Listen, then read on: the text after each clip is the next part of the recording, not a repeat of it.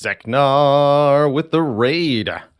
Welcome, everybody from Zeknar's stream. A very exciting conclusion to that Ironclad run, and indeed to the ongoing Ironclad streak that Zeknar had. So hello and welcome to you all. What a great run that was to watch.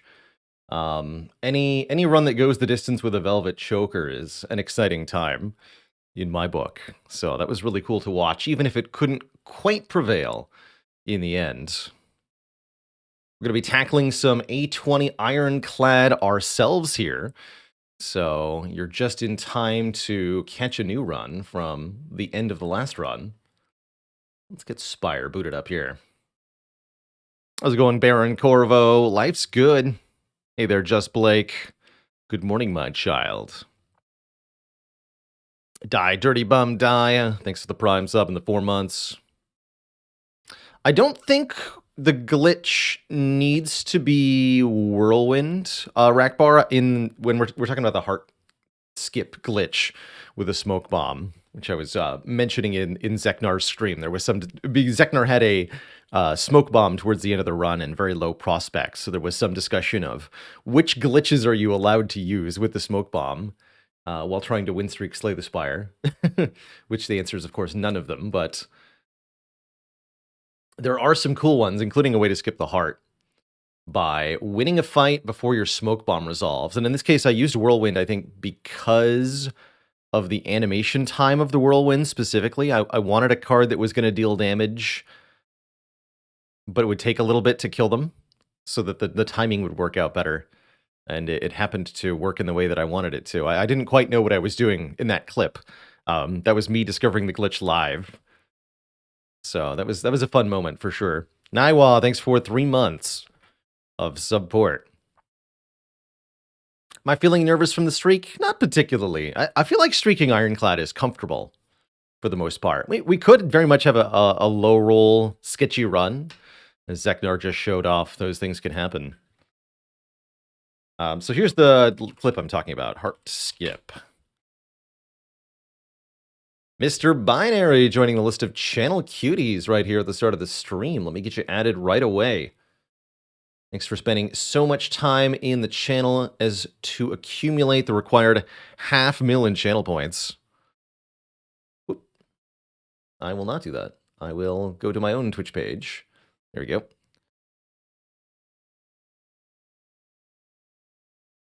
Whoopsie-doo. Your pleasure, but also my pleasure.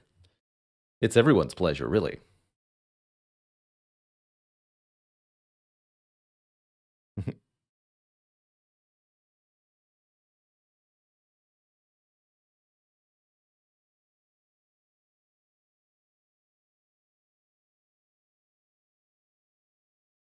You're on the list.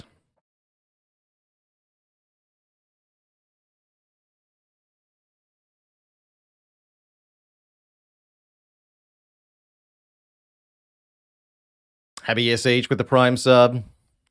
Dad jokes never in stock, but always in style. And here's one for you all, courtesy of LOTB.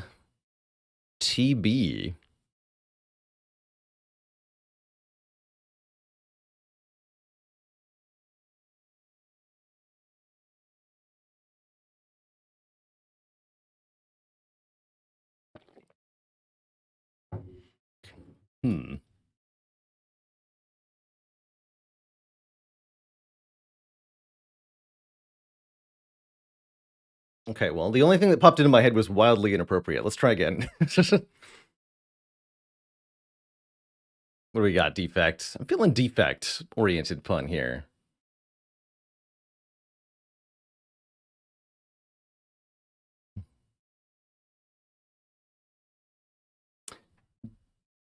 Did you hear about the defect that tried to survive using fake block cards? It was all a farce field. That's what I got for you, Twitch chat. No refunds. It's pretty crazy to again, the 27 wins on Silent in a row is absurd. So far, we've won 68% of the Ironclad runs this year. That's pretty cool. Or not this year, but since we started Ironclad month, week, whatever you want to call it. Currently at 8 in a row. That's 8, right? 1, 2, 3, 4. 1, 2, 3, 4. Yeah, 8 in a row is the current record. We're going to be starting a new Ironclad run right here, right now. I'm going for number 9. Oh yeah, here's your game sound. Sorry, I muted. Oh, that means you didn't even hear me. I accidentally opened the wrong Twitch page, probably. I muted things successfully. Good for me. Yes, now you should be able to hear the game music. Sorry about that. Any themes to the winning runs that have surprised me? My own winning runs? Gotten pretty strong relics early that I've really gotten behind. I really like that we used Juggernaut effectively in the most recent run. Have we had another Juggernaut run? Yes, we had another double Juggernaut run. We've had more Juggernauts than I expected. The Snecko double demon form was fun. I've had a couple close finishes at the Heart. Heart is always a tough time for Clad. Definitely, sometimes you just have to take 67. More Jugger runs than not. Will I buy Brimstone during the streak, or is it too risky?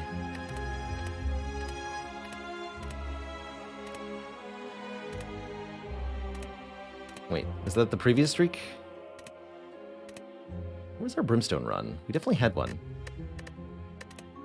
Did I miss it? Oh, here's the Brimstone run that I'm remembering. We've done one already. Under the right circumstances, Brimstone is not risky. If you're in a good position to handle the downside that it gives you, or a good position to leverage the upside. For example, early game Act 1, if you're not fighting Hexaghost, excellent time to buy Brimstone. Yeah, aka I have Reaper. Exactly. Just start your game with Reaper. Okay, classic. Forced Elite. Guardian at the end. I feel like it's been a long time since we've seen Slime Boss.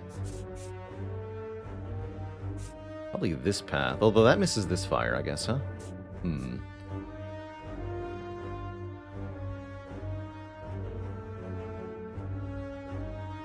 And this is suicide, mostly, so probably not. So I'm thinking this path looks pretty good. We can either get a third elite or a shop, depending on how we're feeling.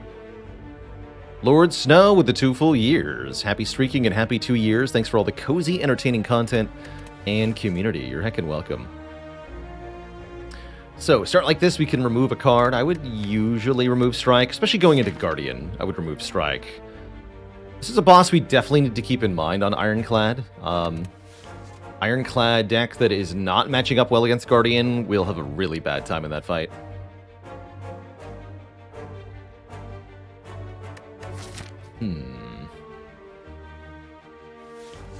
We can gain some max HP and current HP. That's kind of weak, but not the worst start in the world. I usually wouldn't pick it, though. Lose 7 max for Transform 2 could be excellent, or it could be really, really bad. Kind of depends. Could either transform 2 strikes or 1 strike, 1 defend. I'm a little nervous transforming 1 defend going into Guardian, but it's probably the safer pick overall. So what do I look for Guardian on Ironclad? I look for powerful block options. True Grit and Shrug It Off work really well for this. I look for ways to exhaust attack cards. Burning Pact, and again, True Grit. True Grit is going to be a big one here. Serve well in that regard. Anything that can lower the Guardian's attack power. Disarm is very good because of the multi-attacks, and Consistent Weaken is good too, so Uppercut and Clothesline work as well.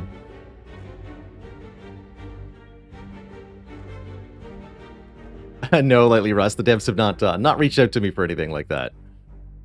Though I would be tickled if they did. Are the Niao choices part of the game seed? Yes. Yes.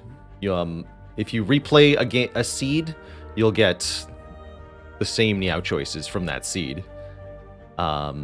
if you play a random seed and you didn't make it to your first boss on the previous run, then the options will be replaced with 7 max health, and enemies in your first 3 combats have 1 hit point. But if you then take that seed and replay it, you'll get whatever the locked 4 options are, regardless of whether or not you beat the boss on the first time. It feels like a Transform 2 here. Transform 1 strike, 1 defend, I guess. And then we're kind of nervous after that, but we have some flexibility in how things go down. Yeah, with an early elite, we can't afford to get rid of 2 strikes, just in case we don't get damage. Is there a way to figure out what your boss swap would have been if you don't take it? Yes, it will generally be I think it's the middle relic presented to you after the first boss. But it will be one of your boss 1 choices. That said, if after the first boss you're presented with your starter relic upgrade, that changes things a little bit. Why not boss swap? I don't like to boss swap if I've got a forced elite fight coming up. Feels too sketchy for me in the event of a low roll. Plus that persistent hit point gain from the Burning Blood on Ironclad is really valuable throughout Act 1 and Act 2 and Act 3 and Act 4.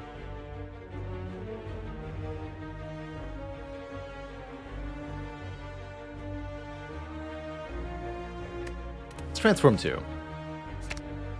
We get Rage Flame Barrier. Makes me glad I didn't transform 2 strikes. I'm actually pretty happy about that. Flame Barrier is a card I didn't mention for Guardian, but it's an excellent card against Guardian. 2 energy block card.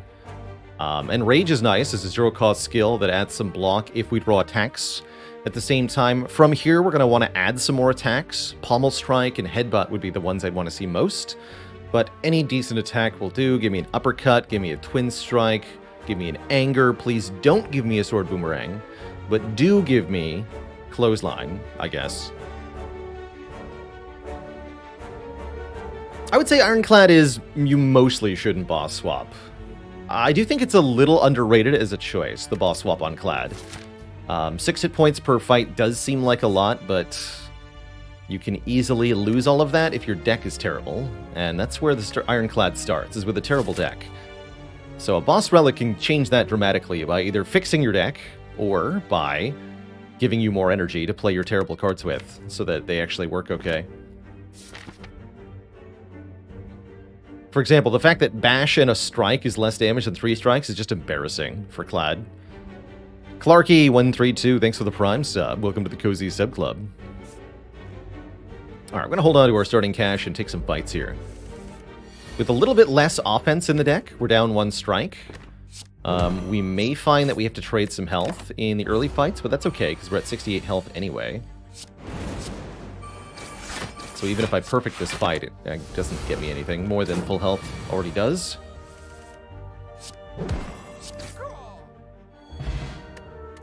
Get some money, and there's the sword boomerang I asked the game not to give me. Why did I open my mouth?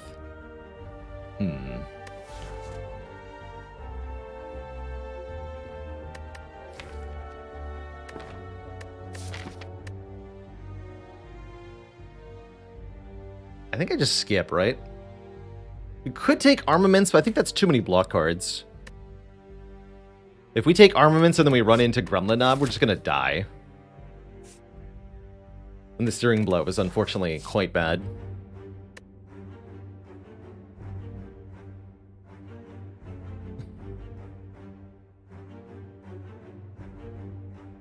What is the worst non-energy producing boss swap that isn't Tiny House?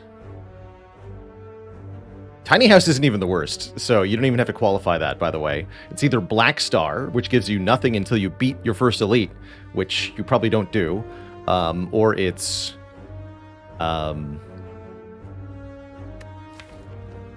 Empty Cage is not bad, usually. Calling Bell, that gives you 3 immediately useless relics, is really bad. Calling Bell into, like, Omamori, Darkstone Periapt Unceasing Top. And then you just want to cry. Runic Cube is not that bad as a swap, actually. I quite like Runic Cube swaps. I'd be very happy with Cube over Black Star or a bad Calling Bell, usually. But cube is very useful. I'm gonna skip these. I think they're garbage. So I don't want them. Let's see, block 15. Or don't do that. Block 15, get some damage here.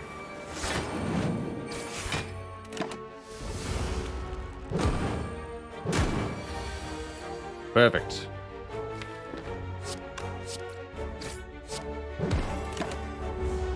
Three strikes, let's go. Close enough. This flame barrier is already going to work magic in early fights. Just being able to deal damage and block at the same time is so valuable. I mean, you look at Wallop on Watcher and Dash on Silent. It's a very valuable function to have in a card. There's that disarm. But do I have to take Blood for Blood for the Elite first? Oh, I want this disarm, but I don't know if I can take it. Blood for Blood, my beloved. My blood-loved. Library FTW, thanks for the 16 months. And thanks for streaming my favorite game in a fun and educational manner. You're heckin' welcome.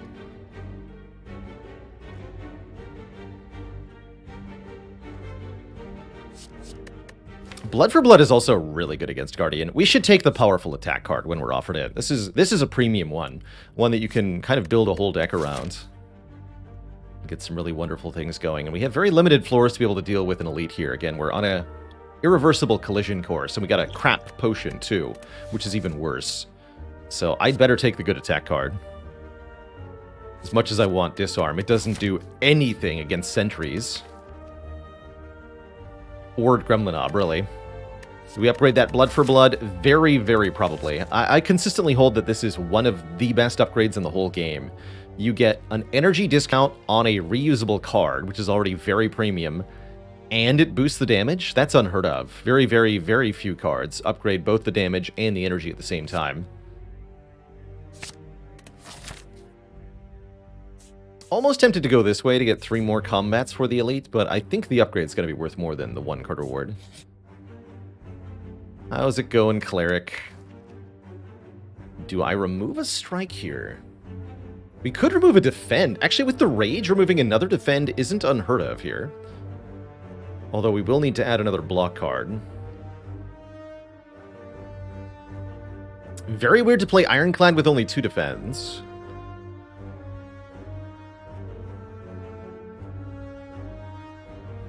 Huh. Let's do it. Even weirder to do that with a speed potion. I'm definitely going to take 2 more fights, though. We want another potion, and we want better cards before the Elite happens. But now we must face the dreaded Jawworm. That most fearsome of foes. Note that Blood for Blood literally unplayable until we take damage during a combat. Not desirable, is it? Ow. Excuse you.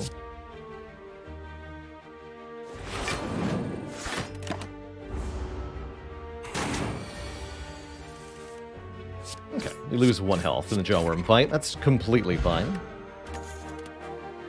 Finally, some passable damage. This is actually a okay time to take a Rampage, fun fact.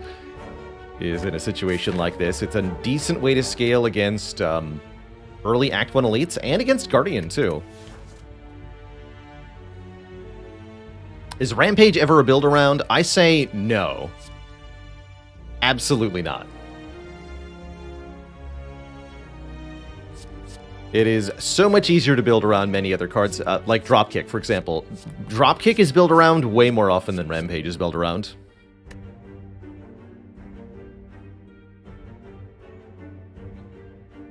Twin Strike is the nice middle ground here. There's nothing wrong with taking a Twin Strike in this situation, and I think it's perfectly fine. But I'm wondering if the Rampage might actually be better than the Twin Strike. Twin Strike scales with Strength better, which we currently don't have. The Rampage handles the immediate threats much more decisively. So if we want to get out of Act 1, Rampage is better than Twin Strike. If we're looking beyond Act 1, probably Twin Strike is better than Rampage.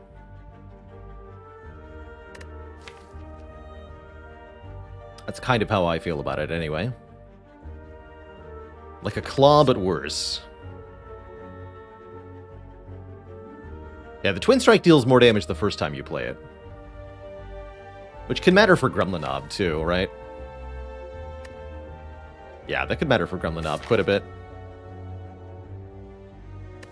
Let's just take the consistent power here, the Twin Strike.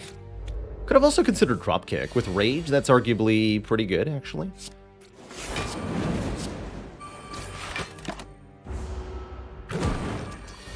But it's going to brick sometimes, and I kind of hate that. This looks crappy. Wonder if I just take the damage so I can play Blood for Blood with Vulnerable next turn. Let's see. If I play Bash Twin Strike, we deal 22 damage, bringing you to 37. That won't even split you. Ow. So I take a full 18, I guess is the question.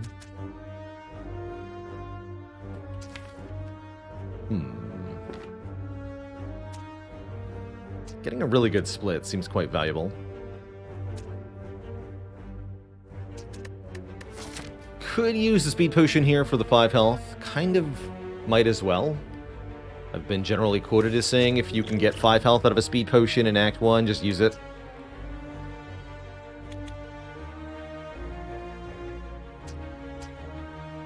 Blood for Blood next turn would deal 27, that's right. We're definitely playing this. 51 minus 27. It's going to create 2 slimes with 24 health.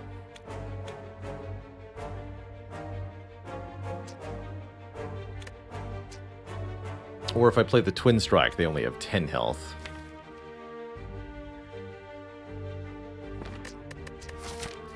Speed Pot could be good for Guardian, but I assure you, if you try to do that, you're going to end up discarding it somewhere along here. And you won't get any hit points from it. Yeah, 24 is kind of bad. I'm thinking we just take the full 18 to the face. Play the Blood for Blood next turn. That's what I'm going to do. Ow. But my face, sir. That way Twin Strike perfectly kills one. Yeah, that's clean.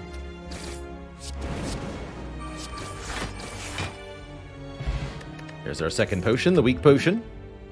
And our second Flame Barrier. Ooh, I want it.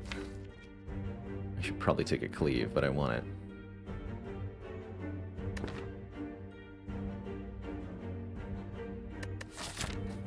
Really want that second Flame Barrier.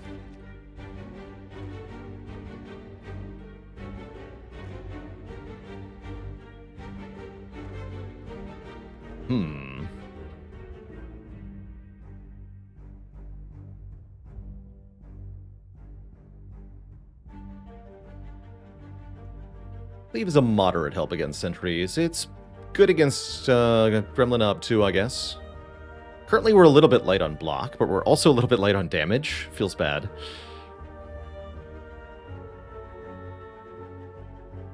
Is taking Flame Barrier here auto-die to Knobber? I don't think so. Not with the weak potion. The Flame Barriers are actually worth playing against the Gremlinob too, right? They enrage for 3 strength, but as a single card, they block 12. And then they deal some damage back. I'm going to try it. I'm going to try the double Flame Barrier here. I think it's pretty dang good. And we do need to upgrade Blood for Blood to make it cheaper. That's correct. Rage does not work with the Speed Potion. It's Lagavulin, so actually we should have taken the Rampage. Otherwise, things are great here. We just want to wake up with Bash, I suppose. There's nothing else to wait for. We could just play Blood for Blood, deal 22. It's not a very good draw, though. I'd say of the 3 elites, this is probably the best one to run into first, so I'm very happy here. Just wish I had a Rampage.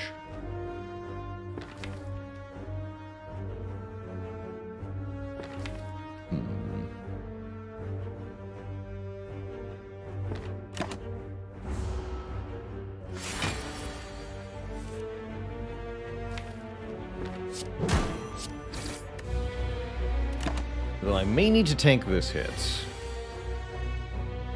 Flame Barrier or Blood for Blood. Didn't draw Rage yet. I think we're going to use the weak potion.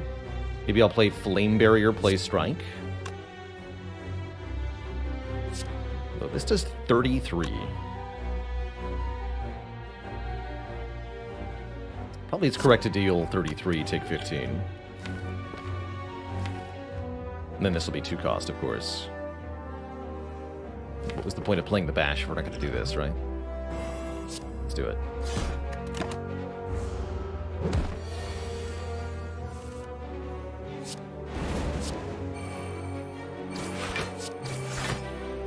This is saving 4 health currently. Not even really. I could just play strike here. Probably should. Good rage. And next turn now we can bash blood for the lethal here, right? Which we wouldn't have had otherwise. This will do 6 plus 30. 36 damage. We have a kill. That's pretty good.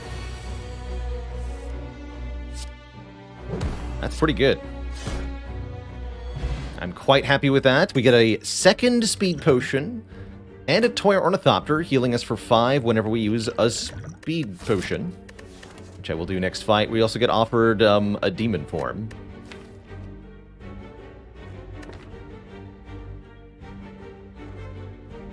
I guess I'll take that, right? Seems okay. Rewards us for taking the Twin Strike. This is why Rampage sucks. See, Rampage is already the worst card. It would have been better for 1 fight. And then Twin Strike's better now.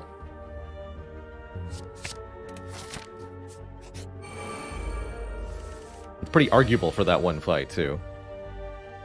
That it's actually better. This looks like a weird draw.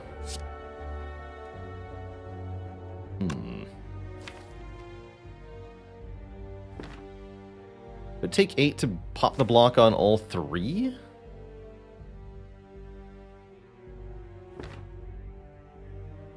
Or we just do Flame Barrier Twin Strike. Even kill the middle one by doing that. The front and the back will both attack next turn.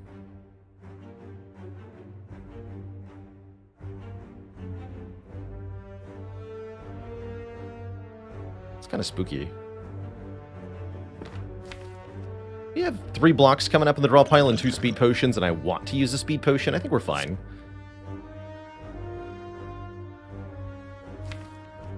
Let's bring you to exactly 6. Or 4, rather. Can't do math, apparently. And I guessed right. That was the one that does more damage. So I guess I just Flame Barrier Defend?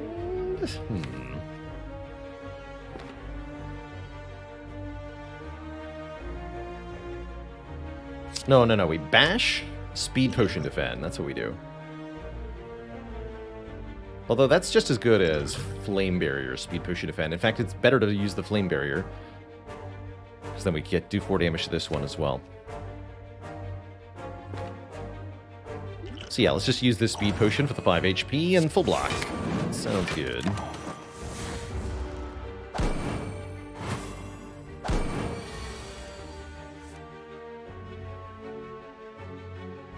And then I can rage, strike, defend. Oh wait, you still have curl up though. I can rage blood for blood. Yeah, this is where taking 8 on turn 1 would have been nice. I guess we only take 5 though. Kill with blood for blood here. Take 5. If I play strike, defend, we block 11. Take 7.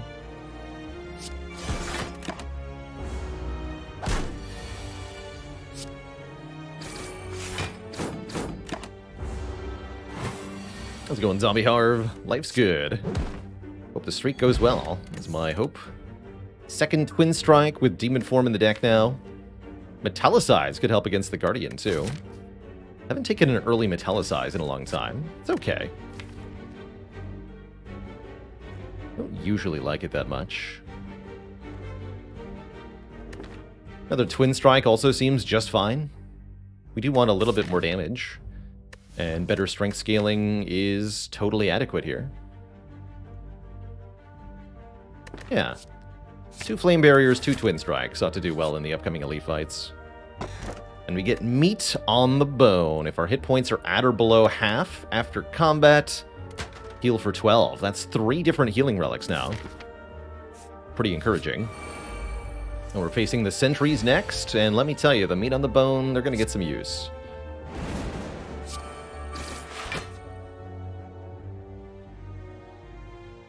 Full block deal 4 to the middle one. Or don't. No, I want to take a little bit of damage for blood for blood. Play the bash. Yeah, the more healing we have, the more times we can take damage in fights, the more powerful the blood for blood can become.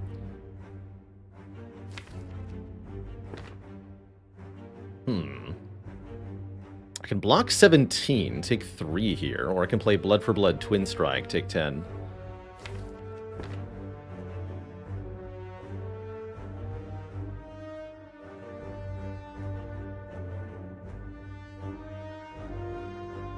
Problem is 2 turns from now. It's a bit spooky.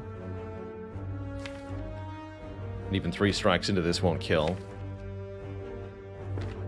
Yeah, I like to play aggressive in the sentries fight as well. The more dazed you get, the worse things become very quickly. Let's take the aggro play here. Saint Desade, thanks for the Prime sub. Welcome to the Cozy Sub Club. He said, I just posted a video on YouTube that wouldn't have been possible without you. 3 weeks stuck on Watcher Ascension 13, but ended up with a 1-turn kill on the Time Eater. I learned it from watching you. Thank you for the sub and welcome. I wonder if it's ever worth taking 5 here to play Demon Form versus Defend, Strike, Strike. We don't redraw the Demon Form, and we do substantially more damage.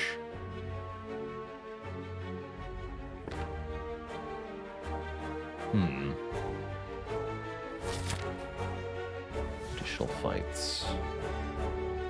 But, well, take 10 versus take 5 by playing the Defend, right? There's never a take 0 line. So it's 5 more than playing the Defend, Strike, Strike line, is what I mean. Gotta do it. That thing in play. It's my usual instinct. Having played with Demon Form a few times, I'm now leaning towards just freaking play the Demon Form whenever you draw it as a use case. Ow. With my face, though.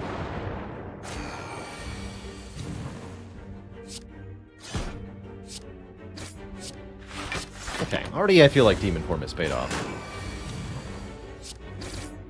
So we don't have to go further into the fight. We get our 30 hit points and an Impervious or a Shrug It Off. I gotta say, Shrug It Off is really good for the Guardian fight. Although Impervious is really good all around.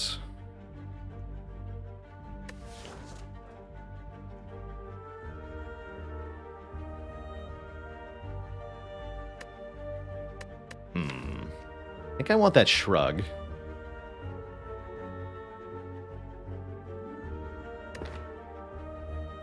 Yeah, we need some 1-cost cards, exactly. We've got 3 cost, 2 cost, 2 cost, 3 cost here. Well, we could just end up with a Snecko Eye. We don't know for sure what's going to happen here. What is my upgrade? We're fighting either Gremlin Knob or Lagavulin again. We should upgrade Demon Form. Or Flame Barrier. Take a Shrug here. It feels weird to take Shrug over Impervious, but I think we should take a Shrug here for the boss fight.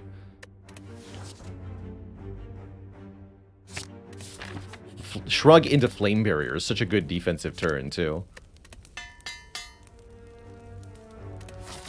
And I think we're able to do this. If we're lucky, we'll get a fight, and then I can heal and get a potion or something.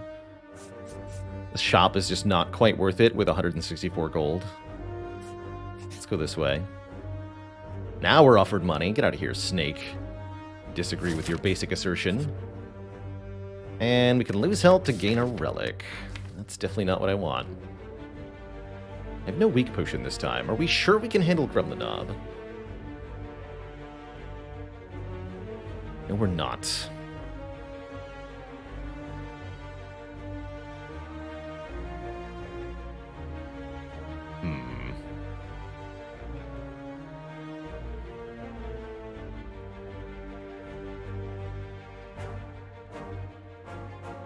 Yeah, I think a bad draw against Gremlin Knob could go quite badly here.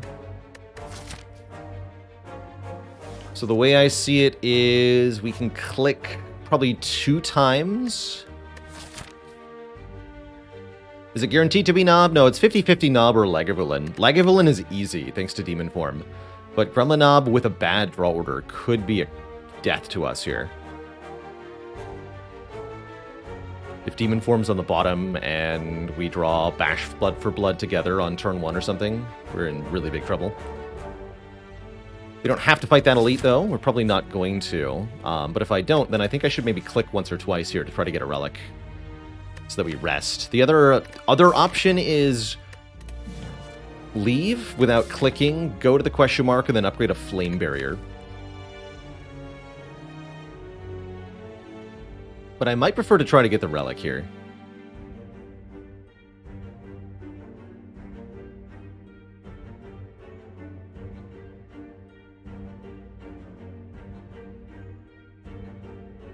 Let's click 2 times.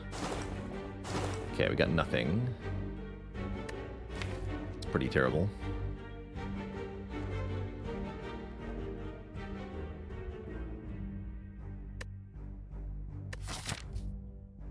Can I do one more? One more. Bummer. Oh, man. We gotta go into this fight now. Shoot.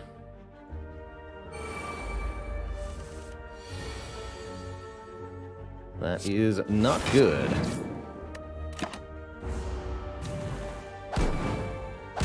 Should not play this fight too quickly. Okay, here we go. Yes, all damage yourselves. Perfect. So incoming here is 23. I've got 20 block in hand. So I don't need to use the potion. I don't want to use the potion. Both of these will buff next turn. This one we're killing, because Blood for Blood will be 2 cost, so I can Blood for Blood Twin Strike. This is okay. This is a good draw order. We have a good deck for this. And we know exactly what's happening next turn.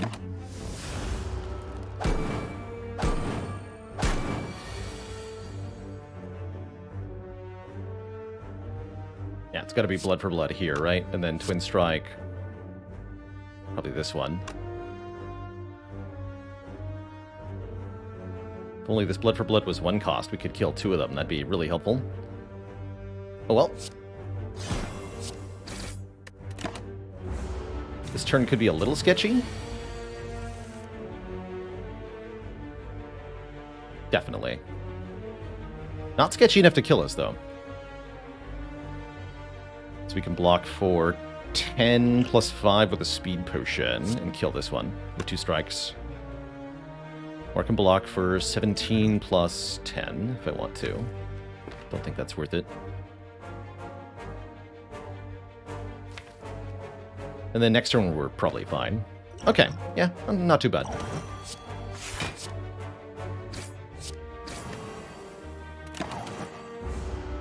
Just play the demon for it. Well, not in this fight. I meant in the other fights. Okay, overall that was good, because we get some money, we get a semi-relic that makes us take less damage when vulnerable, and we get a headbutt, which is quite useful for putting a card back on top, like Flame Barrier or Blood for Blood. 26 health into Guardian feels like almost enough. I think I'm going to rest, though. Just want to get into Act 2 at this point. I think the deck overall is really good. Especially if you add a boss relic here. Yeah, 31 health, assuming potion. Guardian's turn 2 attack does 36. I'm gonna rest.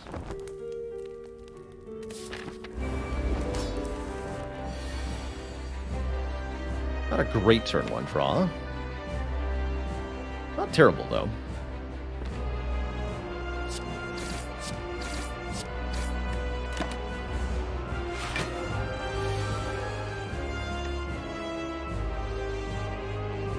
$19 plus 14 is 23, so we're 1 damage short here.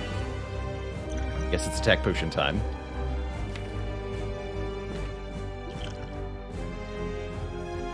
Or take 36 minus 17 is the other option. I don't like that option very much. We're struggling in this fight a little bit as it is. Let me use this. Clothesline, now we're talking.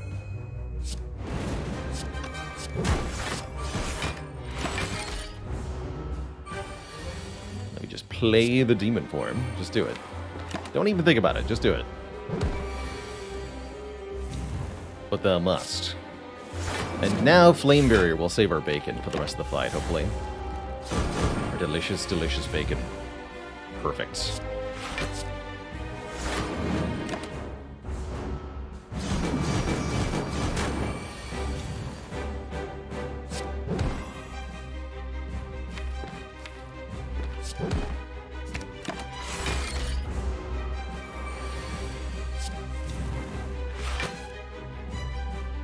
Should have done Flame Barrier headbutt there, actually. Have a punch.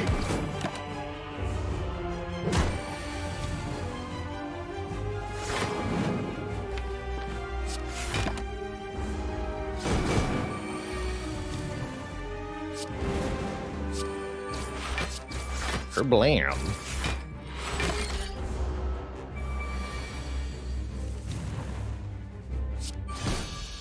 Okay. We end up with maybe a little bit more health than we needed.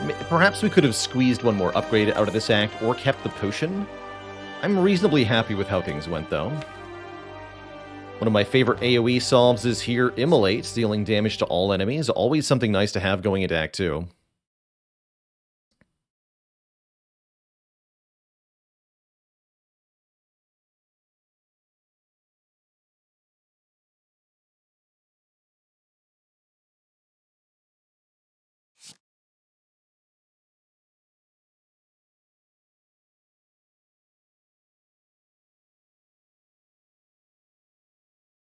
Do that before stream started. Damn it.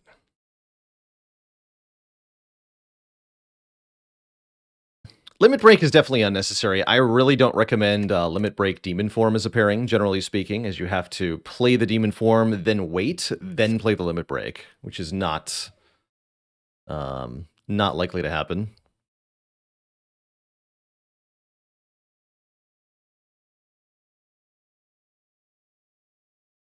Is the Clothesline upgrade really bad? Nope. It's okay. I usually value it more than I value the Bash upgrade.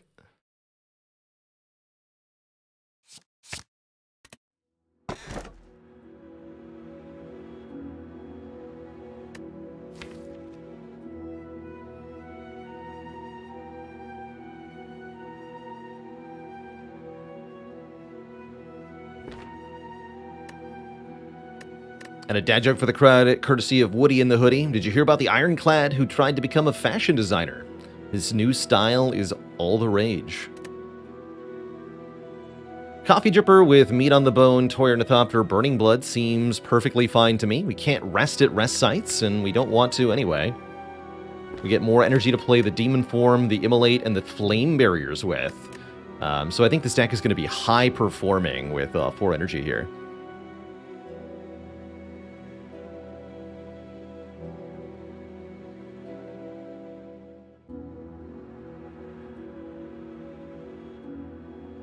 What do you call a scorpion that owns a round table? An arthropod. I was trying to think of like Sir Pinchalot. That one's better. Sting Arthur. That's even better. Sting Arthur.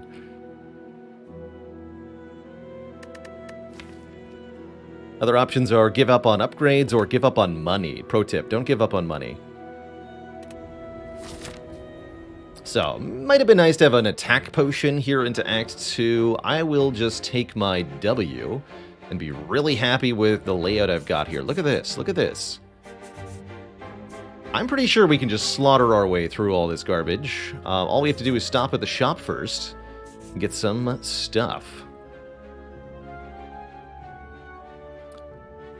Do we think Paper Frog or Ginger is better overall? Paper Frog.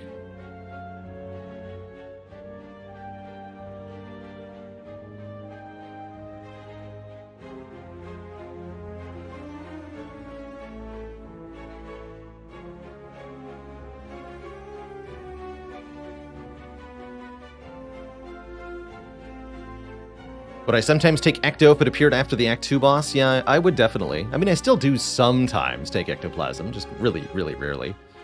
I guess the only question for me is how many combats do I want on the way to the shop? More fights would mean more card rewards, would mean more chances at a potion. With meat on the bone, I'm not really afraid of getting chipped down. Maybe we should take 3 fights. Let's do it. First up, this stinky boy. I either play the demon form and take 21, or I don't do that. I guess I won't do that. Turnip's nice. Turnip is very nice. So I'll Rage Bash. Almost want to not play the Blood for Blood. No, it's fine.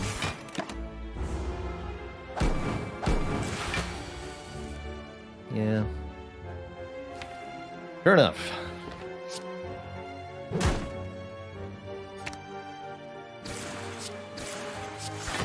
We should know where half health is, so when we know when we're in range of improving from using the meat on the bone. Half health for us is 34 HP. So if we were to lose 10, we could heal 12. Something worth thinking about.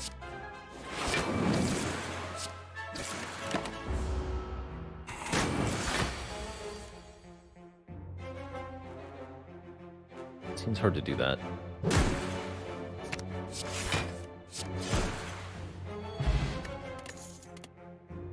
Bloodletting. Lose health, gain energy. It's definitely a little tempting. I like that it makes the Blood for Blood cheaper, and if we add some more card draw to the deck, this can be very powerful indeed. I'm gonna grab it. I like me a Bloodletting quite a bit. Can't say this is a good turn 1, but oh well.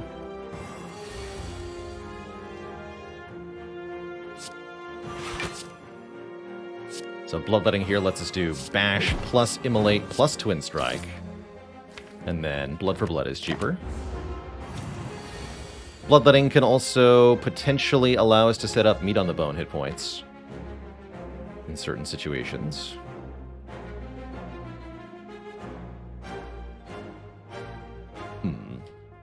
So again, half health is 34, right? We lose 13, we go to exactly 34, is that correct?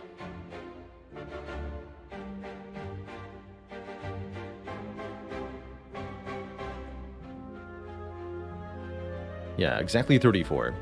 So if we play 1 defend, we'll go to exactly meat on the bone value and heal 12 afterwards. If we play 2 defends, then we still take 8.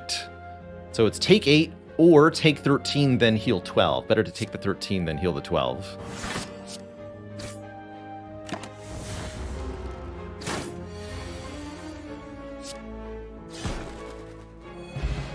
We get a Heart of Iron, that's a good potion. And an Armaments Plus can upgrade an entire hand at once. I say yes. Give me that. Puzzle can be okay with Demon Form. Well, the first time you draw it, it's often terrible. This freaking guy is back, but at least I have a decent turn 1. Armaments Flame Barrier Strike is very good. Might be tempted to Heart of Iron in this fight, although I think it'll do better in our Elite fight. Probably.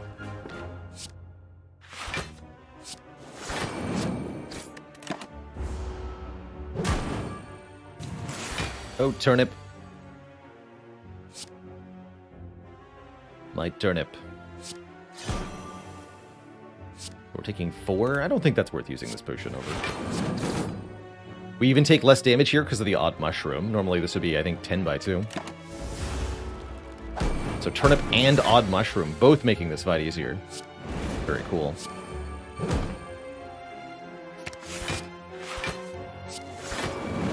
Have some toast.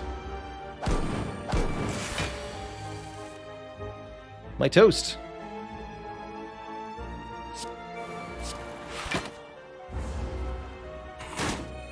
Okay, we definitely want to take 4 more now. Perfect. Let's headbutt that.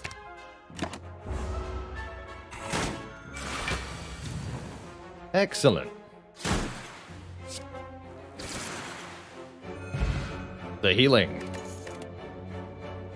Mediocrity.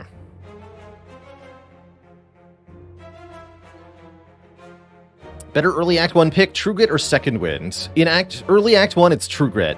Usually the later into the game you get, the better Second Wind is. Does Avocado always heal itself on attack? Only the small 12 attack that has the buff icon. Which the game refers to as Suck. That's what the game calls it. I'm going to remove a strike here.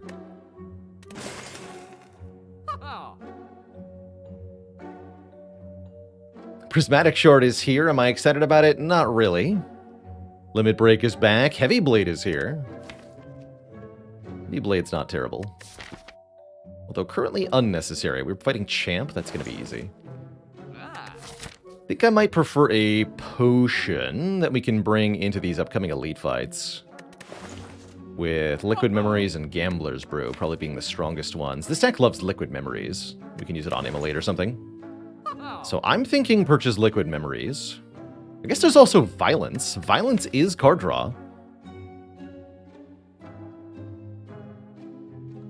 Although it's a bit expensive. 210, I can buy multiple relics for that price.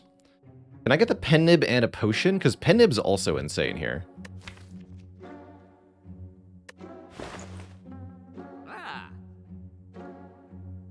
I can buy the Swift potion, I guess.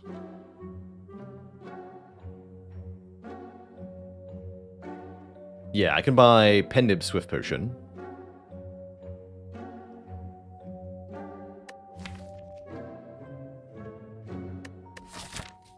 And we do get a fight to charge that Pen Nib in. Okay, let's do that. I like having the relic long term, definitely.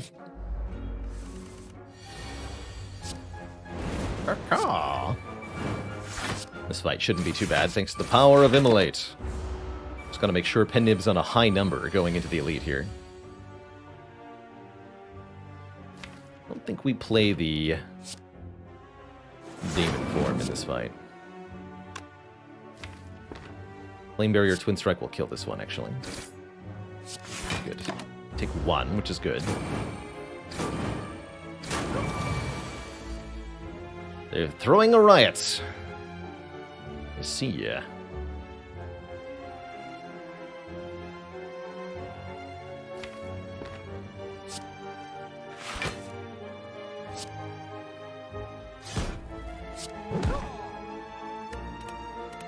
Seven health.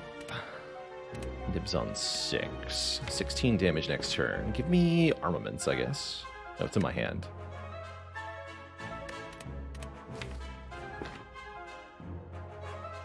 Give me shrug, I guess.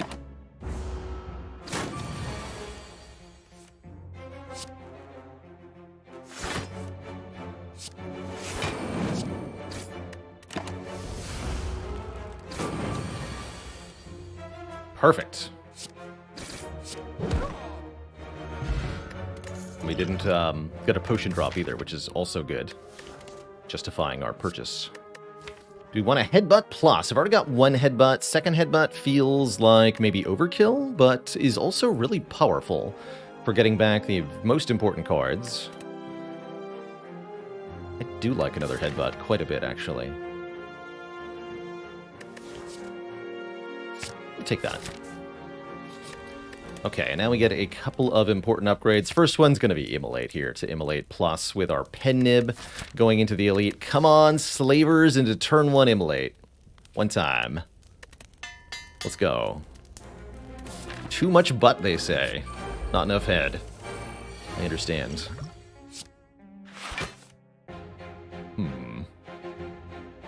Seems like a good time for the Swift Potion. We've got Arma plus Bloodletting plus. We should definitely Swift Potion here. This is not Slavers, unfortunately. This is a tricky fight, is what it is.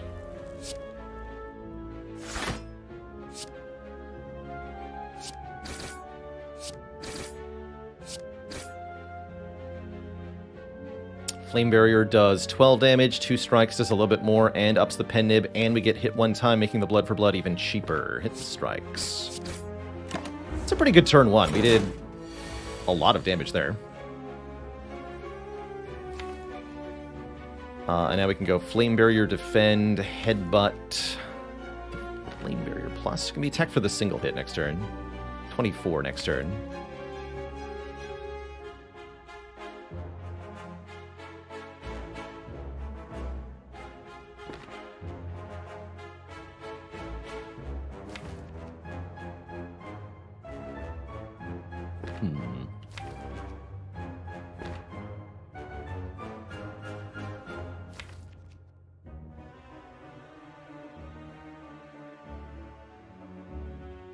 I can do Blood for Blood and Immolate. Should maybe Headbutt Shrug so that I can headbutt something.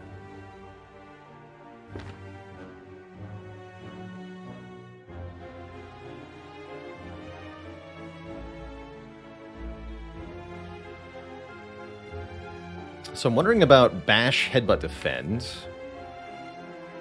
I guess Bash Flame Barrier does 12, right? It's almost as much as Headbutt does. Let me just do some quick math here. With Vulnerable, 33 plus 42. Be a potential 75 damage. Yeah, I'm liking Bash, Headbutt, Defend. Then if we draw the other Headbutt, we can Headbutt something again. We'll take 16 damage this turn. But as it stands, we're looking at taking approximately that much next turn anyway.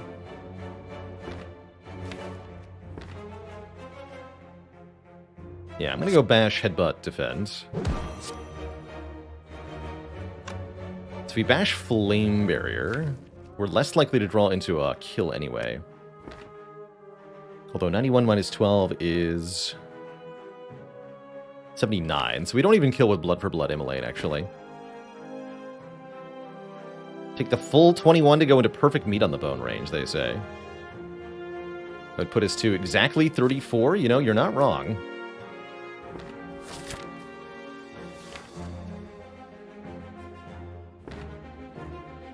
Yeah, you're not wrong, actually.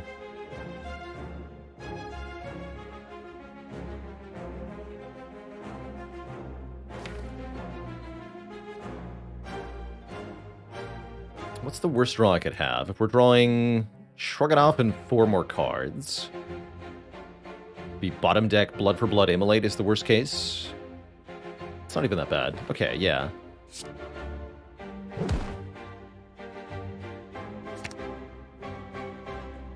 Eat the full damage, I guess. You got it.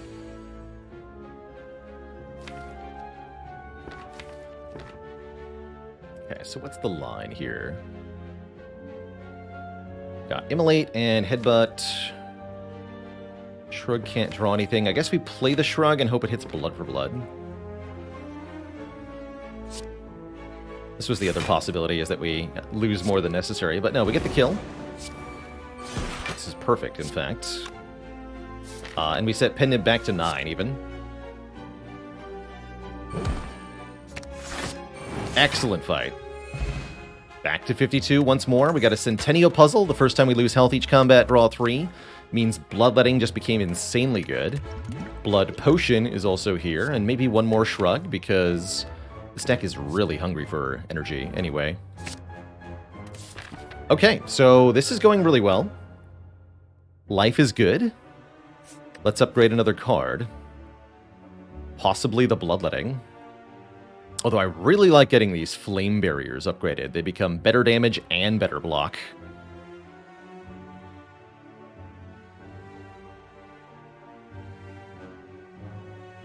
This run would love a Magic Flower, no kidding. We got lots more relics headed our way if we can keep this up. Let's upgrade a Flame Barrier. Really like these cards with an upgrade. Very good for the end game, too. Against Heart, I can do 90 damage back. This can't be a Magic Flower. What is it? Preserved Insect into 3 elites? Oh my goodness. Let's freaking go.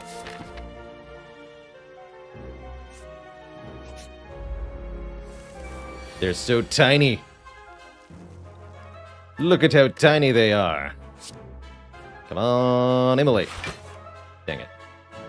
Alright, so I either kill one, take 12, or what's the other option? I can twin strike, strike headbutt. That deals 20, 35. No, it's not enough. So we blood for blood you. Seems fine.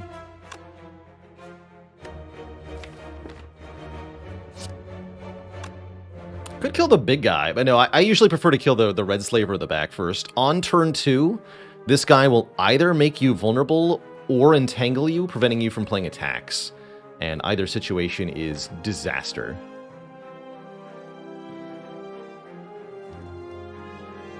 Yeah, we're doing our best Black Knight impression, where they come up just to our waist height. I guess vulnerable's not that bad because of the odd mushroom here. He's also doing the most damage on turn 1, right? We take more damage if we kill the middle guy. I'm completely fine with this line.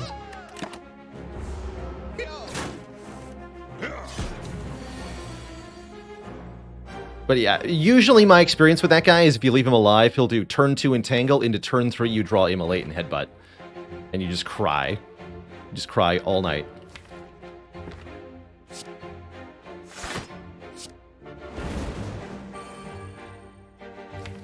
Blood for blood is only 1 cost, so we can just play 3 attacks here.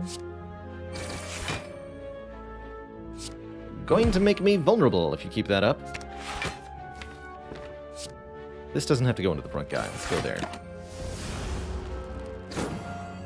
We should endeavor to take, I guess, 6 more damage if possible. 6 more, huh? Sounds like a problem for next turn. Unless immolate.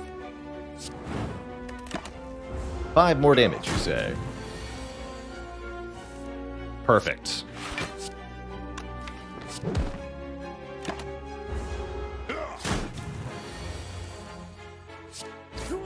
And just like that, we're back to 52 once again. In fact, let's drink the blood potion now, pick up this power potion, and be at basically full HP.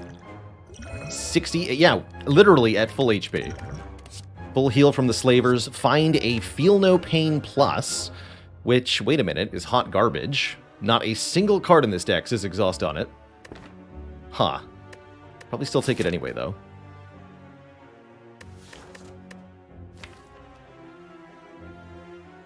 Meanwhile, Havoc with 2 headbutts is kind of a thing.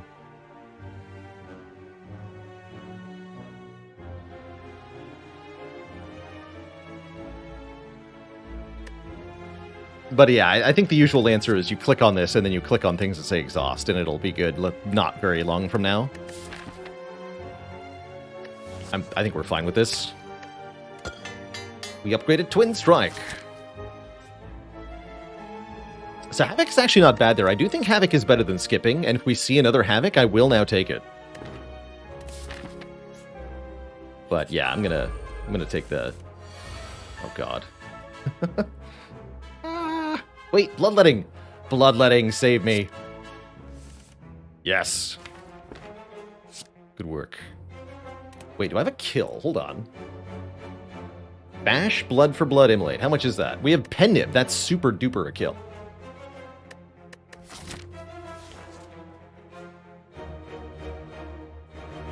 Although that does mean we don't have Pen Nib into the elite. It does mean we have full health into the elite, which seems perhaps more important.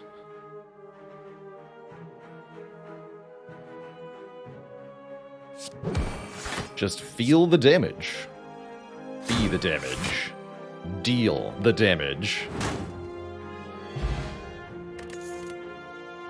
Feed on the damage. That says exhaust on it. Synergy.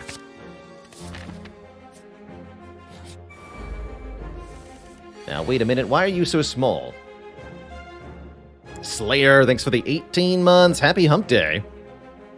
Here's hoping your week is bearable.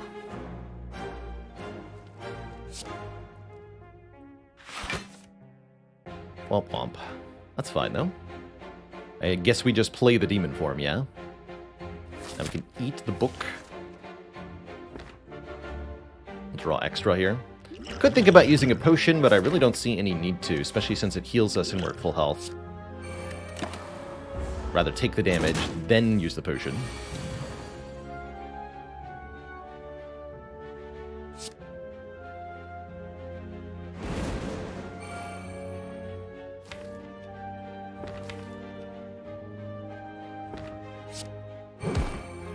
Take this back.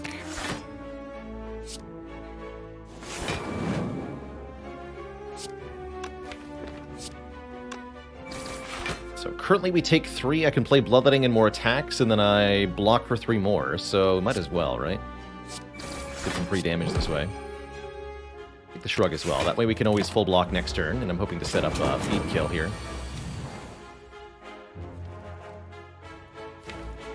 Although I do have to Shrug. We're very good, likely to get Arma feed here as long as I don't draw. Yeah, we did. Let's see. 34, 16 is that enough? That is 52, yes? No, that's 50. Crud. Dang it. Yeah, that's 50. Curses. Not going to use a power potion to try to feed there. Although, well...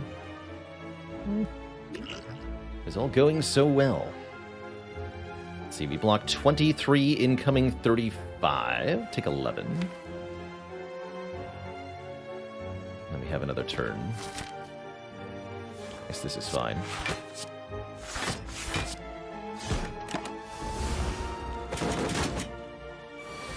Okay, we get the feed. Perfectly happy with this.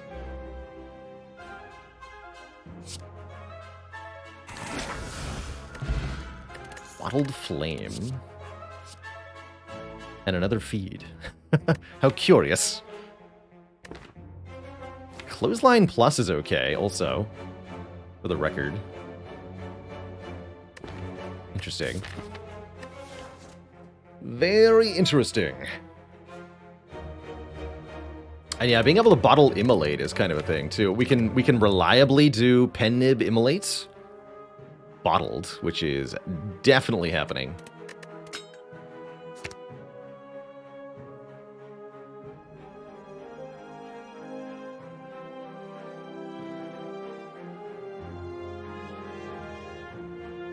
Rasp Eschleman, thank you so much for the 6 months of subbage in advance. Thank you, thank you. What win streak would we switch characters? If we get to 20, I'll definitely rotate when the streak ends. Probably be happy with 15 or so, quite frankly.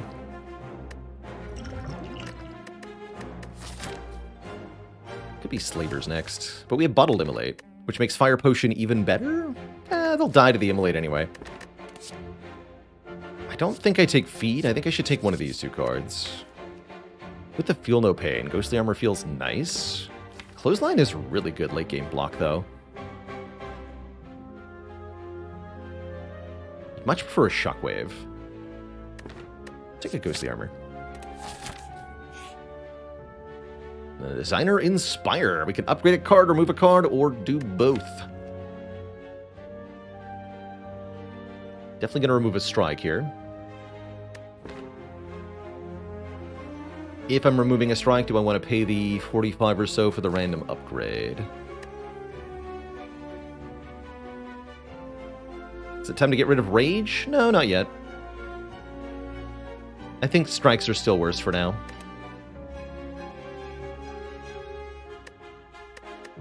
Upgrading Feed with a target is pretty sweet. I might upgrade Feed before Champ anyway. We can upgrade it with armaments too. It's the random upgrade getting me. It could be nice. Yeah, let's do it. Ghostly Armor gets plussed. That's fine.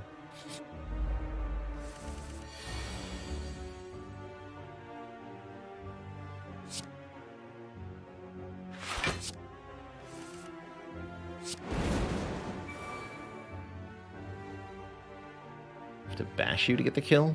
Kind of rude.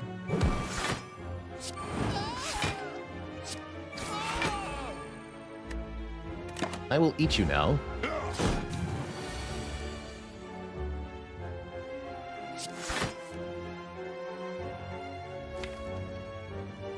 Though I must be careful. If I use the strike, I can't use the flame barrier. Let's not do that.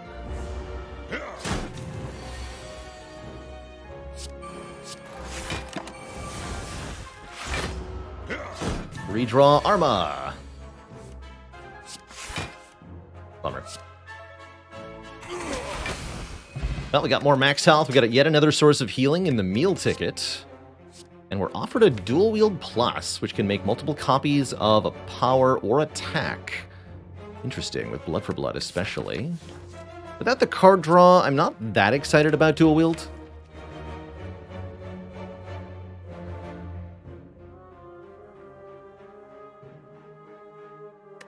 We could make more feeds, of course. One is fine. We could make more feel no pains, but we still have the problem of the feel no pain doesn't actually do anything yet. So we gotta fix that. Maybe we'll find a corruption after we kill Champ here. Champ is super dead, by the way. He's, like, completely screwed.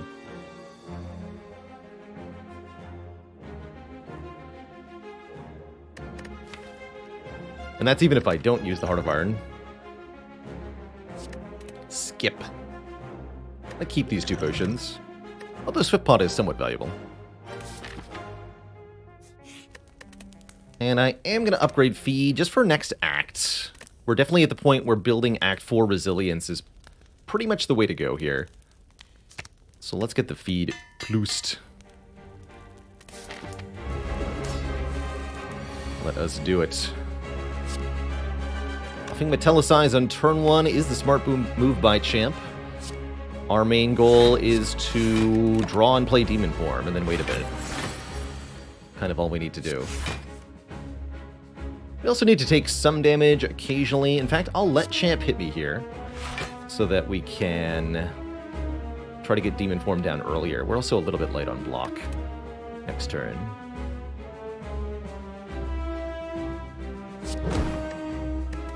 We do want the blood for blood to become 3 after all. There's Demon Form, and we wouldn't have drawn it without the puzzle. So, we do get the Demon Form down a turn earlier here.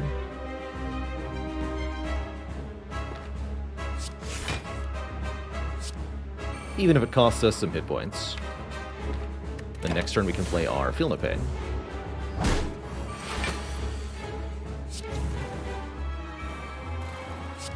Let's headbutt that Ghostly Armor. I don't want it next turn. Second Metallicize. Okay. As long as Champ doesn't start buffing Strength too quickly here, everything should be fine.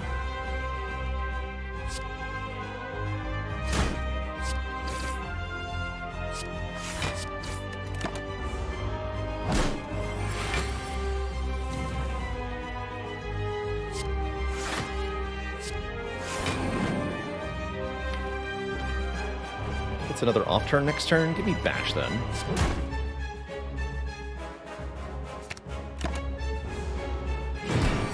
Yeah.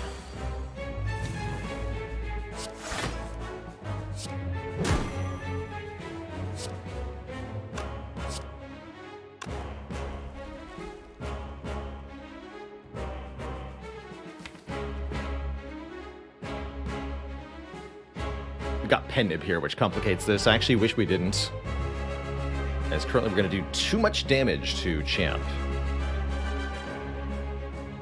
Let's do 55, bring him to 300. This would do way too much, although we could maybe just go for the kill here. This does 132, so it would bring Champ well below half, meaning Champ would begin his Execute protocol. Or we can wait another turn. Maybe we should do that. Problem is I've got nothing really good to Pen Nib in the draw pile.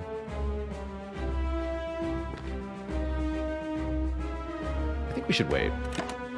Rather make sure we kill before getting executed. Here's the strength buff. Okay, we can Pen Nib Immolate. That's a bit better. And then we have these draws with which to kill. Yeah, I think that's worth it. I sure hope we can do it.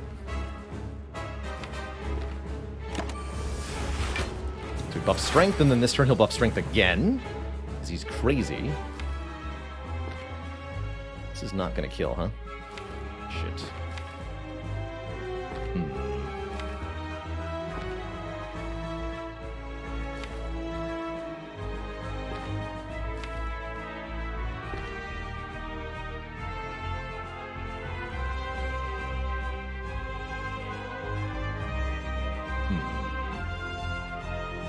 Math time. So this turn we can do 22 plus 22 plus 24.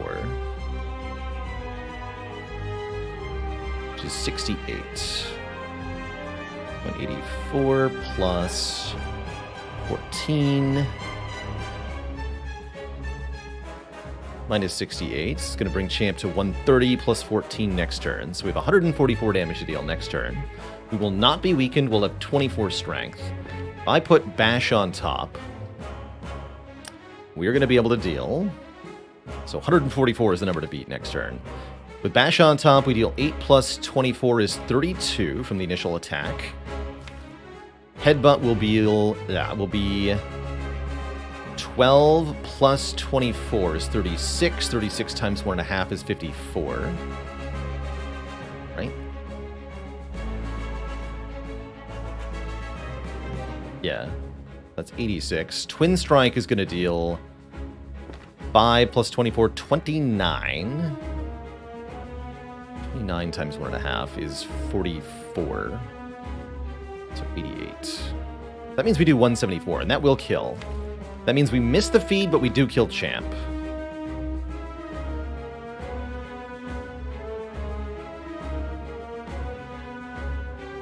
Yeah, 29 times 2 times 1.5, but rounding occurs on the per hit. So yeah, that'll kill. We don't get the feed, but this is spooky, so I'm out of here.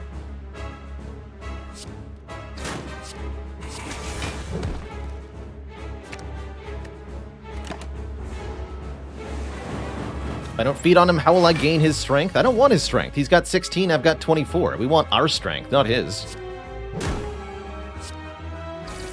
GG.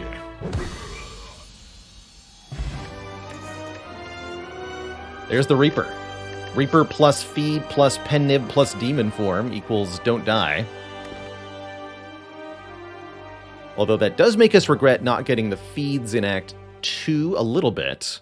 Having this one upgraded feed in Act 3 ought to let us get to around 100 max health at least, and that should be plenty with the Reaper here. Berserk with the odd mushroom's kind of cute. That's a nice way to get some more energy, but I'm hoping we can get more energy from the boss relic instead. Or from a runic pyramid, which would be very good. Pyramid? Snecko. Snecko Deco. So Snecko says we've got a demon form, we've got 2 flame barriers. That's a good reason to take a Snecko Eye, and we have 4 base energy, which makes it safer as well. Cursed Key, we have to get a curse, but we'll get 5 energy per turn. That's pretty strong.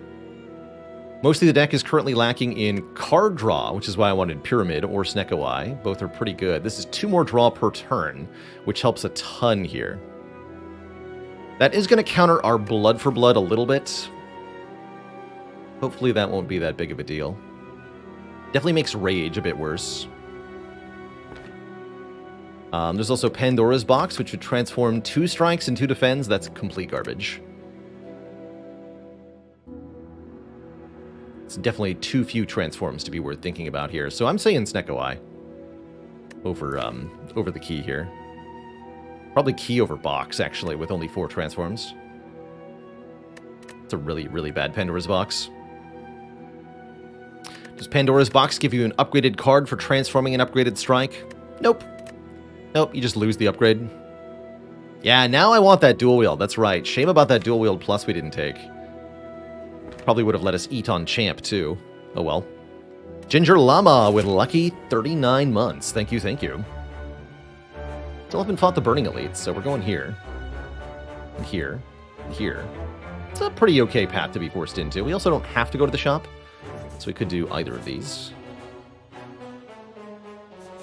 We also don't have to do this fire if I don't want upgrades for some reason. Early events seem okay. We could find Mind Bloom, which would be a good boss relic and a feed. Okay, that dual wield, I'm really missing that dual wield. That said, every combat we take is 4 hit points, probably, unless it's transient. I'll take the events. I'll take the events. Let's do it. Alright, we can certainly eat one of these fools. Right?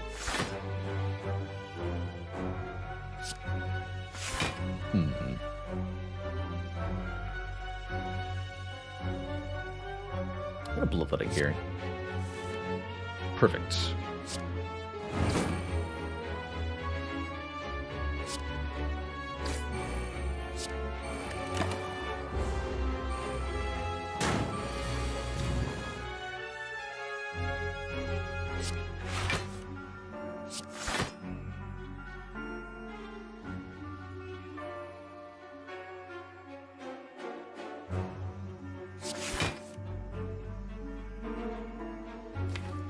Eat you next turn.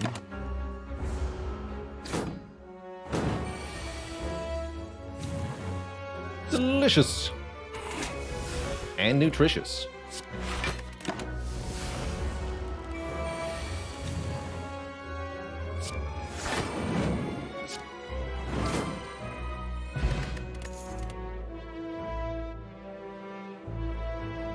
Grab one more Shrug It Off, although I don't love it.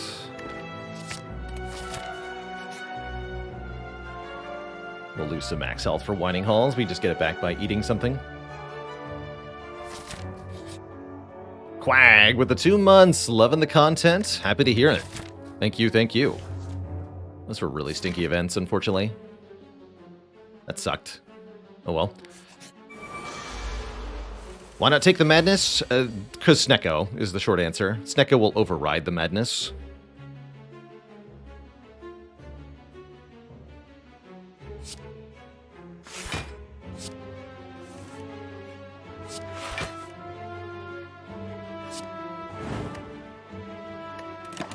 For a card I know that I logically know is more often than not the correct choice that I simply don't like. A card that's good and I don't like it.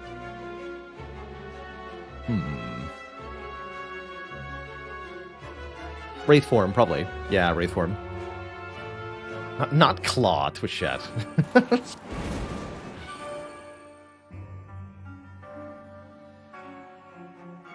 Not freaking Claw.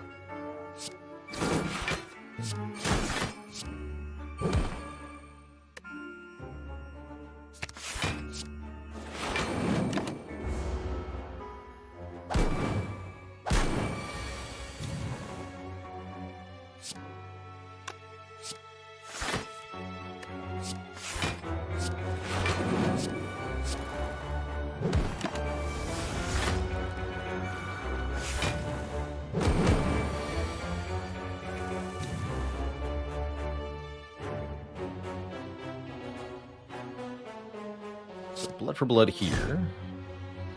Bash here. Flame barrier. In order to gain max health from feed in this fight, we have to make sure the combat ends upon playing feed, so it has to be the last one that's alive to eat. Second blood for blood, mediocrity. That's right, that simply means that I don't recognize the power of Claw. That's all that means.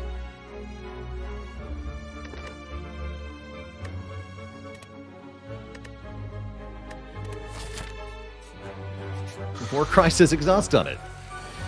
Where's all the second wins at, though, hey? What a bad turn 1. What a bad turn 2. Oh. Twin strike this? Yeah, whatever. There's our demon form. Here we go. Definitely got to get that in play. Or else.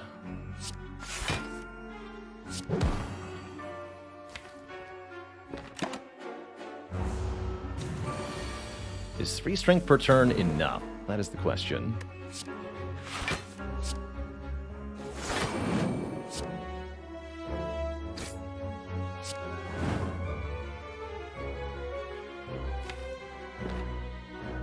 Always a buff after the multi-hits.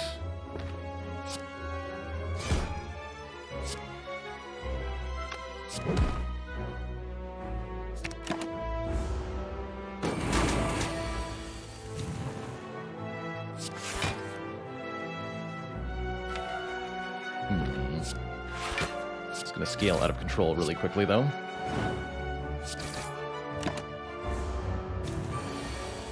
Is not too bad, actually, considering what else could have happened this turn. I'll take it.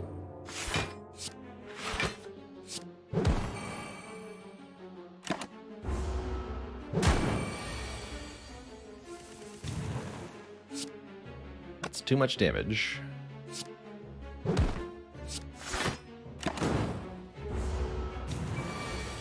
$20 times 4. Okay, that means we need to finish the fight now, and if that means we don't get a feed, so be it. So be it. Out of here. Spooky. Spooky fight, man. What garbage. Ugh. Not a good act so far. Terrible. Just terrible. If Flame Barrier is used twice in the same turn, yes, the damage does stack. Quite substantially so, thankfully. Uh-oh. I either Immolate or I Demon Form. I guess I'm going to Demon Form. It's not good. We can headbutt the Immolate. We can headbutt the Immolate.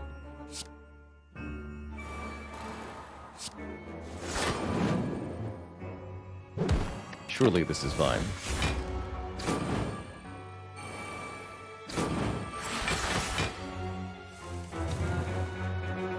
Question is, can we play the Immolate after headbutting it? I'm not sure about that.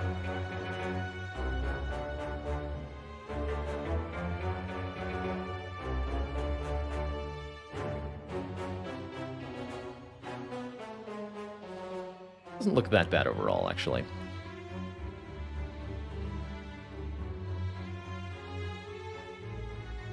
I think I'm going to Armaments Bloodletting here. Draw some more cards.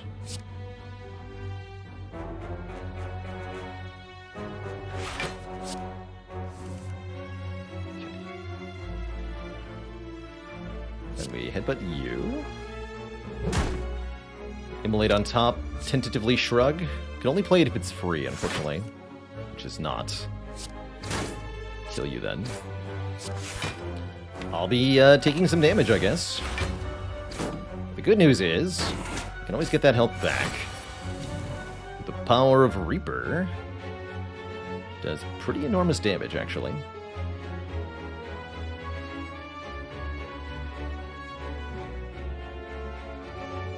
Also wait.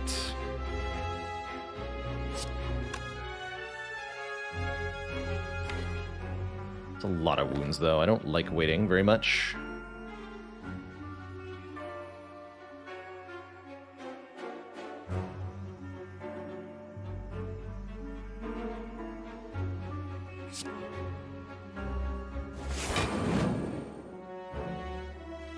If I want to kill both daggers, I have to use all my attacks.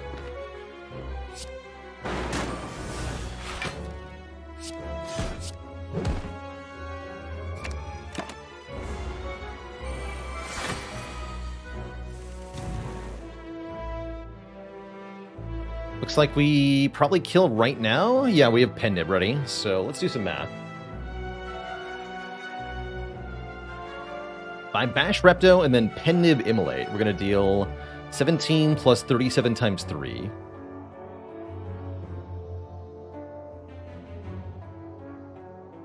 Which is 128. She'll be alive. Perfect. Then I can Bloodletting to feed. Blam.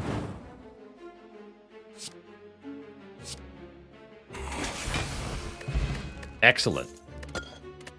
Liquid Memory's looking pretty good here. Do I want another Arma Plus? Ugh. These cards are so terrible. Can't believe I didn't take that Clothesline earlier.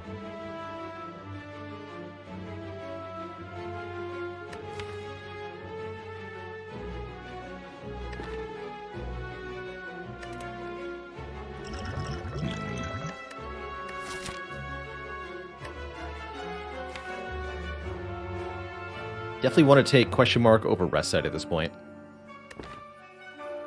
Last second Shockwave Plus to save the day. I'm really, really hoping for it.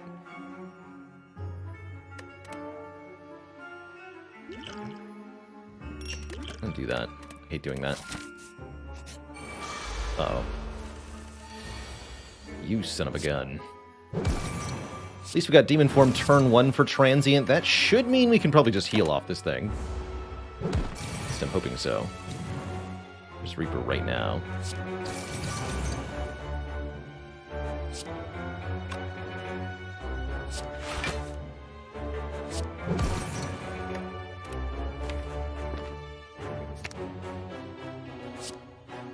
Let's take it.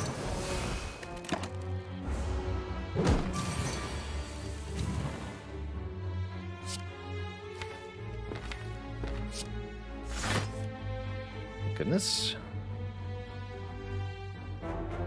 Can do Blood for Blood, Ghostly Armor Strike.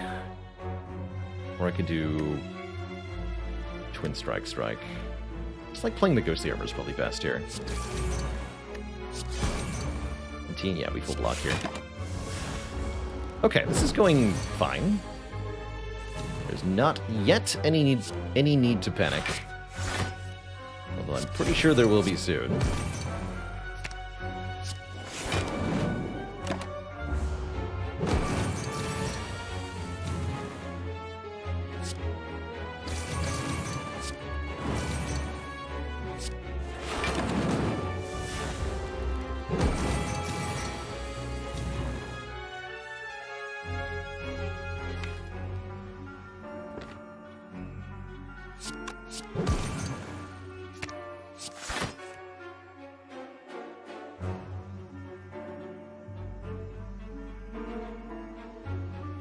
So how Bloodletting and Blood for Blood works with Snecko is that Blood for Blood is re-randomized each time we draw it.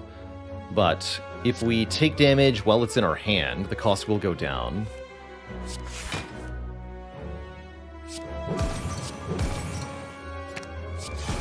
There we go.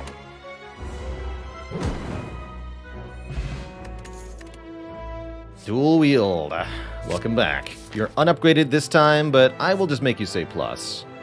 And it's like we never didn't take you at all. Dual wield makes the liquid memories obscenely strong here for the late game, by the way. We definitely want to hold on to liquid memories now.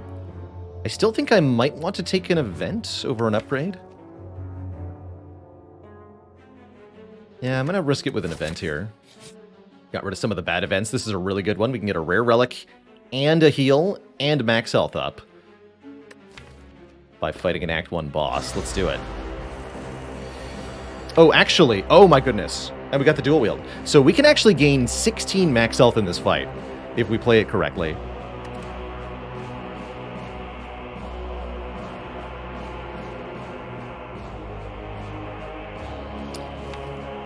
That would be kind of sweet. Don't want too many burns, though. Take one.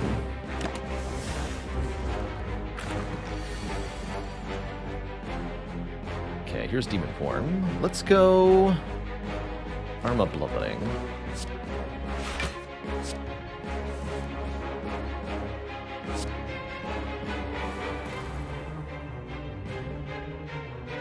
Philippines pretty good in this fight.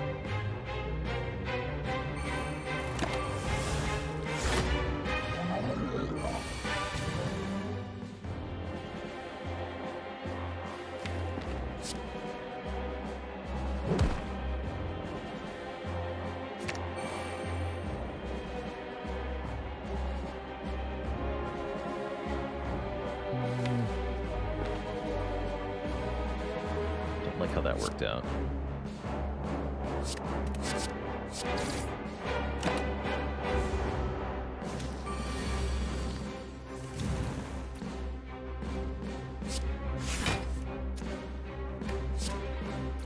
Have to be careful here. As we gain more strength, it's going to be more difficult to beat on these things.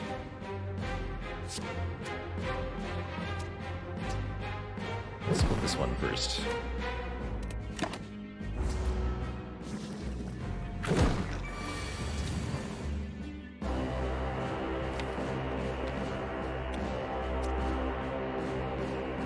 And I may have to tank some damage.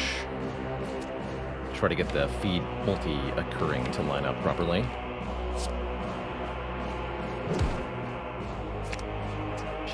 damage there, whatever.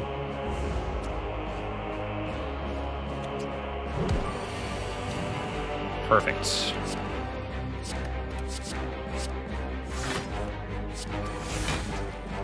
Does exactly 16. Could feed, then Reaper. But that would mean we're done here.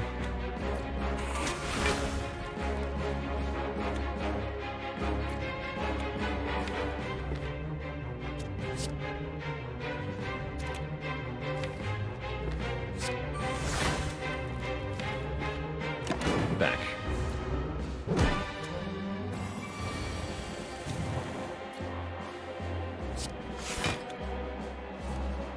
Ugh. Garbage.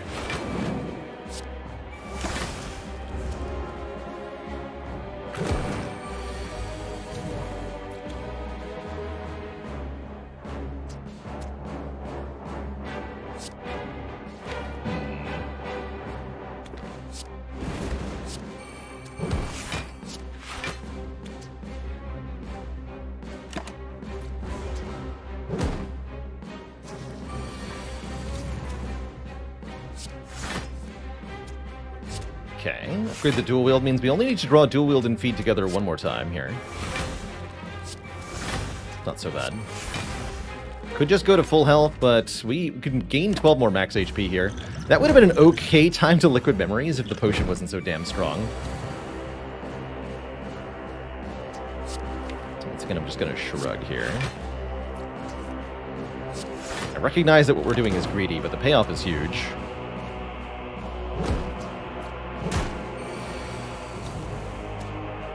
And now it seems like we're quite likely to get the combination we need, although this is ugly. Maybe we should kill 2 of them. Or kill one of them. Kill one of them.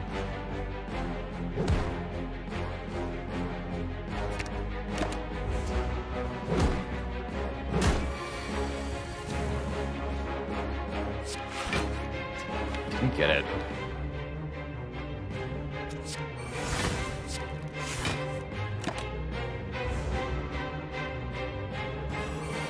Why Pyramid would have been better. Alright, you're dead. I'm gonna Reaper the last guy. I want my health back.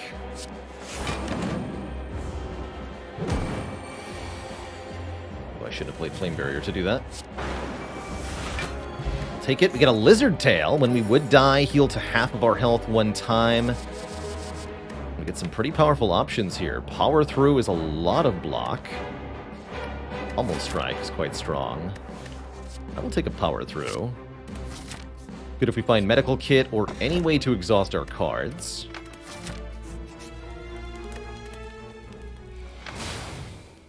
And we now have our keys.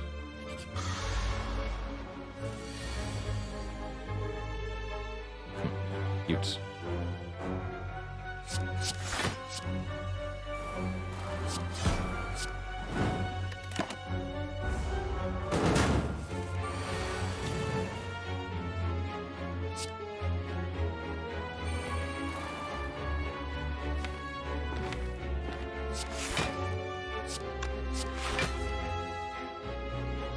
Truly a shame of a draw.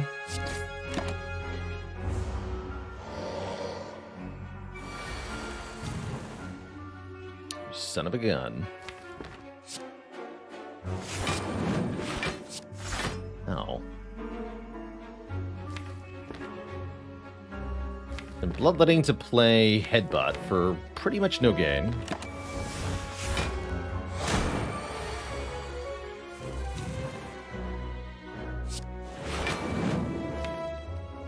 Bunch of burns in the draw pile. Nemesis, have mercy on us.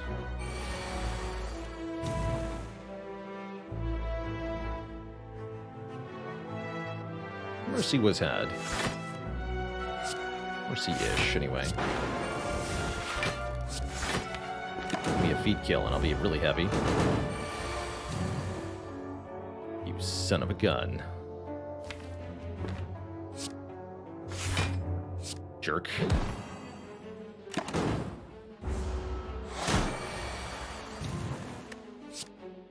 That does exactly 45, even worse. Damn it. Bah. Pocket Watch Fairy in a Bottle, though. Okay, and there's the Shockwave Plus last minute. We knew it was coming. Okay, okay. Even though things are a little awkward, I think things are exceedingly strong now.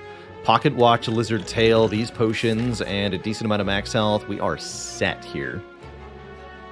With this much money, I think we should probably take another combat, try to gain max health one more time. It's going to be a lot easier to do feed, particularly dual-wield feed, now that we have Pocket Watch with Snecko-Eye, which can do all sorts of wonders. Although, that's not going to stop me from killing a Jawworm turn 1. I don't trust these little guys. They are huge jerks. Absolutely enormous jerks, they are. Shouldn't have played 4.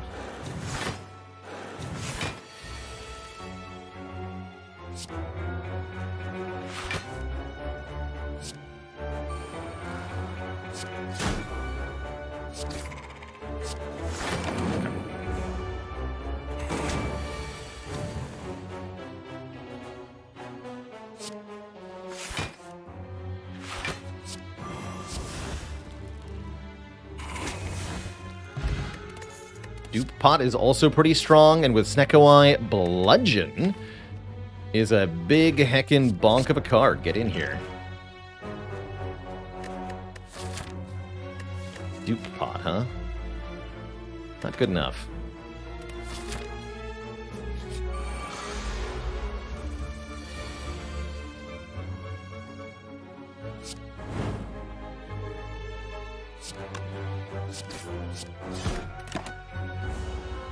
Oops.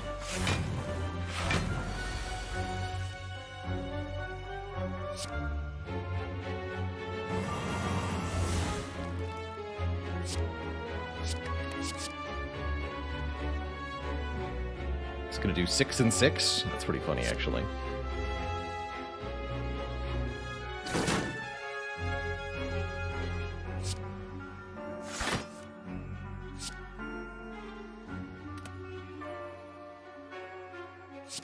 Kill the other two? Ish? Ish.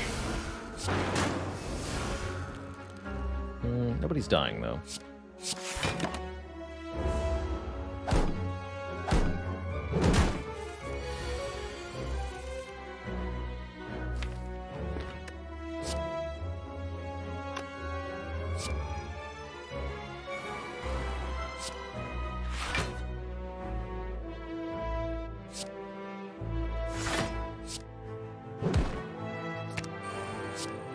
$126 damage to your face.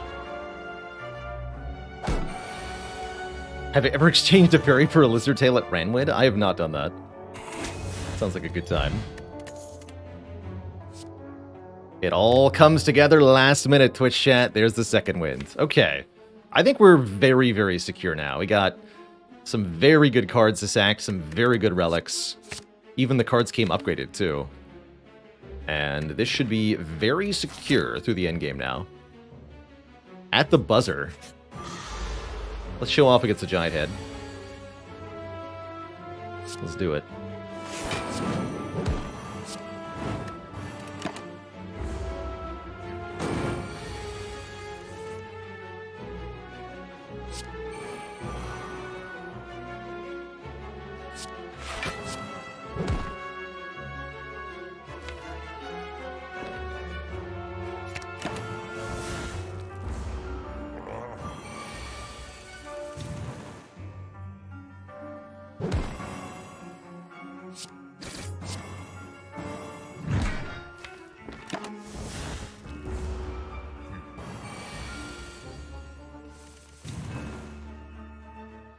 Second wind, what are you doing? This is an unacceptable price.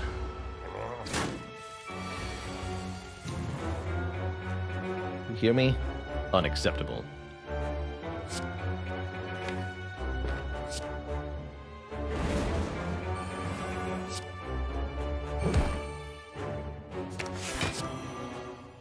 Maybe too much damage, yeah?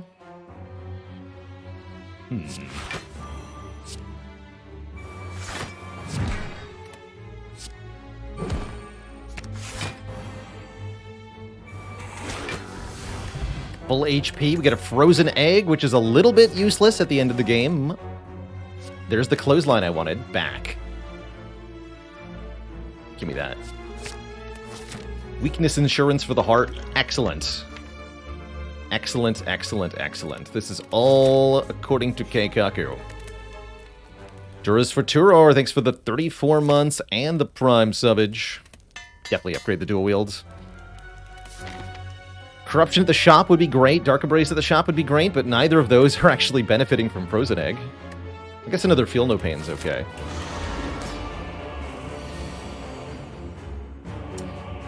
Poor Time Eater, we knew you well. It's a pretty bad turn for you. Show me Shrug into dual wield for maximum fun. With a capital FU. Nope. Alright. It's fine.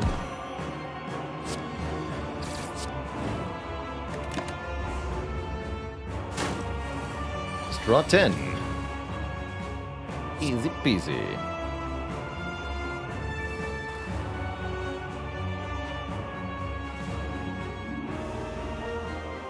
Just Flame Barrier, or I can second win, but then we'd lose our Flame Barriers. Seems like a bad deal. Let's take some damage here. Leave 3 card plays for next turn. We want to try to play exactly 3 on most turns. That way we draw 10 full cards per turn. Pretty much totally countering the drawdown of this stinky boss. Who needs it? Second win next turn. Sounds pretty good.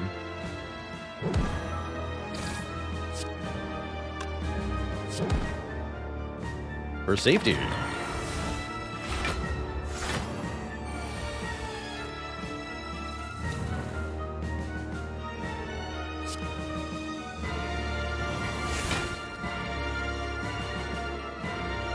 Compendium Bludgeon here. Seems like an alright idea. Currently we're not going to be able to full block, so I might as well second wind.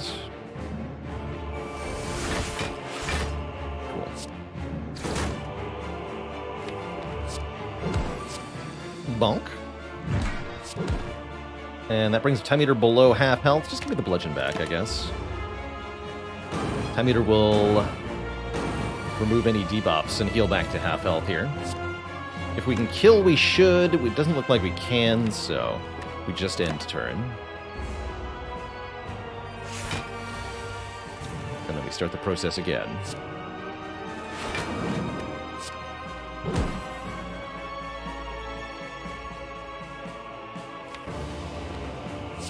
That back.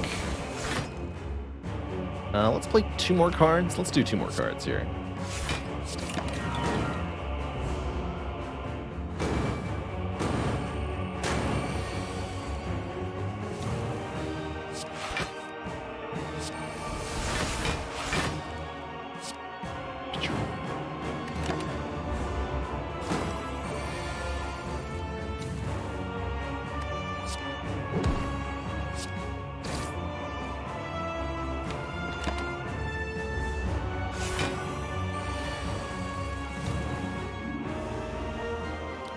Twice doesn't kill.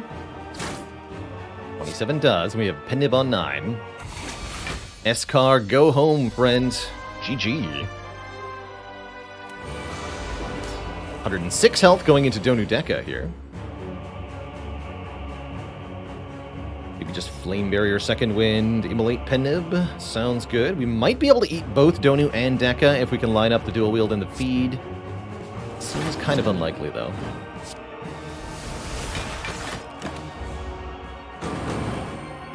I would have hemmed and hawed a lot more about getting rid of Second Wind with a... in the heart fight, just to be clear. I could dual wield Demon Form and play 2 of them here. Given that we have Reaper, that's probably worth it. Let's shrug first. Let's shrug first. Oh, no, let's dual wield the feed. Glad we waited there. That lines up a kill on both of them, which is going to be super worth it. Any amount of damage taking in this fight is fine, as long as we end with at least 1 hit point. We should heal to full next act, thanks to the meal ticket and our other healing sources.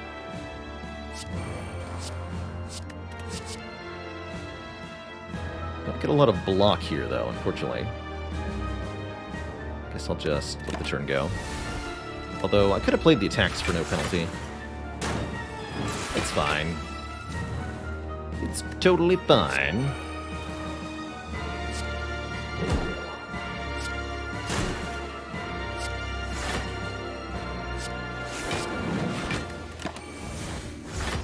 Be back for you, Reaper. I swear it's on my grave.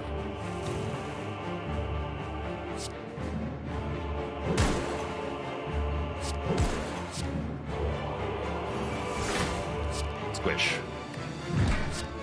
More squishing.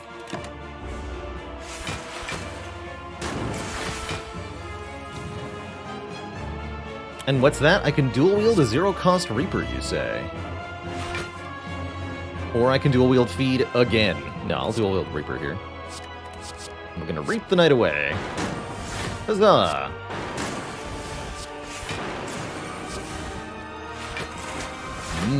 Donuts.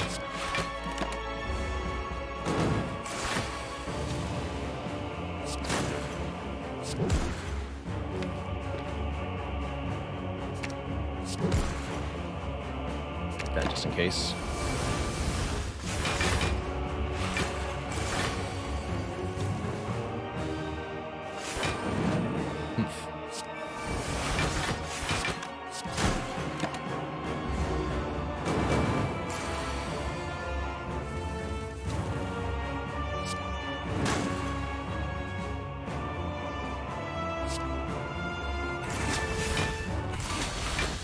Tasty. 114 hit points, plus Fairy, plus Lizard Tail. Is a ton of resilience for the next act. Two thump, two thump, two thump. A deep pulsing dread can be felt throughout the room. Is this the heart of the Spire, the source of this evil? You ready your blade and bonk the crap out of the heart for 2114. Have I been here before? Definitely in very good shape for the endgame now. We're going to upgrade either Flame Barrier or actually Bludgeon is okay too.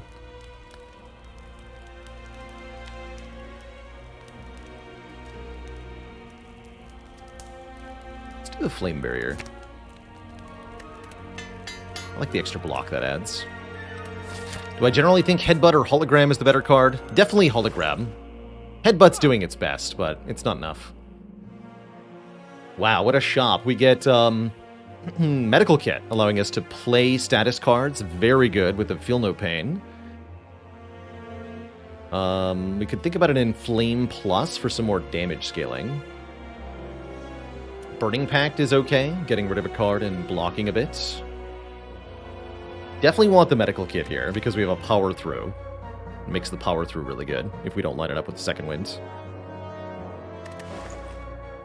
We can afford the 1 strength with Vajra, although I'd probably prefer something like Inflame Carter Move or Inflame Burning Pact. I think I will take this Inflame. It's a good dual wield target in a backup situation.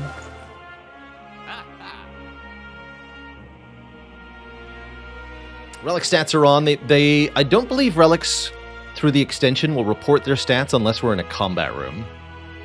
So during shops and other places, you might not be able to mouse over relics and see the stats. 73. So again, Burning Pact Inflame or Inflame Remove. I guess Remove is better than Burning Pact.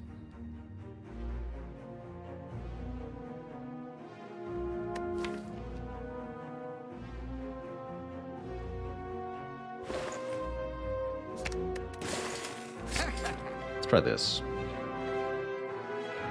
Pretty sure this will be strong enough. Almost no matter what we did in that shop, I think we'd be pretty good. These nerds are weak. And I got myself a dual wield turn 1 plus a pen nib. So you're telling me I'm allowed to do this.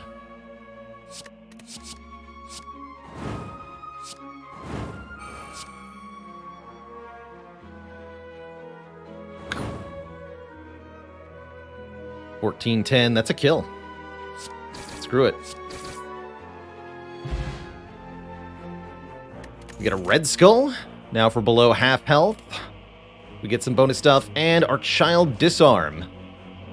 I've missed you from Act 1. Where have you been? Come back, my child. I had to fight Guardian without you, and it sucked. Well, I'm very glad to be here at the end of this run.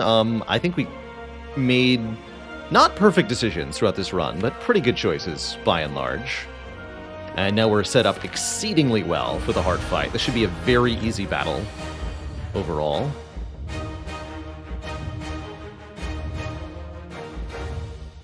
Shockwave turn 1 is definitely good. Probably just do Shockwave and Flame. Probably should play the feed here. Although notably, when we play a card, we're going to draw some cards. So maybe I start with feed and then draw 3. I'm not going to play... Well, I could do Power Through, Defend, Shockwave. Then we're not getting the extra draw next turn. Let's do feed first. Feed first. Draw Headbutt, Strike. No, I'm just going to go Shockwave and Flame. Draw 10 next turn.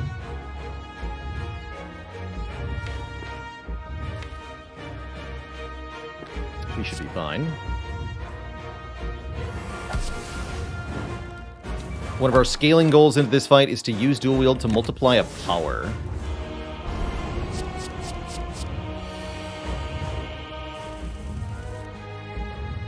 And there's a pretty good candidate.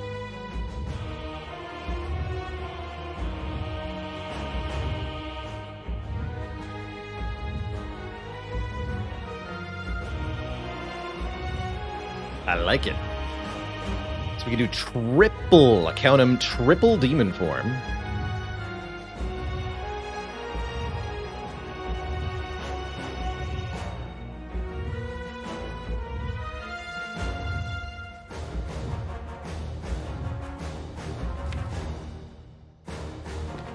I could even make more demon forms than that if I really wanted to, although that seems excessive.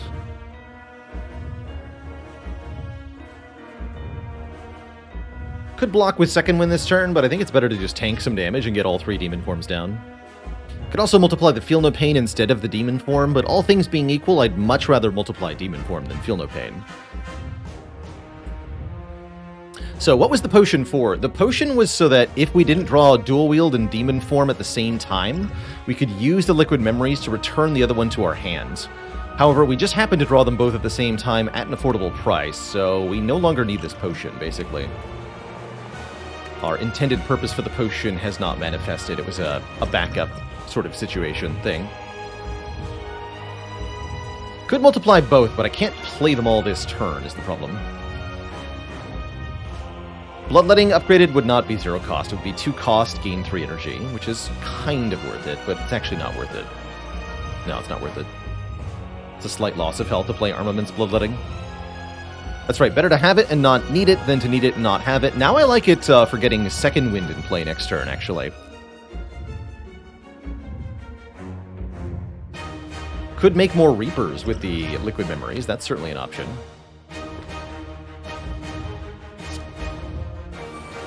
Start with this.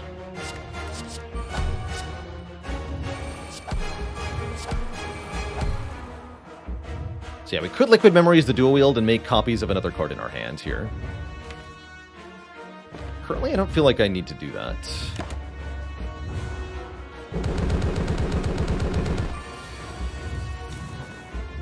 This is a good turn.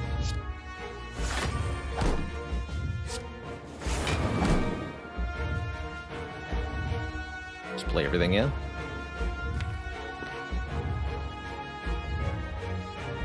Nothing overly complicated here.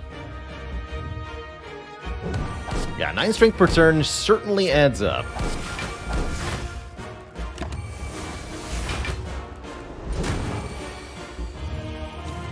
It certainly does. This hand's kind of garbage, that's fine.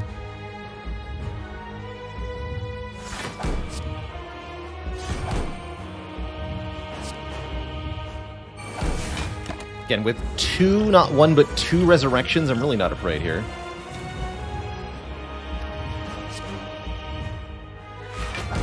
Very good turn.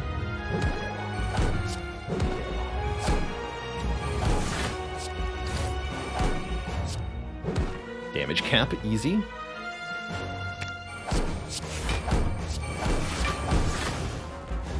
Good turn.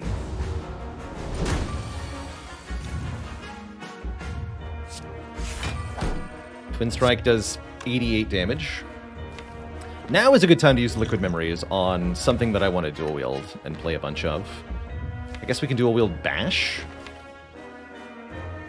Bash is good damage. And the copies will be created at the card's current cost. 0 here, so we can just go Bash, Bash, Bash. Twin Strike to cap.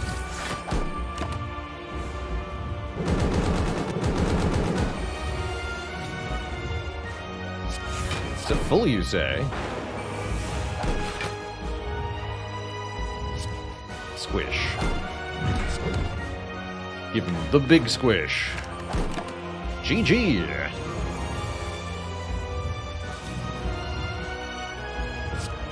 Kablorp. That's number 9. GG. GG, everybody.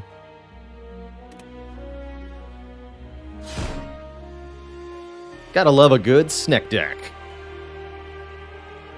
When it works, it really works. And hey, that early demon form really paid off.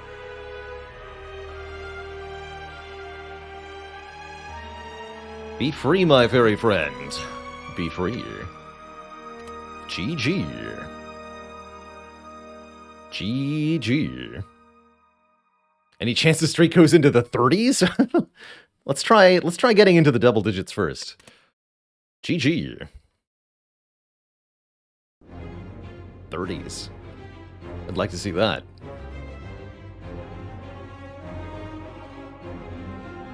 Now, what has it been done?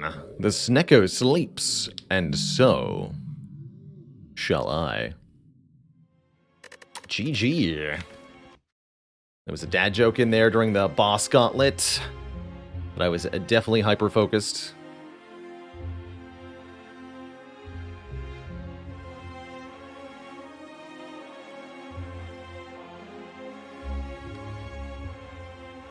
Did you hear about the Ironclad who decided to block opponents using foes that he had crippled as a human shield?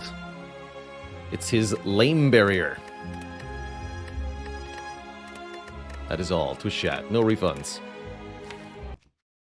I'm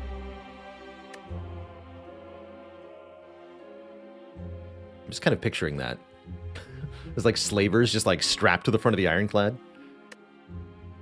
Taking the hits. That's cruel. It's like a war crime. Anyhow, Twitch chat, I'm going to take a quick break before we jump into a second Ironclad run here. Going for number 10. Before that happens, it's break time. So I'll be back in 5 to 10 minutes. When I return, the Clad goes again. Will we be feeding once more, or is it going to be Wildstrike.deck? Probably not, but it could be. I'll be right back.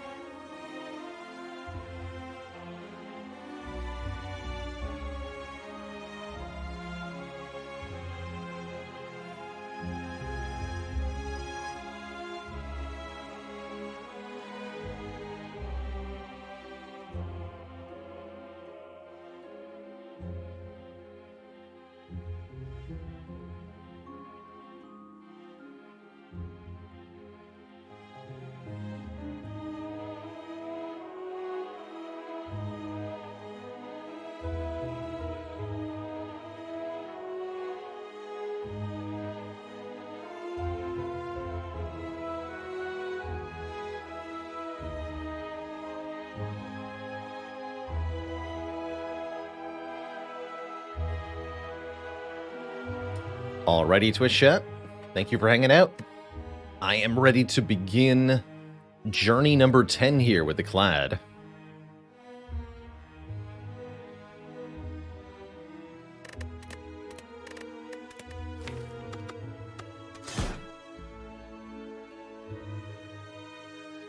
Let's go, Twitch chat. Why won't the Ironclad own up to his mistakes? He's got a blame barrier. Oh, once again, I don't like seeing this formation. This is maybe 1 in 3, 1 in 4, feels like.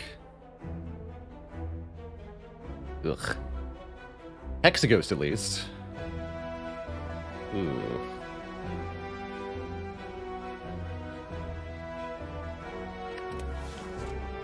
Wish we had a gold option here. I guess Common Relic is fine. We need something that provides some amount of strength. The only thing we really can't afford with a formation like this is to take a starting bonus that makes us weaker. For example, losing all of my money to turn 2 strikes into 2, let's say, War Cries, would be a really, really, really bad idea here. Now, if it turns into good cards, that's excellent, but this could low roll and kill us very quickly. Remove a card or a random common relic, better yet, is providing some kind of almost assured guaranteed value and definitely can't hurt you in the same way that a transform or a boss swap could. I think it's just too risky to go boss swap or transform 2 here with a formation like this. It might be the best option, but there's no way to know that for sure.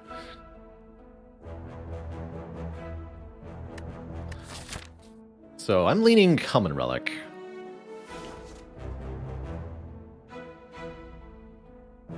Was 20 wins on Ironclad picked because it's a round number, my rotating record, or would be a new record for Ironclad? Kind of all of the above, really. I ultimately decided to make that the goal for all 4 characters, even though it's nigh impossible to do on Defect and maybe arguably too easy on Watcher. We've already done it on Watcher in the past, unlike the other characters. But I wanted them all to be the same, so I settled on 20. I will not master the water. Let's try. Is it ever transformed 2 defends? That has a less chance of low rolling than transform 2 strikes, but could still be really bad. For example, we could transform 2 defends into 2 barricades, as an example. And we're at a considerable disadvantage then. And again, we also lose the option, crucially, to go to an early shop to buy a potion. Which is what I really don't like about it. Not having that gold removes the kind of safe pick here. Probably we should start at this node, and then we can path shop or not, depending on whether we get a potion from the first fight.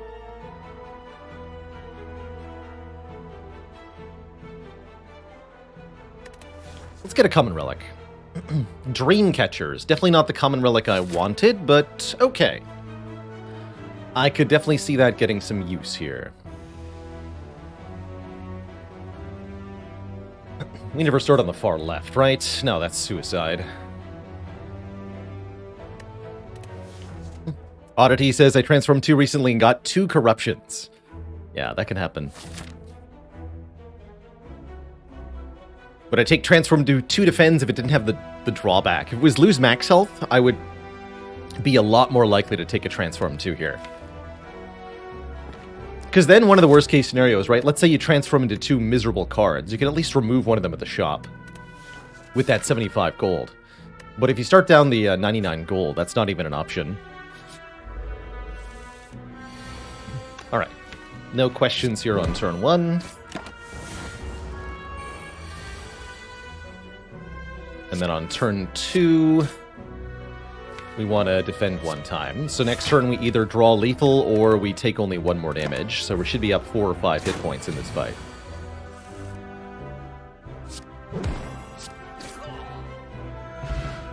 Get 11 bucks, no potion, but I am perfectly okay with an early Reckless Charge. Reckless Charge deals 7 damage for 0 cost. Very hard to do for a Clad, is to do damage for free. And puts a status into the draw pile, but it's an exhausting status, so it's not as bad as Wild Strike is in longer fights.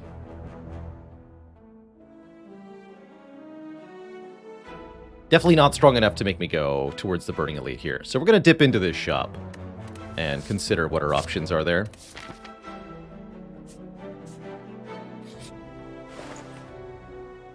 Pommel Strike at 25 gold is excellent. We can do Pommel Strike and a card remove, or Pommel Strike and Shrug It Off, which is a perfectly cromulent start to a deck. And again, if you lose the 99 gold as your starting option, you cannot do anything here at this shop. Definitely would buy this Pommel. We could afford a dupe pot, or a card remove, or a card.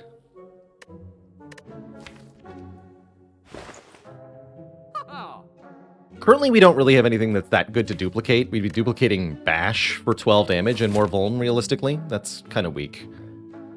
It's not a good potion. Currently, I'm planning on taking this route. That does make Cleave a little bit better as a purchase. Cleave is okay here.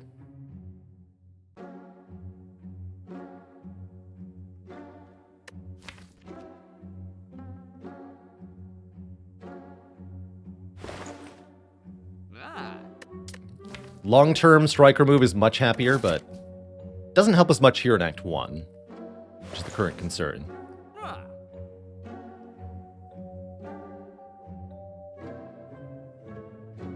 Yeah, it really hurts to spend 55 gold on Cleave, though.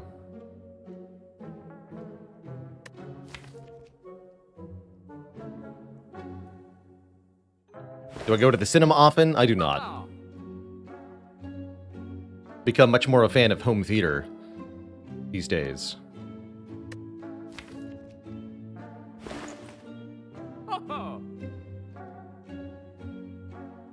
The main reasoning to why not Shrug would be for the Elite coming up, but I suppose Shrug is really good for these intermediary fights.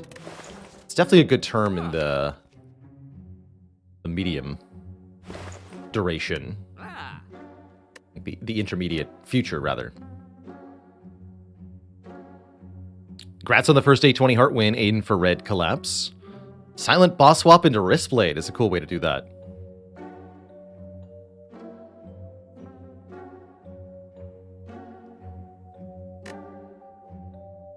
Let's do Shrug.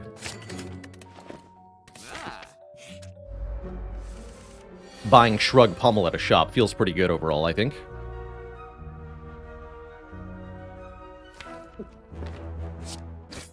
Get the little guy.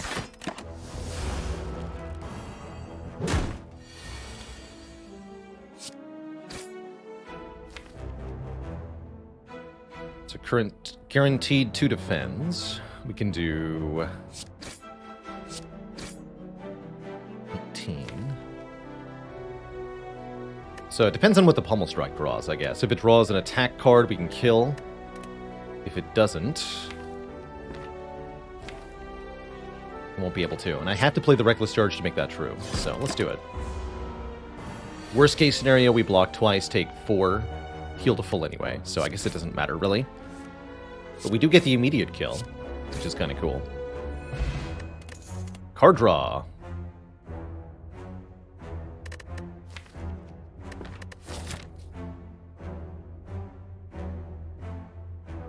This is a perfectly fine time to take either a Twin Strike for some more upfront immediate damage, or the Metallicize. Excuse me. Or the Metallicize here, which will provide 3 block per turn.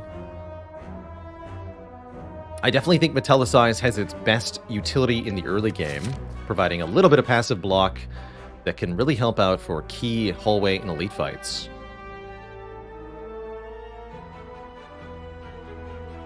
I don't usually consider Thunderclap in the early game. I don't find it good enough. Metallicize can help a lot against the 3 sentries and Lagavulin. Twin Strike is better against Gremlin Knob. We get 2 more card rewards before the fire. I think Metallicize is pretty good here, actually, and I haven't taken it in a while, so let's do it. Let's grab that secondary block card. My recommendation is to stick to 1 Metallicize at most. Any more feels way too awkward in the late game of Spire. Definitely want to play the Metallicize. Question is, do we ever bash, or is it strike them each once?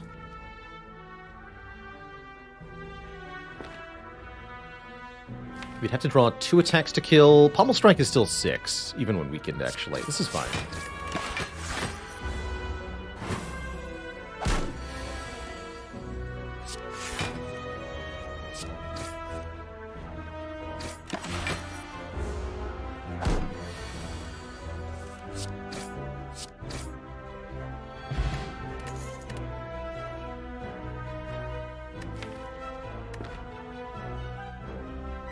And actually, with the Metallicize, I don't hate Iron Wave as a another block source here. That gives us consistent defense that will allow us to edge out an advantage against pretty much any foe. I would never take a Wild Strike here. I don't like the card very much.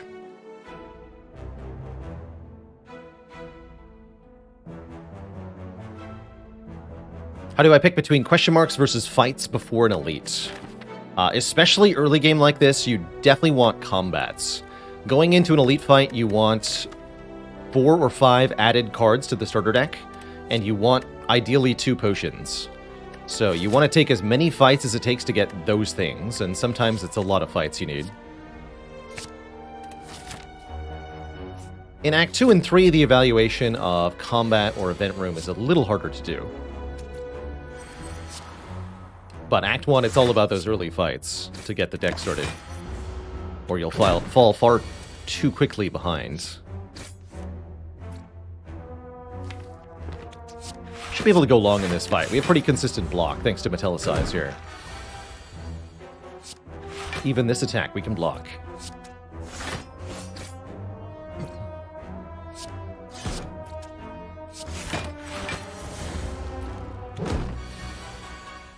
Okay, time to split, I suppose.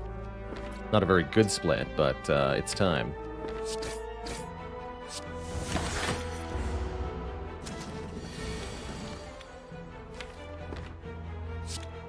Both the same.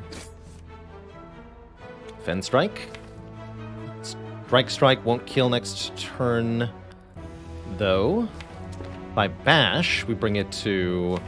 Yes, kill with Strike. So maybe I should Bash, take some damage here. Seems like we need to finish one of them as quickly as we can. Let's do it.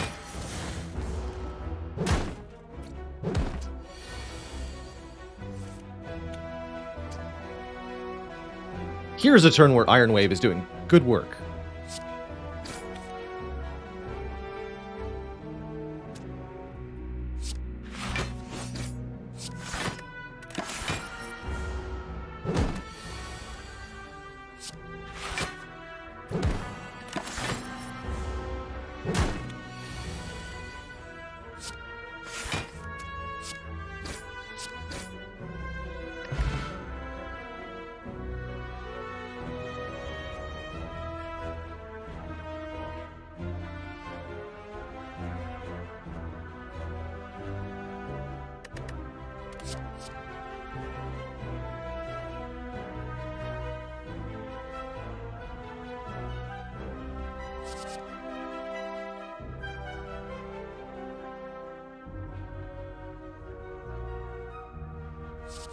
Very tough call here.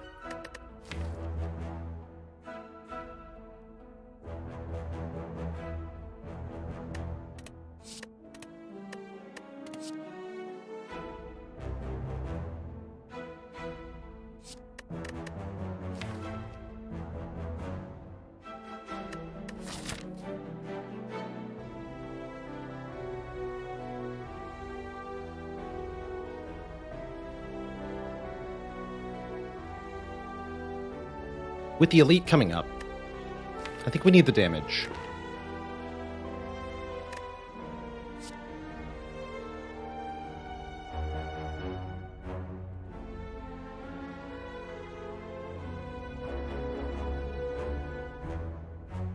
I also need a really quick break here. I'll be right back. Twitch chat.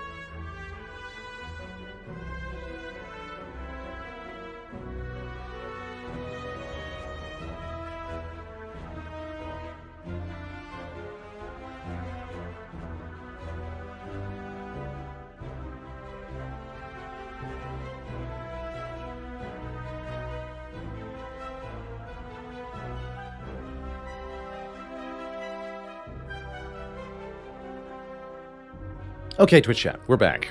Apologize for that. Swallowed a little bit of water down the wrong pipe and lost the ability to speak there. But we're back. So, Uppercut versus Dark Embrace. I have been a big fan of the early Dark Embrace. It definitely pays off long term. Almost inevitably. And is a real powerhouse of a card for this character. That said, Uppercut might be an immediate survival necessity. It's also a very good attack card in general. Why are Breathe Tube, Eat Tube, and Drink Tube all the same tube? Ridiculous. Headbutt not even getting considered here. Normally I really like this card, but it's in the presence of graders. Uppercut would immediately become our upgrade going into the Elite. It even applies vulnerable to sentries, busting through their artifact with the weak effect. That's pretty good. So even against sentries, Uppercut does really good work. And is worth its weight as a 2-cost card. Main reason to take Dark Embrace would be to be able to get combo pieces for the later game. It does provide draw with the Reckless Charge, but this effect is pretty insignificant currently. We're still also not able to kill the Act Boss with the current damage output. So a card like Uppercut can really help with that too. Let's take the Uppercut and upgrade it. As much as I do like Dark Embrace. Snecko Oil could be quite useful against our Elite, as it can create 0-cost cards. It's a bit weird though.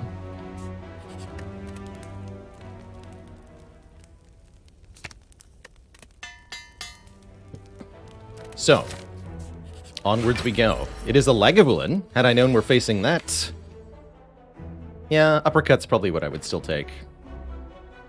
Gonna try to get Metallicize in play here, or otherwise just wake up by playing the Uppercut. Or both, maybe.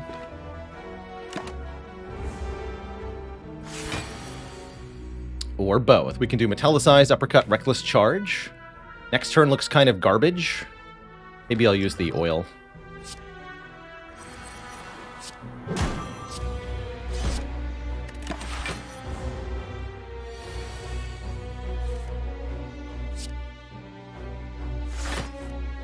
Shrug into Bash is actually just fine. We keep the vulnerable up for quite a while. And we're only taking 4 here. How indeed did Zeknar get 27 wins on Silent? I encourage you all to watch Zeknar when he streams, which is pretty regularly these days. Very, very talented Spire player. Has set some incredible records for the game. Zeknar is just built different. Okay, we're getting Iron Wave on the sleep turn. This would be a great turn to draw Uppercut, so this looks like a very good Snecko Oil to me. If we play the Reckless Charge and then Snecko Oil, I guess we're not guaranteed to draw the Uppercut, technically, but we're very likely to. If I Snecko Oil before playing Reckless Charge, we can guarantee it, but probably worth just playing the Charge first.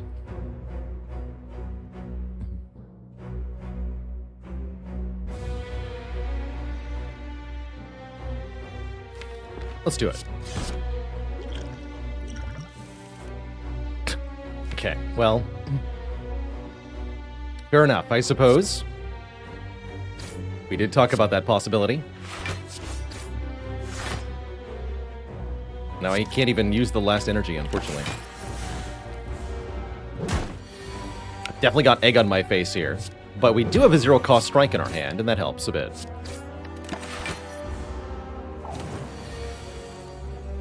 See, it's fine. It is fine, right? We do 9 plus 6. That is exactly 15. Easy peasy. Get a bag of marbles. 1 Vuln on turn 1. We can stack stuff with that. That's great.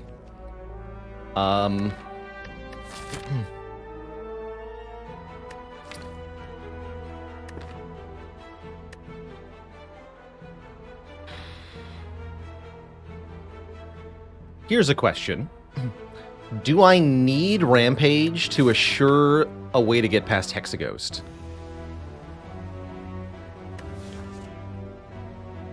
As we get closer and closer to Hexaghost with no damage scaling being provided, any card that can potentially solve that fight becomes much more attractive, because I do know the circumstances under which one loses to this boss, and I do see them starting to form here.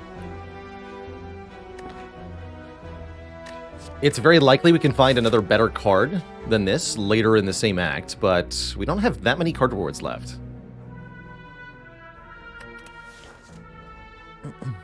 We only get to play the Rampage 3 or maybe 4 times in the Hexaghost fight, but it does add just enough damage, I think, to get us over the edge.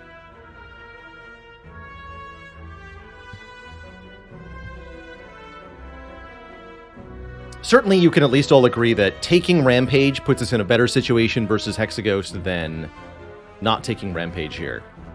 Although one could argue for Sever Soul, perhaps, and I would consider that valid. Sever Soul is acceptable here. Had we the Dark Embrace, I think it'd even be good. It's a 2-cost attack. We can upgrade it for +6 additional damage. And it does give us a way to exhaust status cards. So the only way I don't take Rampage here, I guess is what I'm saying, is that you convince me that Sever Soul is better at killing Hexaghost, specifically. I would never skip or shrug here because of the aforementioned problem.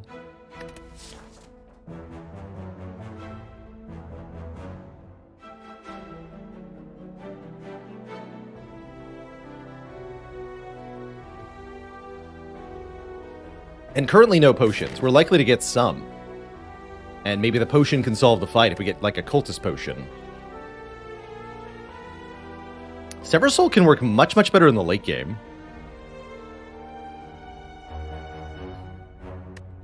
That is my problem, though, is that we can't play Sever Soul and Uppercut on the same turn, or Sever Soul and Bash in the same turn. We can do that with Rampage.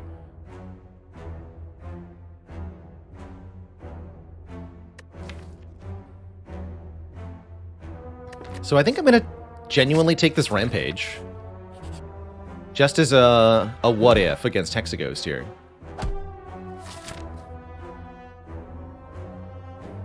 And we're going to go here. Might go 2 more combats, might take this event. 2 more combats could be 2 more potions, so that's a good reason to take 2 combats. Jimmy Henrik, thanks for the Prime sub and the 2 years of sub ports. Early Singing Bowl can be quite good, allowing us to skip card rewards to gain max HP.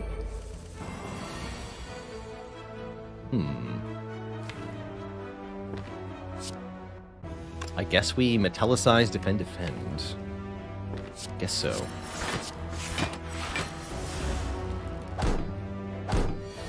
Taking the damage from the Golden Idol I think would have been too greedy. Currently our priority is get through the next elite fight, and we're going to want some health for that.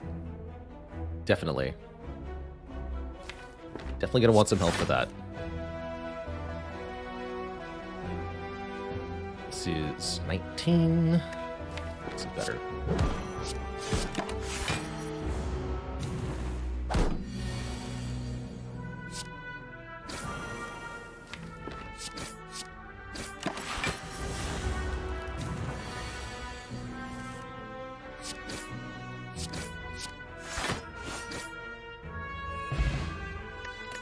Get an Essence of Steel. I could have had a Dark Embrace. I guess a second Uppercut isn't the worst thing in the world. The double Uppercut.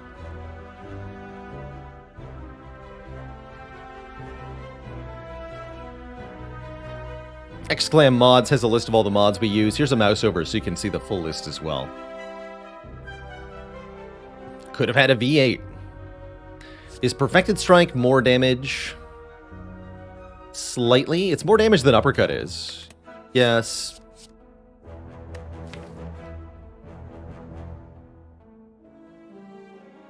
I want a second Uppercut. This is more consistent, weaken, and vulnerable, which I value quite a bit, and means we can easily get rid of Bash from the deck. I am going to take more combats, though. We want more card rewards here still. As far as I'm concerned. We've added so much already. Can't stop, won't stop. Punch. I will add as many cards as it takes to kill Hexaghost, I guess. which could be all of them. All of the cards.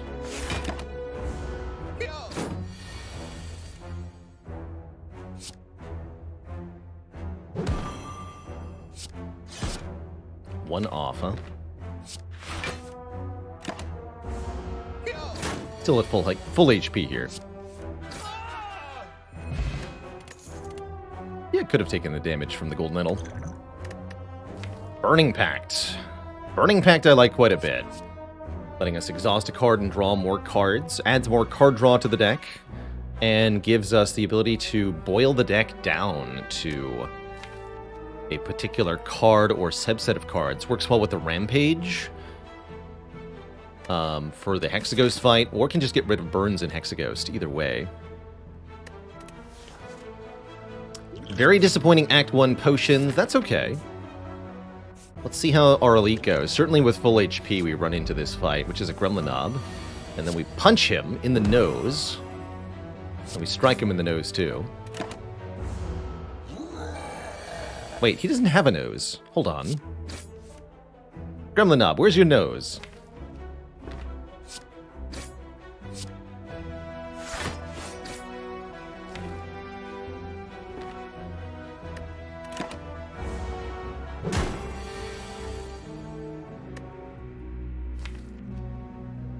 What could have been with either bash or uppercut. Oh well. We had plenty of health that we don't need, so this is fine. This is the situation that made me not want to lose current health from Golden Idol. Just bop him with the uppercut. Might as well play defend. Saves 1 hit point. Sure.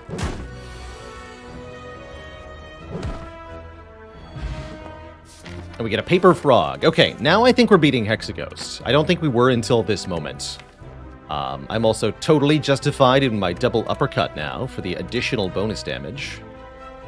Do I ever take a power through? It's not good for Hexaghost, but it is good for other fights.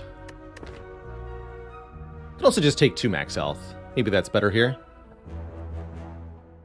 If I'm not wanting it for Hexaghost, I should probably just take 2 max health. We could take a Perfected Strike. I don't think we need it. I think our Rampage will kill Hexaghost for us.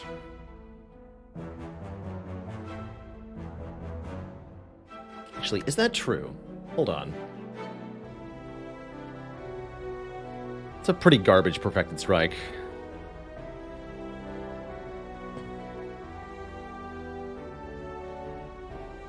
But I still really don't like our damage that much.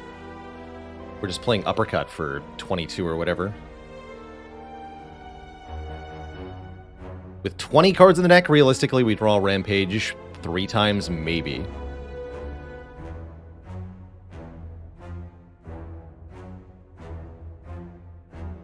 So, actually, I think we are short on damage. Still, somehow. Guess I'll take Perfected Strike, then. And we can upgrade it. We do get 1 more card reward. Did we take Rampage? Yes, because we're absolutely terrified of the boss. Basically.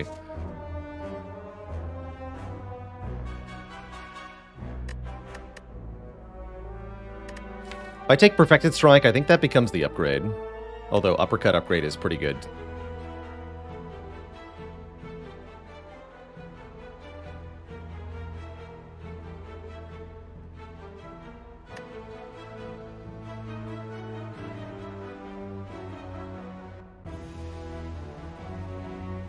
Strikes are only going to deal 10. It's not Shrug, that's for sure. Would Bash be our first remove? Definitely. Definitely. We upgrade the other uppercut, we remove Bash. Hate that I'm doing that.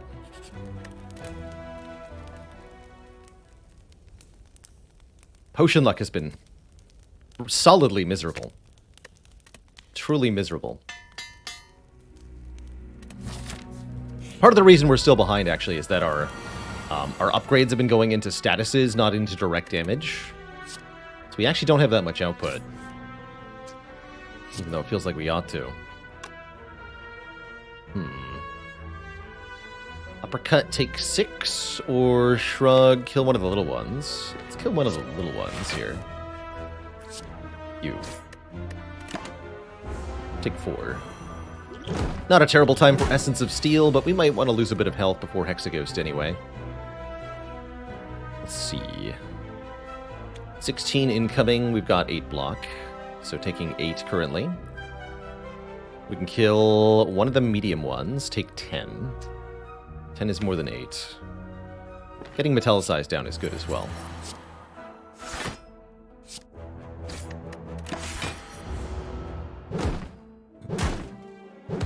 So for Hexaghost, we, generally speaking, you have to do 264 damage in 9 turns. That's your threshold to aim for, you can call it.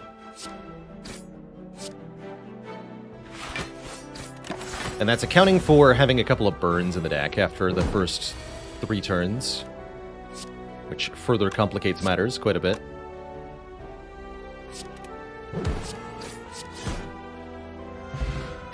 Okay, that kind of helps, but I have constant vuln anyway.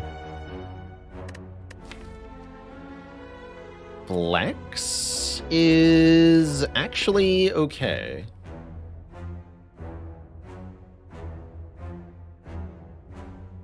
Huh. Flex is okay here. If I want to take a flex. We could also skip this and just upgrade Perfected Strike. That's probably better. That way I have 2 more max health and 1 less card.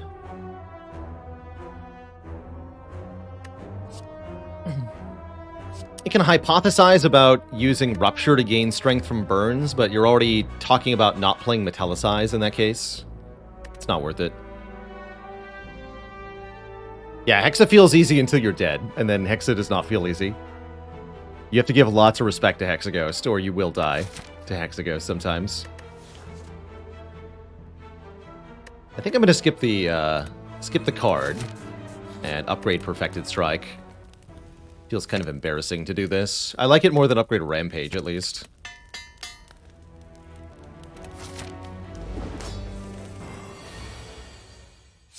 So, Perfected Strike with Vuln is 47 damage. This will be enough.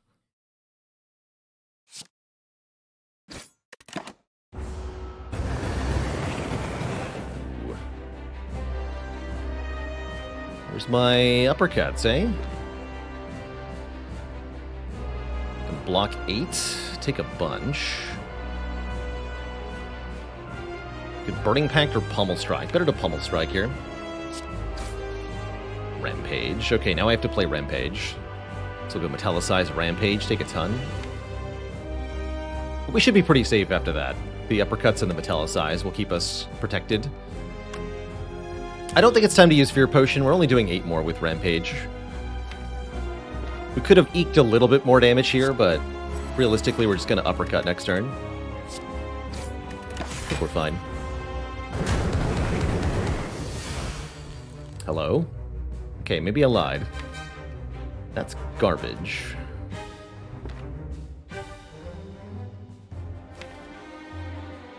Although, the Reckless Charge actually lets me shrug without reshuffling. That's good.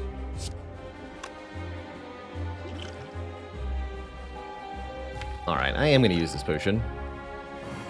I'm now scared.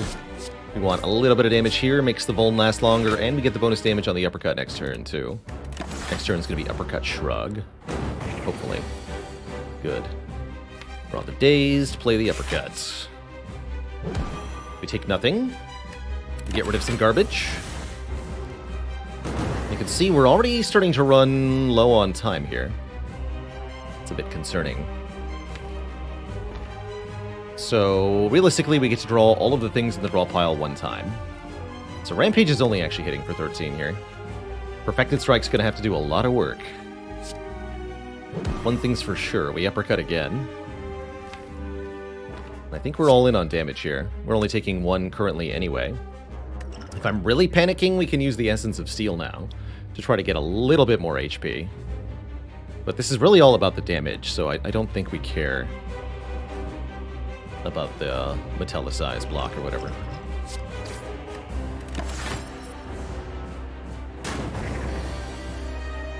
Okay, almost strike uppercut, hopefully.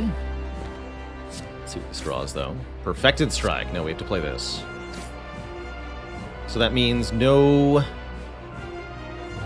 No weaken for an Inferno here. We just have to kill with the 2 draws. Hopefully this is enough damage. I'm actually not sure.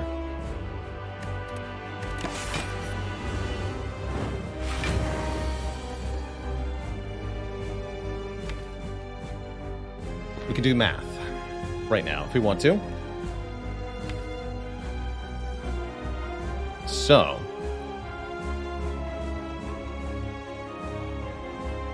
next turn, we draw Strike, Strike, Iron Wave, Reckless Charge. This turn we have Strike, Strike, Rampage. We have Vuln for all of it. There's nothing to think about on this turn, right? We have Strike, Strike, and Rampage.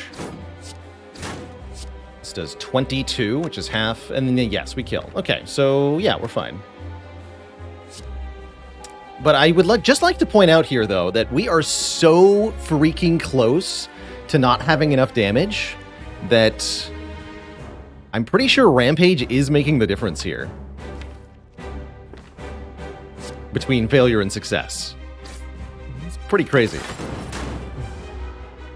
We definitely needed the P-Strike, right? Without investing as much in damage as we did, we're completely screwed. I just wish I had a Dark Embrace, you know? Although we also do have one more turn, technically. Wasn't as close as I feared, I guess. Either way, we make it out of the act, which is the important bit. That's always the current goal in a Slay the Spire run. Demon form is back. Kind of a bad demon form, though.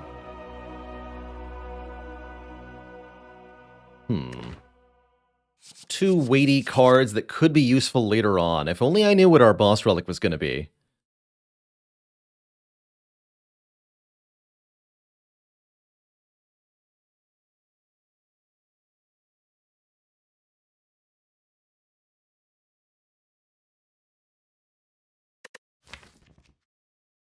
It's actually not a bad Berserk, huh? This deck is very energy hungry. We have draw aplenty currently. High cost cards aplenty. How the heck do I get this in play, though?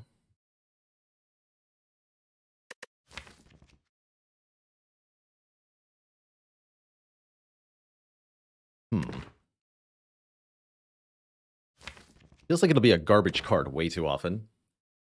I'm leaning towards 2 hit points here, personally.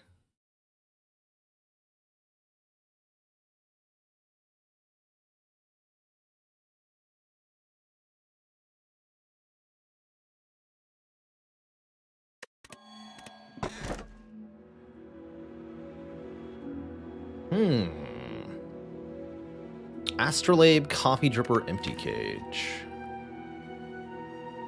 4 energy is definitely welcome via Coffee Dripper. Wouldn't exactly call this Singing Bowl sustain, but it does allow us to gain more health mid-act, so that's kind of nice.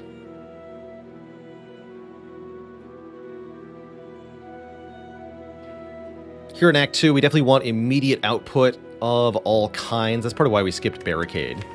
It's a nice card for gaining, retaining block from turn to turn in the late game, but early game we just want to be able to play Uppercut, Perfect Strike, and freaking kill something. Like a Slaver. So, probably just take the Dripper here.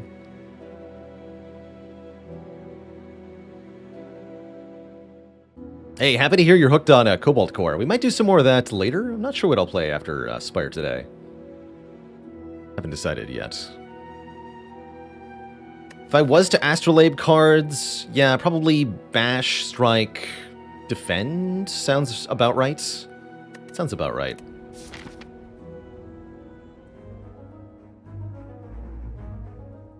Okay, there's 1 early shop available, 1 mid shop, 1 late shop. Cute. Don't mind going shop into early-ish elite here.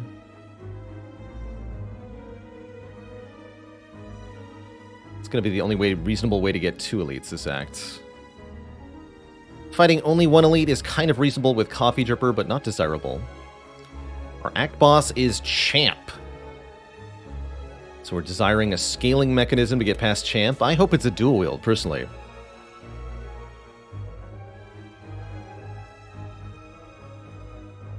Still stuck in Awoken Umbra Purgatory. Oh no. Good luck, Dr. Noodles. Good luck.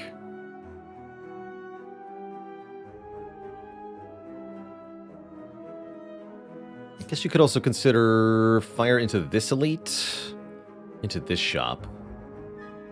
But again, you're only fighting one elite. I don't know. Yeah, sorry, dual wield to dual wield metallicize to beat champ. Which, if you've not seen before, is hilarious.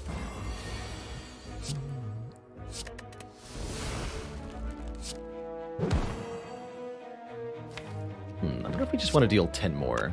This is really all about killing before turn 3, this fight. I'm going to skip metallicize here. Correct, I think. Come on, perfected strike. One time. Maybe still good enough. We deal 17, 7, 7, 9.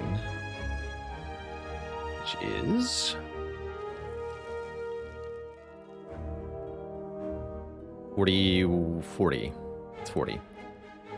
Bummer. Any of these three over a strike would have done it here. So either we can take some damage, or I can use the energy potion.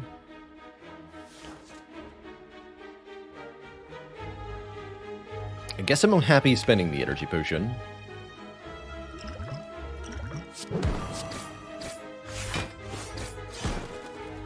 With the coffee dripper and all that, hit points are pretty valuable. Headbutt is here. Nah.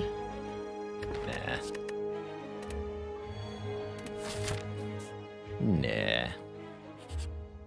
Can do things with Rampage, but I say nay. Ooh, do we upgrade all strikes and defends? With the Paper Frog, the strikes being upgraded is kind of a huge deal.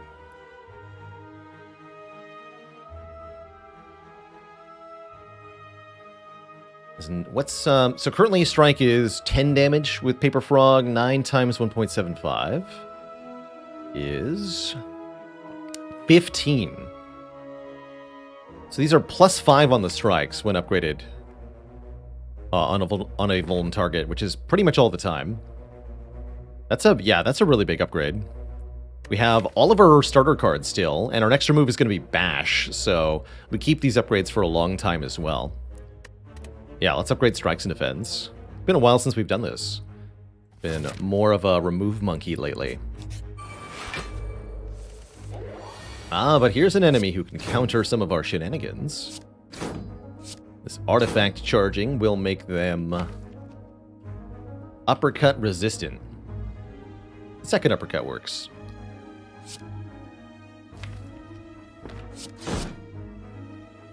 Can chip down into the hit points right now, though. Let's do that. I want to get again. This fight's all about killing by turn 3, so I think we focus on the damage here. Perfected strike is perfect for the situation. How often do we fail to deal 16? It's bash strike, uppercut, iron wave, uppercut, uppercut, uppercut strike. And if we fail to draw that, we can do shrug and a lot of blocks. So I think we're fine here.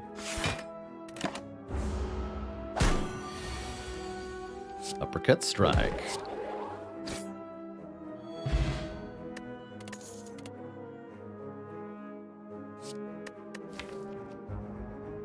Yeah, that's a bloodletting for me. I know we have Coffee Dripper, but being able to trade a little bit of health for energy is such a valuable thing on Clad.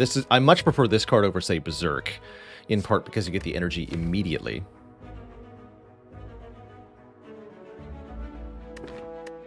Here it lets us play 2 cost cards after drawing into them with Burning Pact or Pommel Strike, and has a few other applications as well. Yeah, currently we're playing a no rare Ironclad deck. We did not take our rare from the boss. We have not seen a rare that we wanted yet. But maybe that's about to change. With second perfected strike. Oh, hello, Brimstone.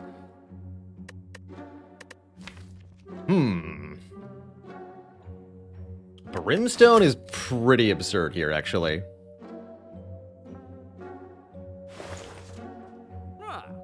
Looks like I'm going to be taking it. Wish I hadn't skipped that earlier Heavy Blade. I'm probably going to buy this one now.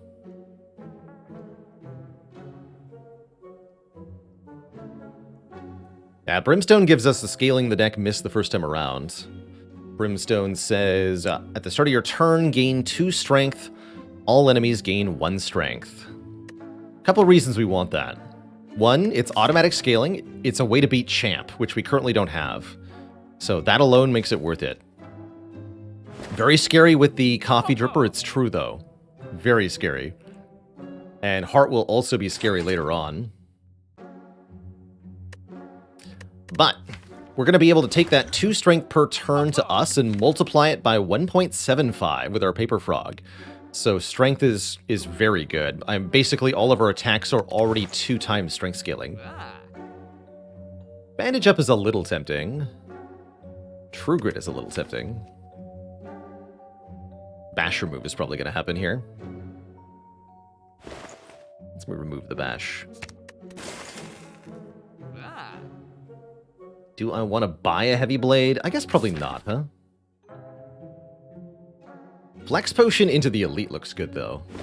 This is a nice insurance policy. This potion's kind of crap, so I don't mind discarding it or using it next fight. Let's do that. Wait, am I going to go Burning Elite? No, we're going to go this way, right? This is stupid. This is less stupid. I still want the Flex Potion, though. Okay, let's do that.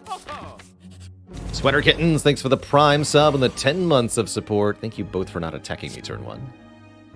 Look at this damage. 19 damage strikes on turn 1. That's now what we have.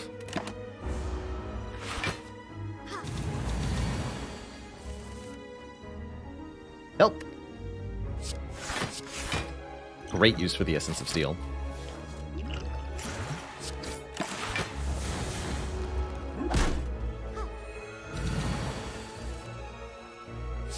Punch. Become dead.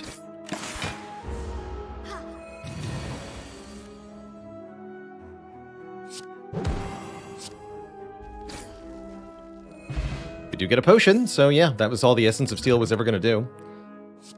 Just get the upgraded True Grit after not buying one in the shop. That feels really good. 9 block and exhaust is nice. Pommel Strike's also okay here for some damage and some draw, but I do want some better block options for sure.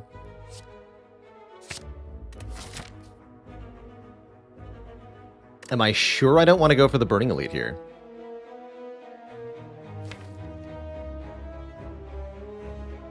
Seems like a really good opportunity.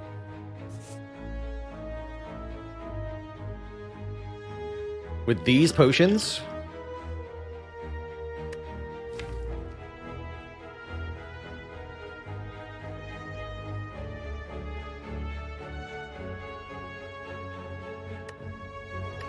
Although we could, it's true we could take a bunch of damage and then I can't heal it back, huh?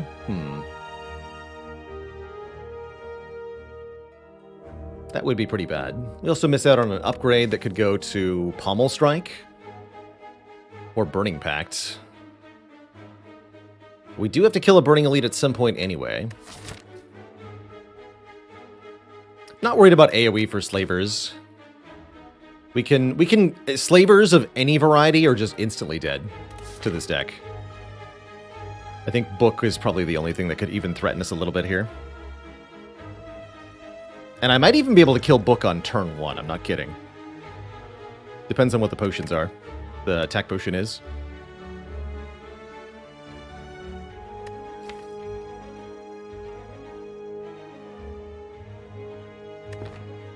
But I can't do that in 2 fights back to back, right?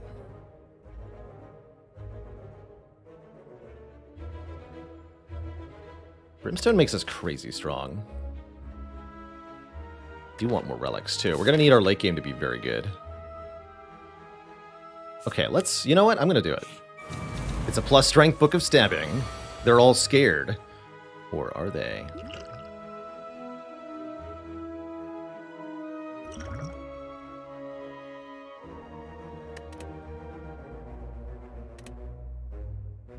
There's no need to be afraid. You're not, Twishat.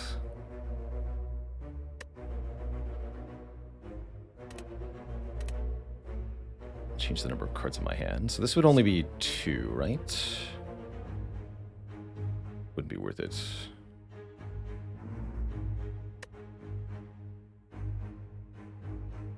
And the Perfected Strike boosts the other Perfected Strike, too.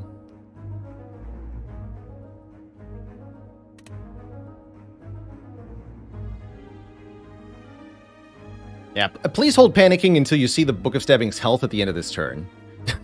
Just wait. Just wait. I guess I just need to do math real quick. This will be 9 by 2. This will be... We have 8 strikes, including itself. So that'll be 22. Plus 2, 24. And that boosts this thing, too. So I think we just go Uppercut, Perfected Strike, Perfected Strike. That's going to deal 56 plus 42 plus 26.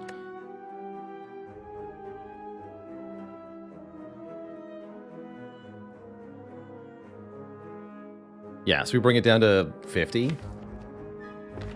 I don't think I need to use this potion. You still scared, Twitch chat?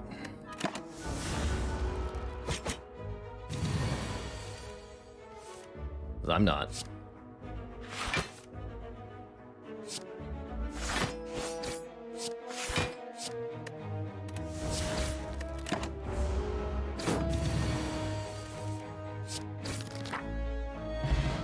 Now we get a Shuriken, as well as a lot of money. The Emerald Key, and either a Shrug or 2 more health. I think I'll take the health.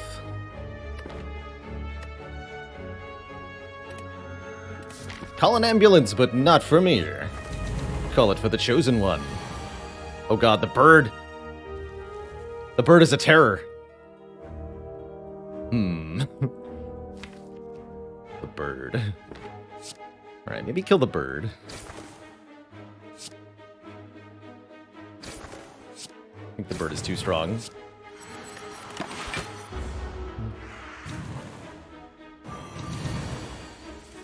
The bird is swooping, even worse. No swooping, bird. Do this. Take a little bit here, become vulnerable, which is definitely spooky. Next turn could be bad. 13 by 2, and we draw garbage. This is bad. It's very bad. A very bad thing that just happened.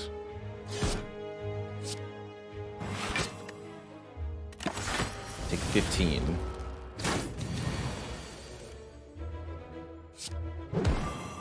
That was a little rough. Get a Swift Pot, though. That's great. Twin Strike is okay. Maybe we should take a Headbutt here.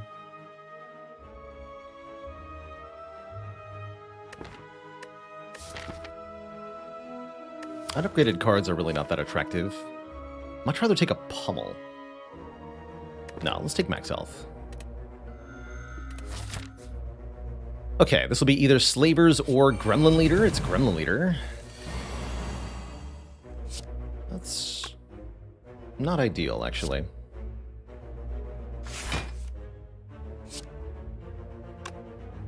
Now we can kill both Gremlins, at least. We'll skip the Metallicize, gain 1 strength here.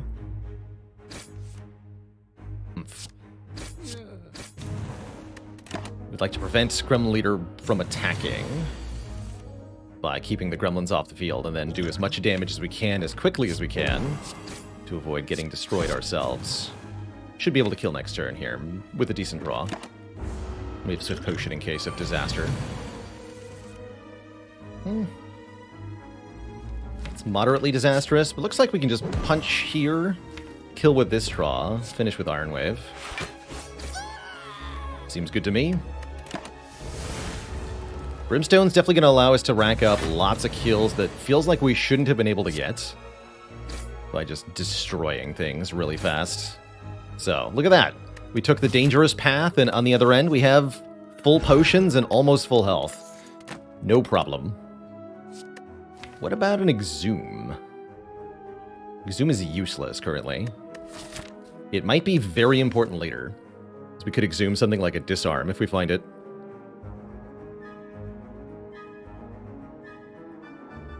Dad joke for the crowd, courtesy of Ugly Wombat.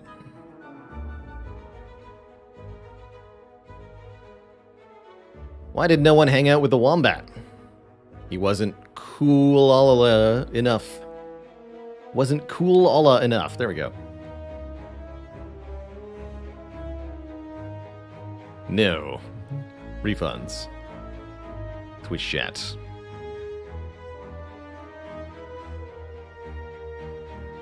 Boo this man. Or don't. You don't have to. That joke was not top quality. I think I should take this. This can be used later on Impervious. Or other glorious shenanigans. I'm very happy with Gremlin Horn. When we kill an enemy, gain an energy, draw a card. Happy to take another elite now. This is going to be really good in Act 3, especially, allowing us to chain kills together to end fights really fast.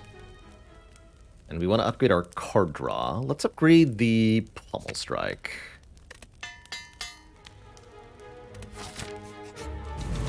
Oh yeah, immediately useful. Again, our strikes deal 19 freaking damage, so I can kill one of them immediately. And by one of them, I mean two of them. I can kill two of them immediately.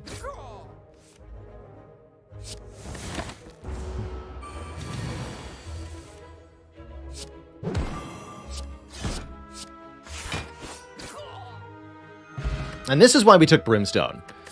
In a nutshell. Brimstone makes us so strong that we can just start punching the Spire in the face and getting the strongest reward from everything. We have to prepare for the end game, though, where the Brimstone is going to punch us back. Let's grab a Warcry here. Looks helpful. With a free upgrade. Sure. I think I like the Flex Pot over the Strength Pot. They can't use the Strength if they're dead. That's right. Book of Stabbing, the rematch.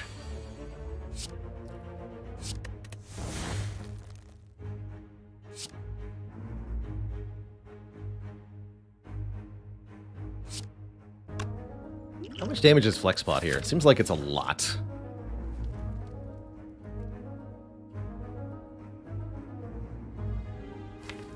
We definitely don't want this fight to go on long, just like last time. We're at 50% potion chance. I say we do it. Let's just use this. Hit it 4 times. We get to multiply that damage bonus by 1.75. And once again, we're down to 50 health after turn 1. Pretty strong.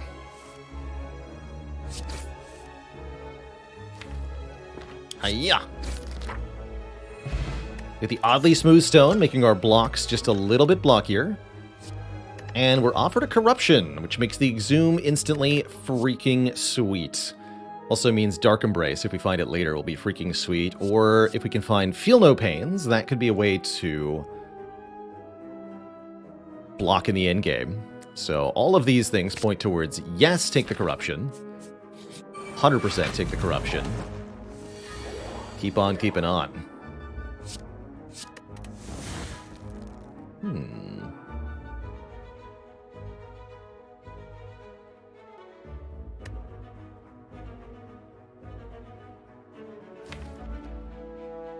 Don't need the Corruption in this fight, so we should play damage.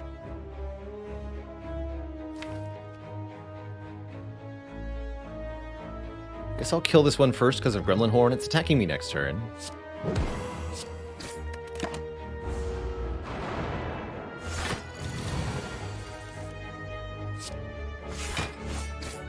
Then it's easy enough to block and attack here.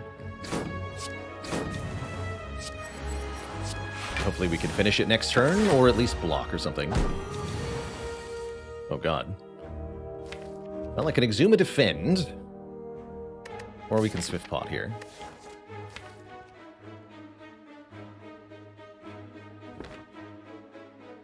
Doesn't look like we actually kill, even with all offense, unless I were to Bloodletting, maybe.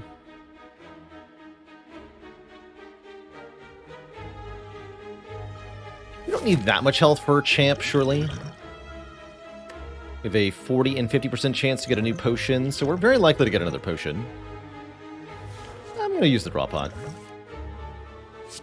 I think this worked out quite well.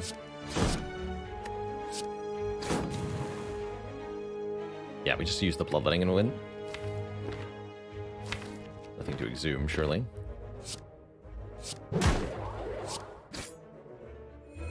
Feel comfy with that. Another Pummel Strike is takeable. Dealing damage and drawing is definitely good. We'd prefer some attacks that scale better with our strength stat, though. I think we should just keep taking max health here when presented the option.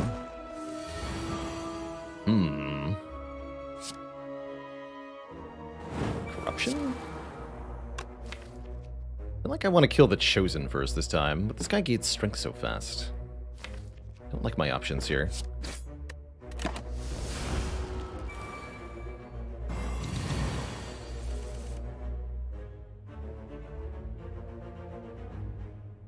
Yeah, now I definitely want to punch the Chosen. That's how I'm feeling.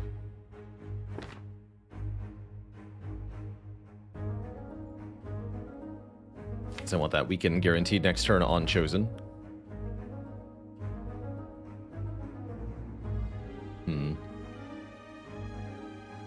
The Spire has too many birds. I agree.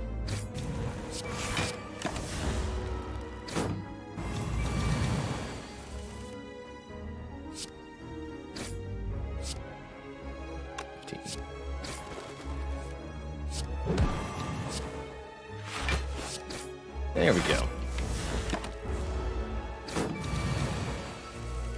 Once again, the power of Brimstone is just too much. Clothesline Plus is worth vaguely thinking about. Having consistent and reliable access to weaken will be very important later game in order to shut down enemies' additional strength. But with 2 uppercuts, I'm not sure I need a clothesline here. Doom Train with the 19 months. And we can just take more health. And I'd prefer a Shockwave. I'll take more health. Probably upgrade Burning Pact going into Champ. Just more card draw. Okay.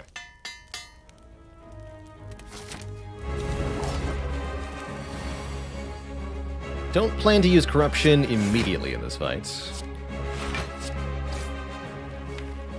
Champ does gain strength over time, so our duration that we can spend in the fight is limited here. Especially with turns like this happening consistently.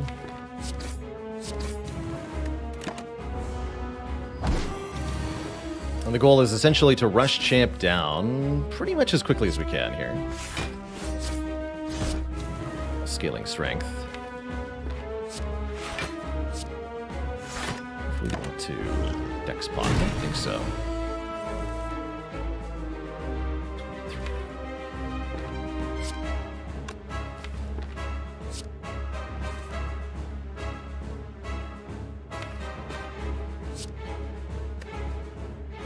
We want to keep the strikes? Is that true? That's not true, I don't think.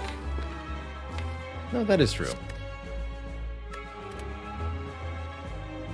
Put that on top, I guess. Half health per champ is 220. So upon bringing champ below 220, he's going to get very angry with us. Which we're not quite ready to do. We have to do soon, or he's going to kill us. Would not be fun either.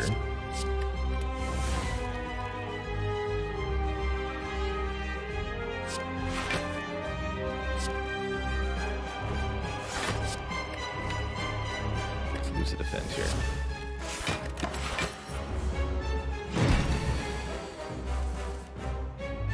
He's getting meaner.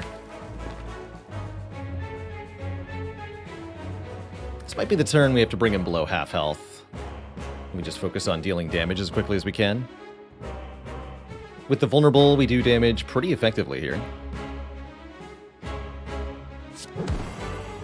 22 minus 3, we take 19. That's not too bad.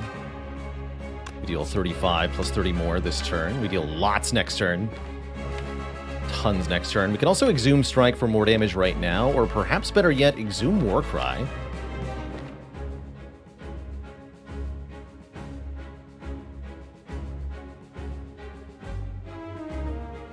I think it's just Exhume Strike, though, so I can play it now. Let's kill him.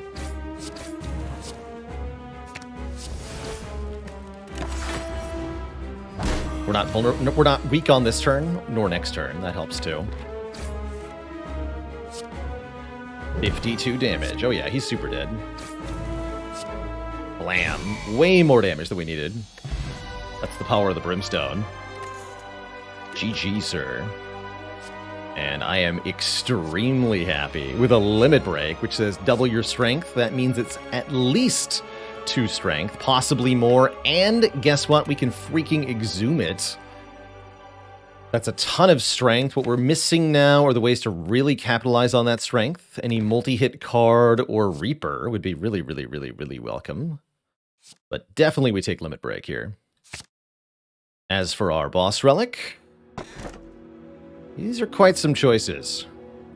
Before I make any choices here, I do need a quick bathroom break, so I'm going to take a short break right now, relieve myself, and when I return, we'll think about our options. Be right back. Twist chat.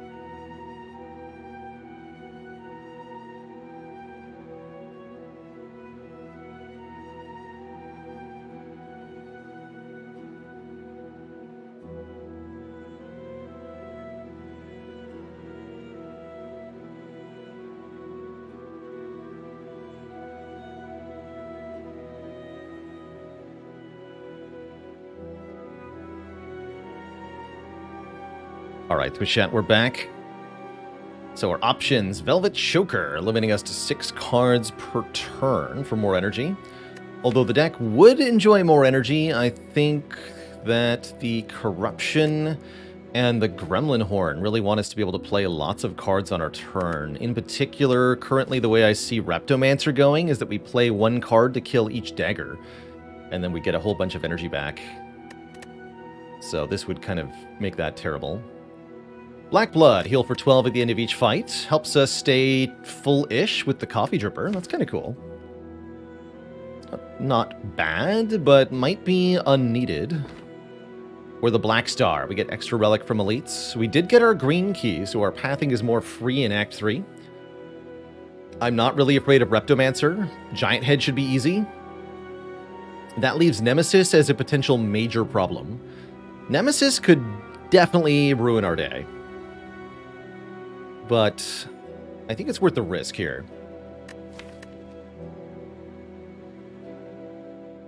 Giant Head should be very easy. And this can be 3 or 4 additional relics that could help. I think that the Ironclad is probably the best choker character. I just don't feel like this is a good position for it. Let's take Black Star.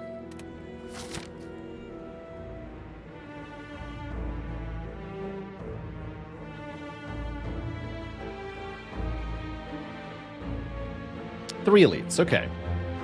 And we can go to a shop early, which we probably want to do.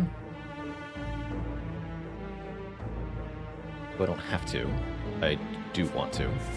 So I'm seeing a path that looks like this, currently. We can decide event or combat at the end. That looks okay.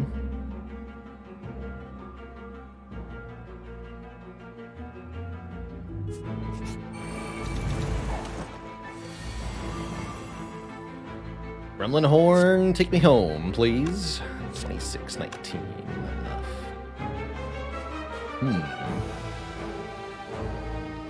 Can't heal in any way, shape, or form, you say? I see. I see.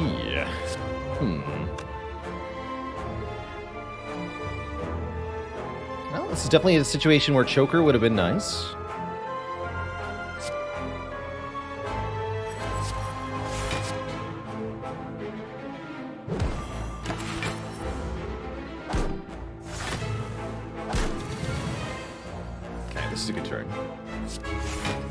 Nice having +1.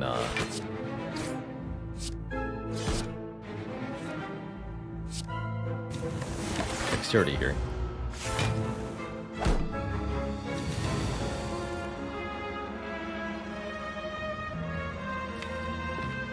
Zoom limit break. But not really. Let's see. 23 plus 19 times 1.75.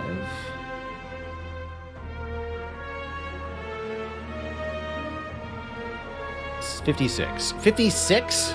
Damn it. It's 56. Okay, so strength pot then, yeah? It's a funny bummer.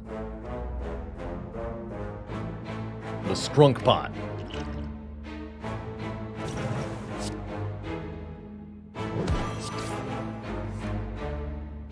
Strunk-a-lunk. Get to Iron Wave to save some health, too. Okay. That worked out reasonably. Lose another 5. We're down 10 so far, and 1 potion. But then we're done. And Darklings is the first fight of Act 2. Well, I've seen a lot worse. Let's just say that. I've lost 40 or 50 to these guys before, so this ain't too bad, all things considered. Especially when they get me a freaking Dark Embrace. This is why we don't take the Velvet Choker. Whenever a card is exhausted, draw 1 is exactly what the deck wants with Corruption, and it's going to be a major game changer for us. Easy peasy. Oh yeah, and we can bottle the Corruption if I want to, or I can buy a Frozen Eye, or I can maybe do both. Although I've said in the past I prefer bottled Dark Embrace, don't I? There's also Heavy Blade. But man, bottled Dark Embrace, you do need a head start in the boss fights if you're playing with Brimstone. So I actually really like this combination of Bottled Dark Embrace plus Frozen Eye. That way we know exactly where the corruption is. Can I also afford the Havoc? That's the really important question. 263 plus 158 plus 29. Yes, I can also afford the Havoc, which is freaking awesome.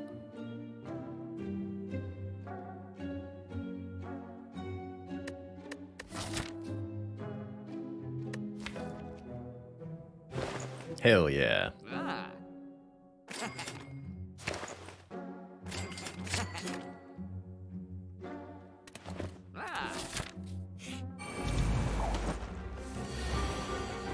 Oh no. We have to upgrade one of these immediately. But I can see the draw order.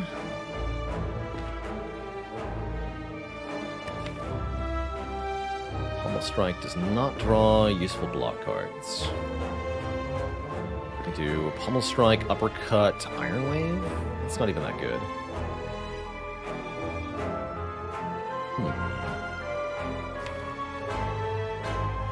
Corruption, Defend, Iron Wave.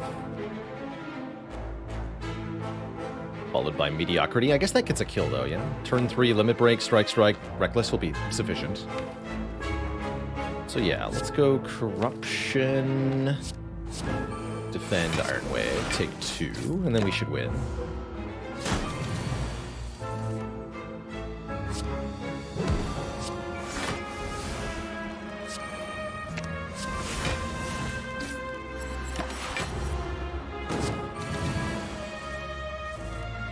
On this turn we have 12 strength, meaning the strikes deal 36 damage each, which is frankly too much.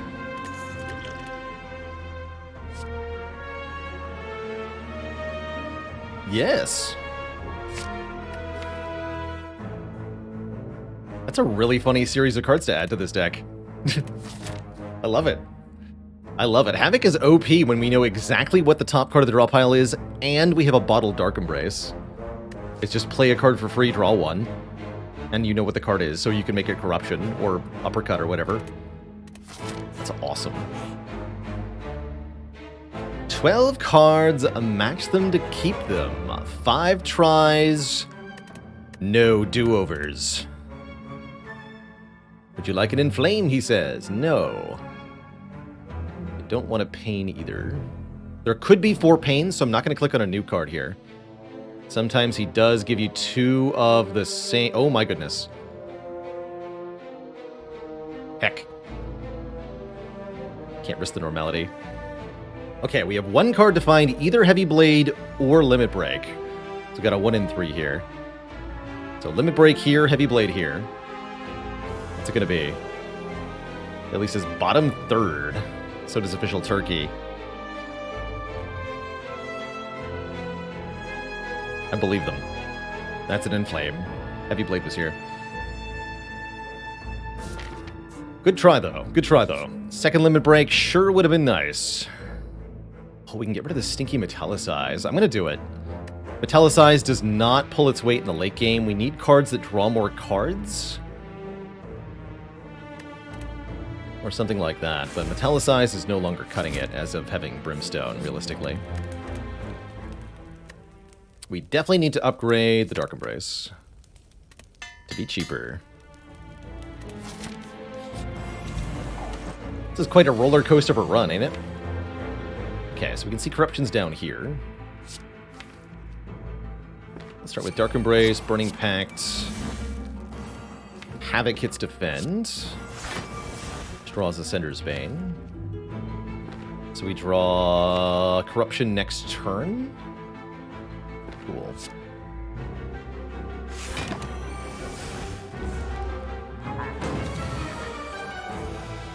We'll have to Bloodletting into doing some stuff.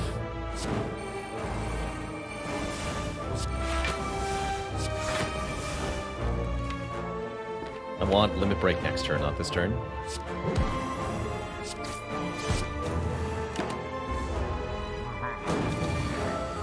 Now we gain 7 strength, then we exhume it, then we gain 14 strength.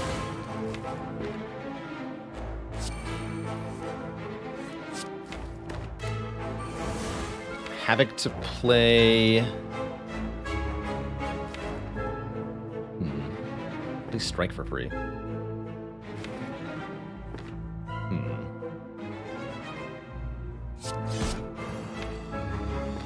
Yeah, play strike for free. Strike does 100 damage, by the way.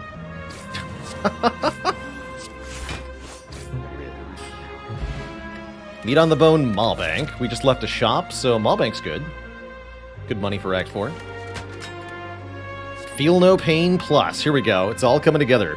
I like Feel No Pain more than I like Pummel. I do like Pummel a lot. But Feel No Pain with this deck now is our late game block solution. We need this Feel No Pain.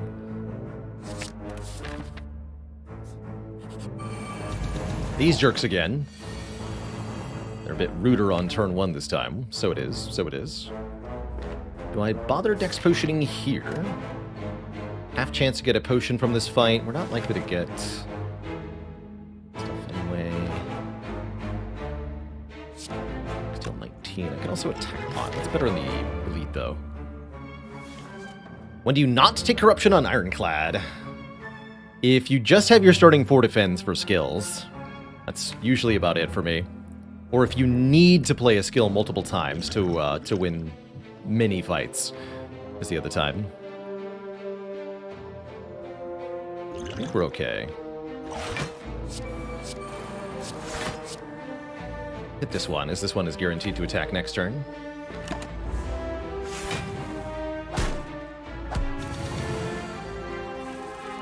Terrible.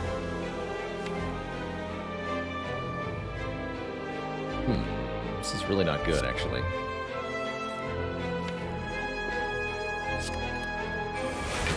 So currently Havoc plays... Oh, no, wait. No, this is good. Never mind. Everything is fine.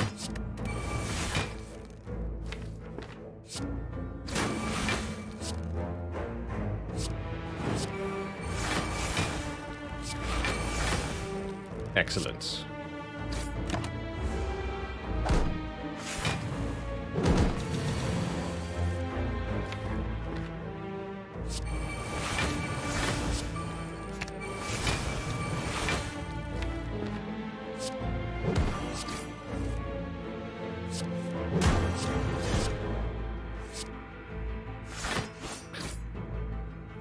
Very satisfying kill. And there's the Pummel, this time with a plus. Definitely take it. Massive damage, and it says exhaust. Excellent. Definitely getting amazing cards this act. And we're going to gain 4 more relics as well. Although I cannot take the Ornamental Fan, which would give us block for 3 attacks played. We got to take the Sapphire Key here. But add 4 more relics, I'm sure something good will happen, right? Next up, Reptomancer. I'm glad it's not Nemesis. And this is why we upgraded to Dark Embrace, so that I could play Dark Embrace Corruption at the same time, if necessary. Let's pause 2 cards. Running pack withdrawal 1, 2, 3, 4. Then I can play Bloodletting. Let's do that. Who's the uppercut, unfortunately.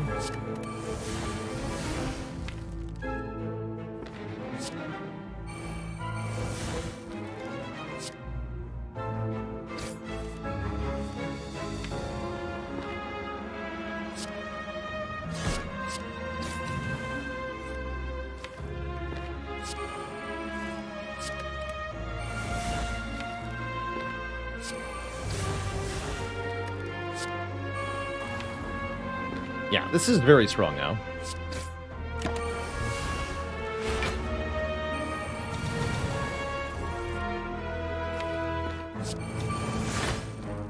$19 damage. Not if I play 3 attacks first.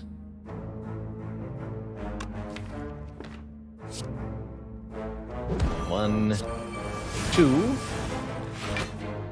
a 3. Oh, but now you have 22. Did not go how I wanted it to. Get punched for 100 damage, I guess. Nothing to panic about, I guess.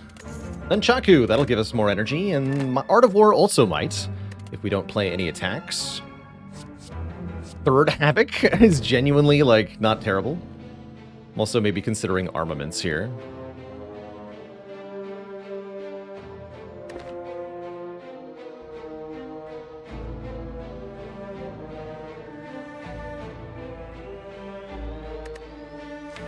Let's take an armaments.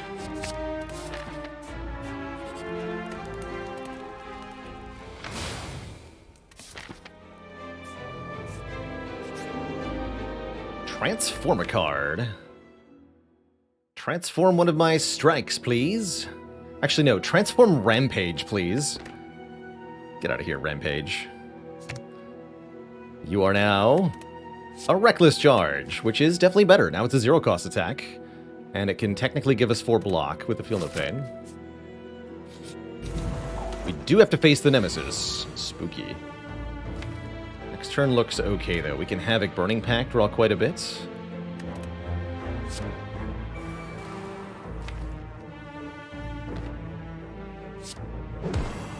Probably should just do as much damage as possible now. Although if I Havoc the Strike, we draw Arma. Then I draw 1, 2, 3, 4, 5. 1, 2, 1, 2, 3, 4. I can pummel into the True Grit and then get the Feel No Pain down. That won't let me play Corruption, but you know what? It's fine. Drawing deeper into the deck looks good. It is the big hit, which is not unexpected, I suppose. Definitely not good, though. Discharge again. How did it come to this? So we can pummel, then Havoc, the Perfected Strike, draw True Grit.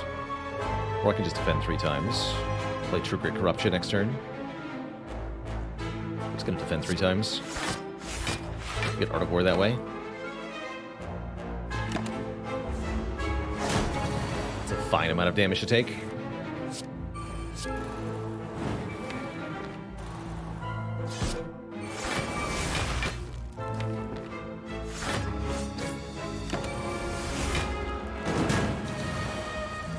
Just block for 1 more turn.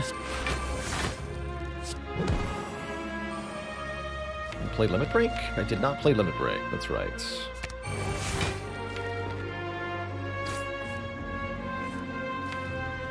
Okay, well that's not the draw I want.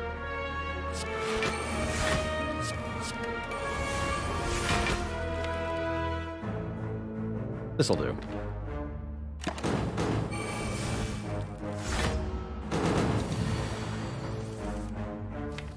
I really like the Havoc hitting the Reckless Charge. That's kind of fun.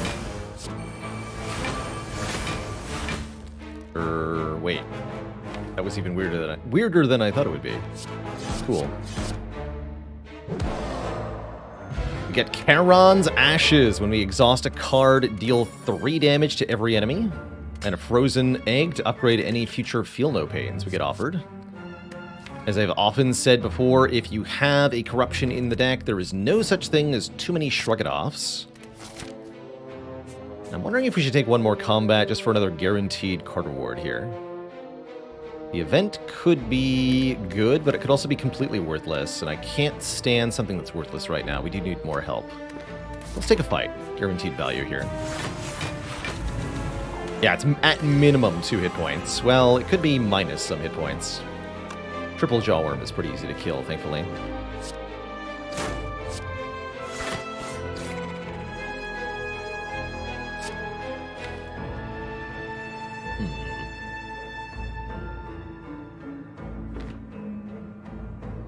Interesting problem. Guess I'll go Dark Embrace, but no Feel No Pain. Gotta hit the one that's gonna attack us next turn.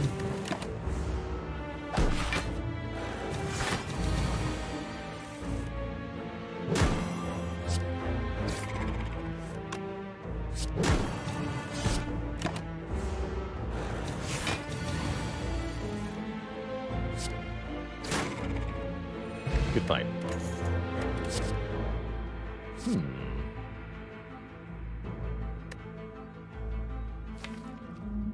Draw more.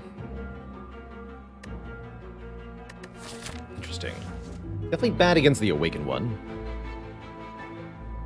Although I don't think that matters much.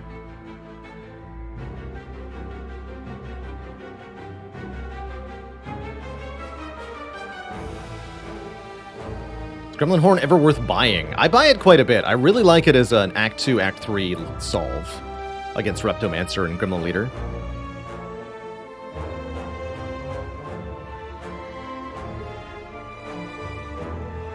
What's our upgrade?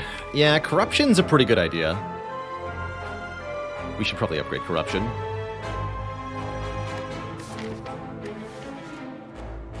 It's not going to be Cleave. Deck currently dead to heart? Maybe. Maybe dead to heart.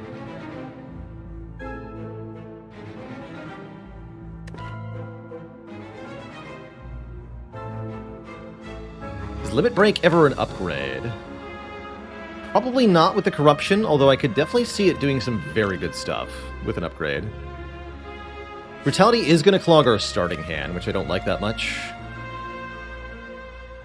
We really need turn 1 and turn 2 to be their best, and this is not helping. I'll take 2 hit points here. And I like these potions quite a bit. With the strength we get, the attack potion's very strong. Yak RTA, thanks for the 300 bits of support. Definitely have to get through the Awakened one fight quickly.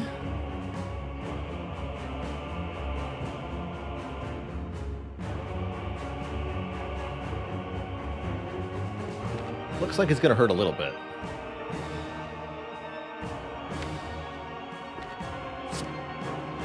Guess we play the pummel early, huh? I might need this for later, actually. No, let's not play it early. We can go uppercut, strike, strike, get a shuriken proc, and an Unshu proc. Then play.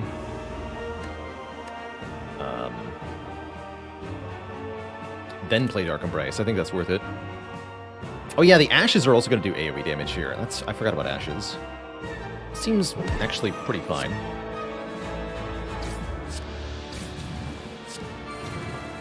We do take 18 on turn 1. I don't love that. But we're lining to be fast and aggressive here.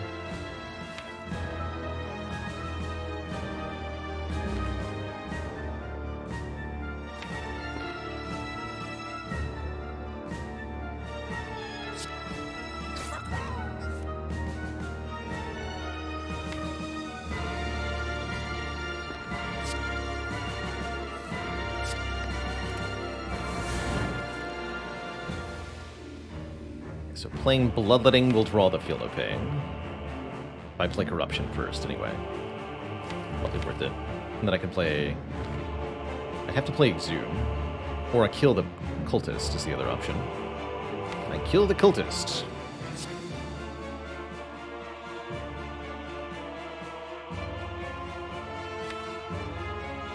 He won't be weak next turn, though. Just take some more damage. Punch the bird.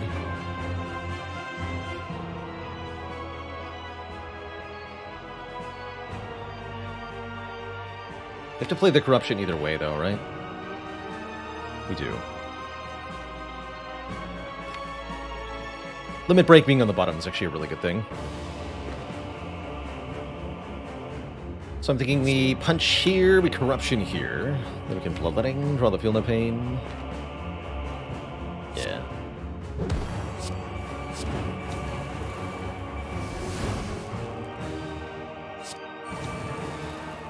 This is not comfortable, but meat on the bone is here. And we should do damage to Cultist. This has to be held. Can't frivolously spend it. 12x4, even with Weaken, and that's kind of terrifying. Hopefully I have 12x4 just from these defends.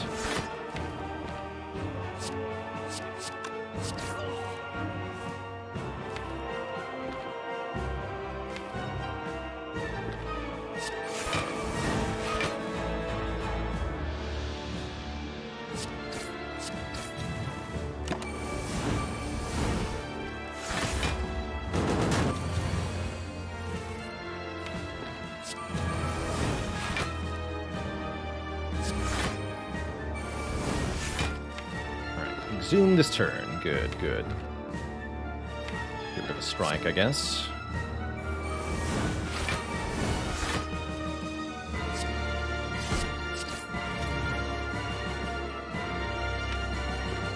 Actually, Exhume next turn is even better. It is. I guess I want to kill now. If I kill now, I draw the Exhume, though.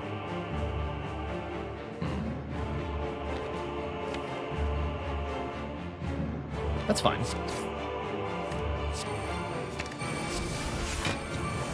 Because Uppercut Pummel just kills it.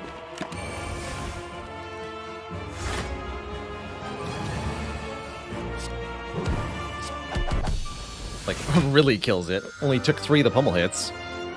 Strongitude get. You get 46 health for Time Eater here, which will hopefully be enough. Time Eater could definitely cause problems, but I see Dark Embrace, Corruption, Feel No Pain in the top 10 cards. We're fine. Totally fine. In fact, I can Havoc the Pummel Strike, then play Corruption. Although I'm not sure I want to do that.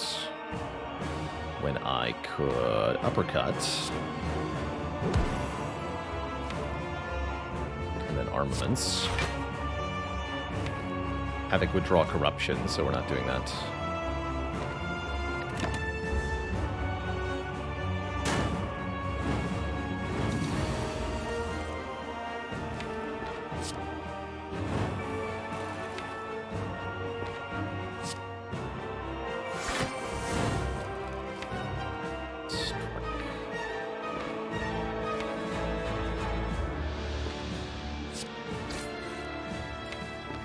Feel No Pain, I guess.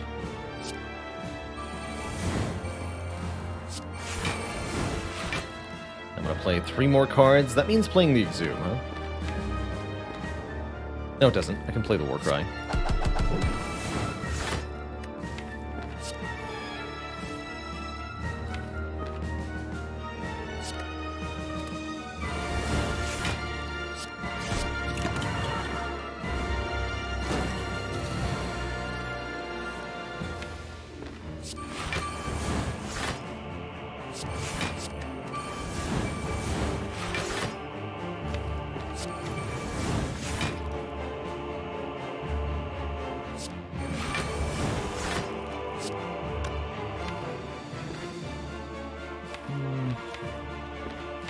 Be really bad next turn. I can't tolerate that draw.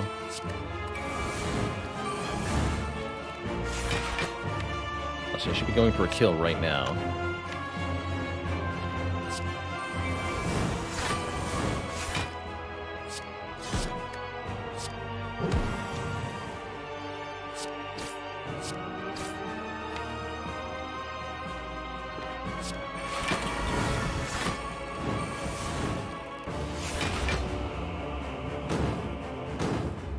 No phase 2 for you.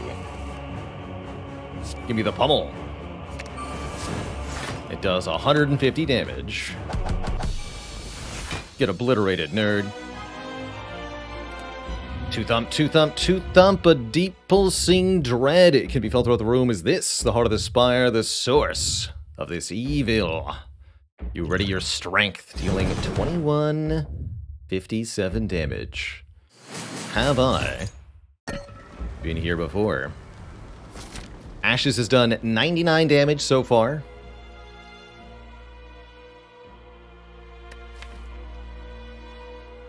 Pretty good.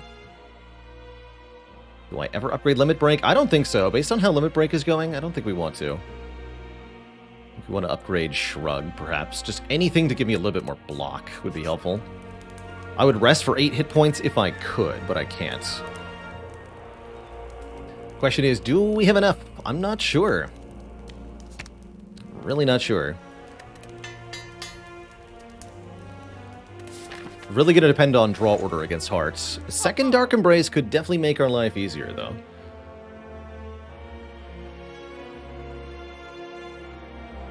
I'm not that thrilled with what the shop has, mind you. There's definitely better things we could have found here. Like Disarm. Or a second Feel No Pain.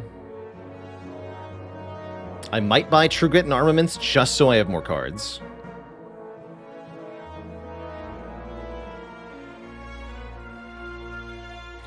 We're gonna have to be really aggro against Heart. Is this Headbutt a consideration? I think it could be. It could do some important things for us.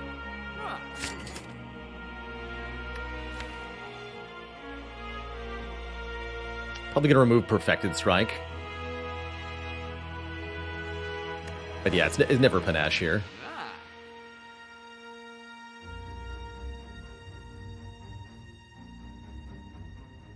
Is Trugit more cards? With double Dark Embrace, yes, Trugit is more cards.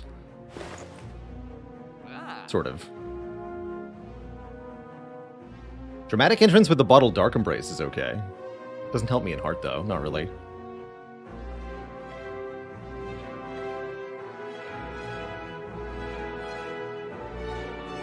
Thorn's Pot could be nice.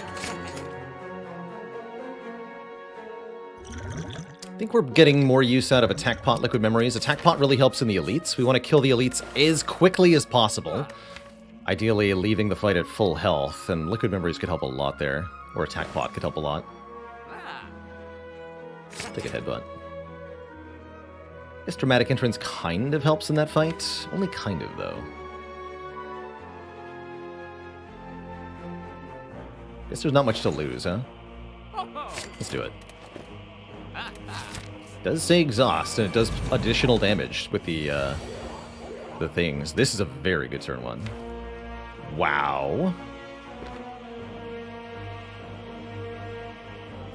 It's actually draw 2 Gigabrain. And then I draw into Feel No Pain Burning Pact on the wound turn. Although, it gets a little hazy in here.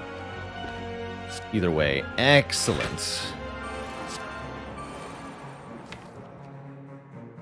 Let's see, just Armaments, Dramatic Entrance. Draw these two.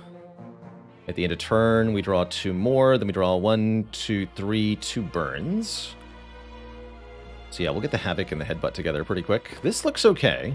Don't have... Feel No Pain will be down. Yeah. Feel No Pain will be down. So we can upgrade the Dramatic Entrance. That's what I'm seeing here. This could also be a time to use the Attack Potion then. Although, we'll have more strength on a future turn, so let's go with no.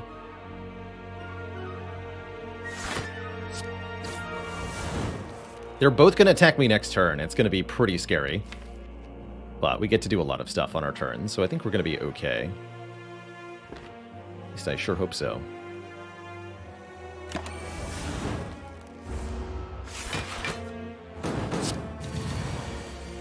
It's just a casual 72. Make sure I take my hand way away from the end of turn button. So what are we headbutting here? It's got to be either Shrug or the Bloodletting. Unfortunately, the really valuable stuff is way down in the deck.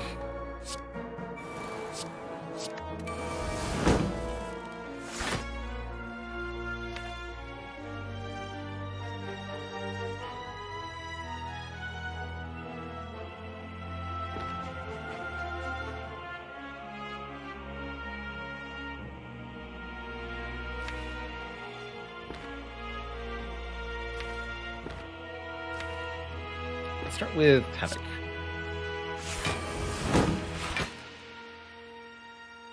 Okay.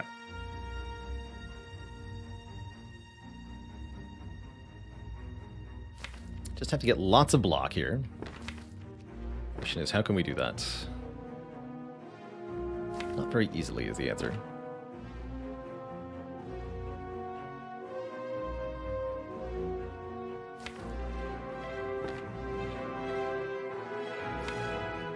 I think we'll have to use at least one of the potions, though. I prefer not to use the Liquid Memories if I can avoid it. Does that mean we maybe use the Attack Potion? Fiend Fire here would be amazing.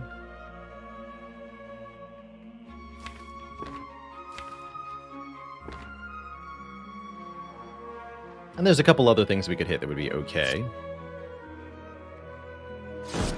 Let's use it now. Yeah. Okay, my life is easy. Good. Good talk. So we play the Fiend Fire, I draw all of the cards.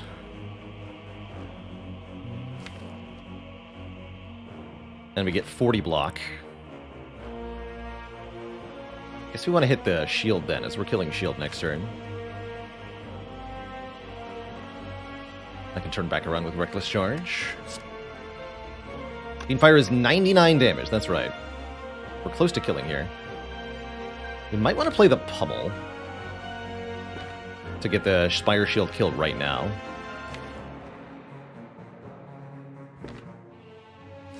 Oh yeah, plus 30 from Ashes, that's right.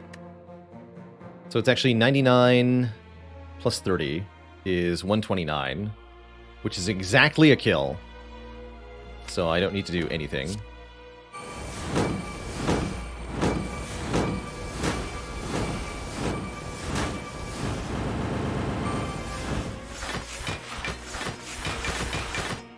And that's why we kept the attack potion. Good stuff. This fight's over. We're going to go into the heart fight with 82 health. That's what we want to have. That's definitely what we want to have here.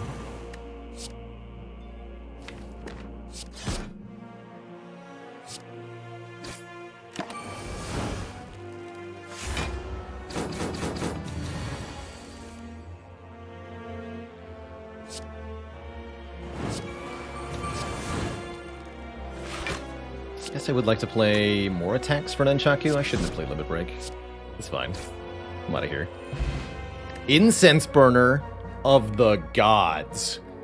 Holy shoot, these are amazing rewards. Absolute drops. I think we're now favored to win this fight quite easily. So, Incense Burner provides us intangibility very specifically on turn 6 of this heart fight. That's the first attack of the second cycle. That means all we have to do is survive the first cycle of the heart. You know what's the best possible potion for surviving the first cycle of the heart? Ancient Potion. Well, at least if you're not silent. Because this will prevent us from becoming vulnerable, meaning the heart won't do bonus damage to us in the first part of the fight. My only regret is that there's not a disarm here. But I think it's good enough. Take the 2 max health here, definitely. Isn't it the second attack of the second cycle? Wait, isn't it? It might be.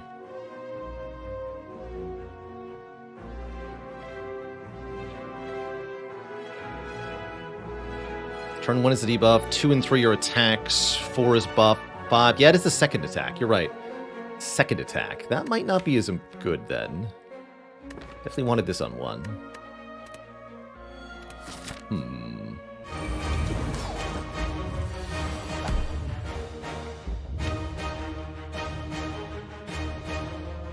It's a little worrying. Uppercut next turn is good, at least.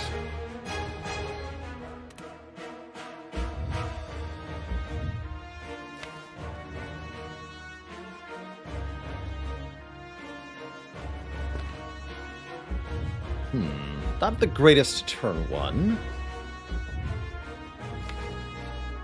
Having the liquid memories here is going to make a big difference. Let's just drink this now.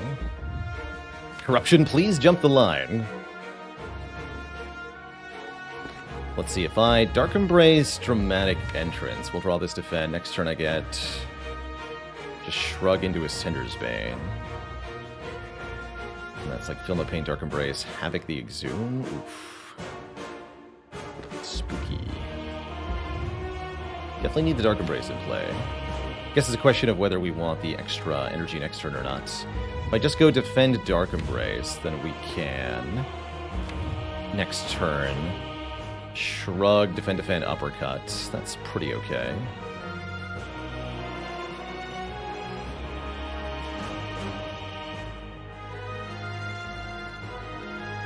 God, that corruption's far down. But we can get the corruption in play on demand here. I'm thinking we keep this dramatic entrance for later. It'll draw 2 later as well. I want the energy next turn so I can triple block and uppercut. Definitely worried here.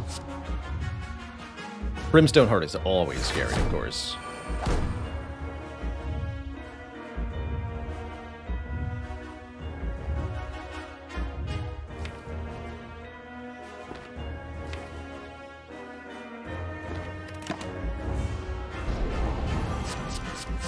That's where those statuses go.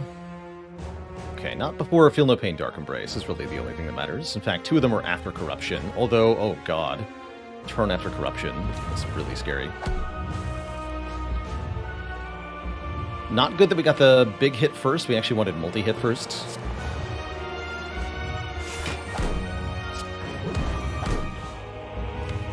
This is definitely a little grim.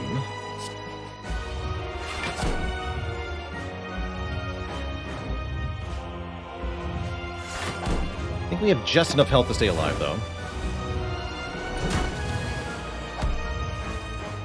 For now. Next turn we're drawing all the block, but next turn is when we don't need it. I have 2 draws to get to Corruption. Seems very hard to do. Liquid Memories can save our butt, though. So it's definitely Feel No Pain, Dark Embrace. No question here.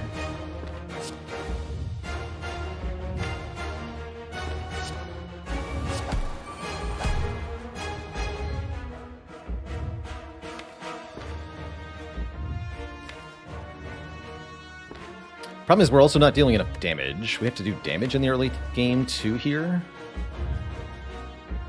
So we have to survive the next... If we use the Incense Burner, we have to survive 1 hit. But if it's the multi-attack, I don't think I can, right?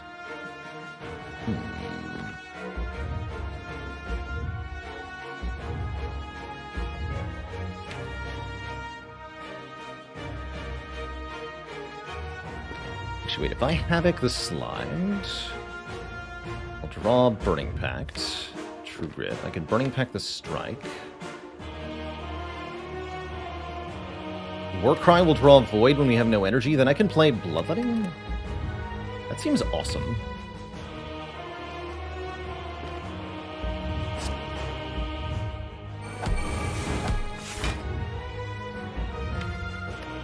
I could also True Grit here.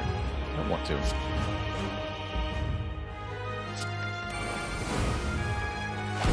Actually, we just draw the Void naturally.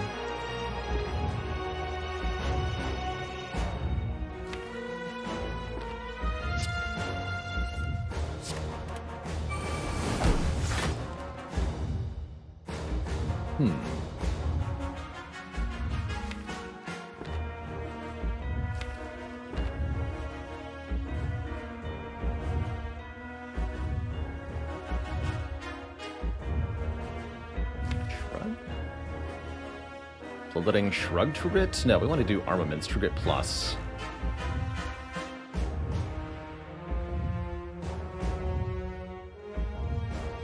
Arma would make Exhume free. I don't want to Exhume any of these cards, although I could Exhume for a bit more block. We'd be much better holding onto the card. Playing Uppercut this turn seems important. Mostly agree. We do get Corruption down in time. I think we're mostly okay here.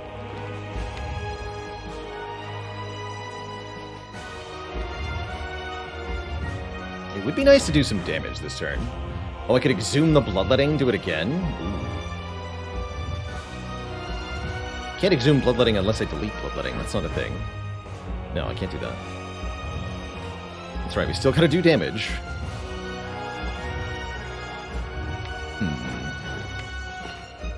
Definitely play this, that's for sure.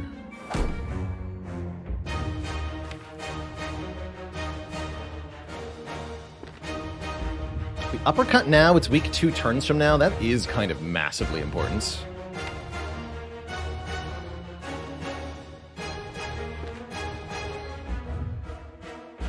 Going critically low on HP if I do that.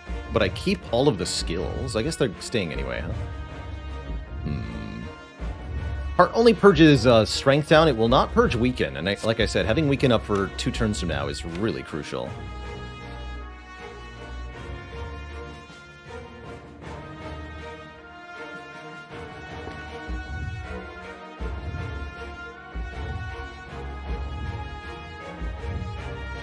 Yeah, we probably need to play this Uppercut. I could Liquid Memories for that. I think I Liquid Memories to stay alive. Let me just calculate something. If we face the multi-attack, we're going to have 4 strength next turn, 6, 7 strength. So it'll be 9 times 15, which which is down to 6 by 15. I can survive that. Pretty sure I can block that much without frail. Okay, so that sounds like we play the uppercut, take the hit, go down to critically low health. Keep the potion for now.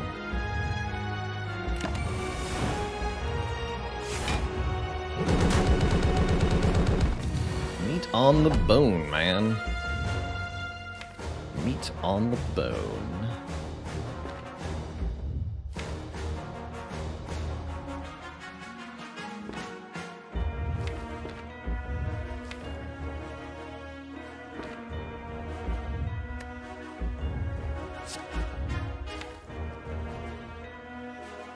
Strength before limit break. I do want to get rid of this card with Havoc. Let's do it.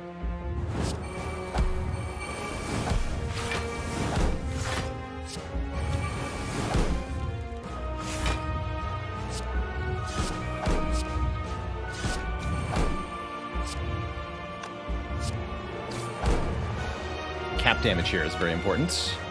Next turn we've got Havocing the uppercut. We've got the shrug happening. Actually, Havocing this uppercut, actually. Got liquid memories to get True Grit Plus. We're hoping for the big hit next turn. We also have Nunchaku set up. This is about as good as we can hope for, really.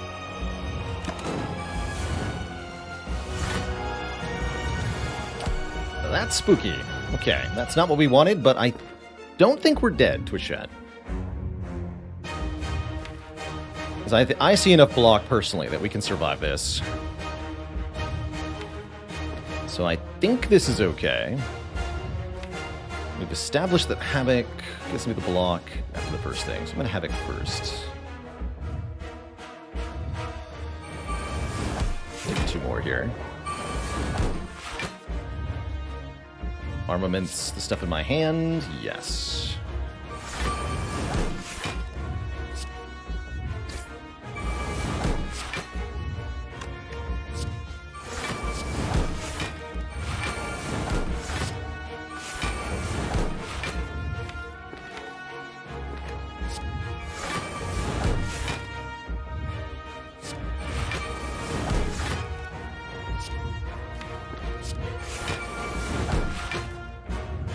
Ta-da!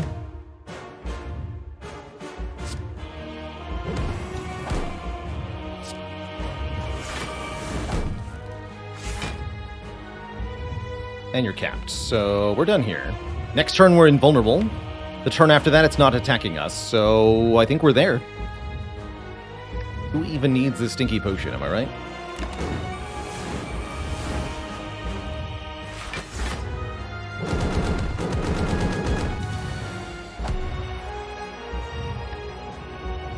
Iron Wave, save me! Boom.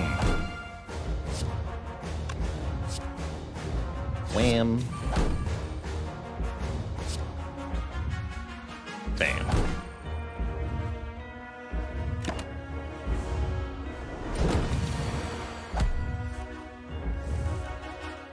Burning Pact is block.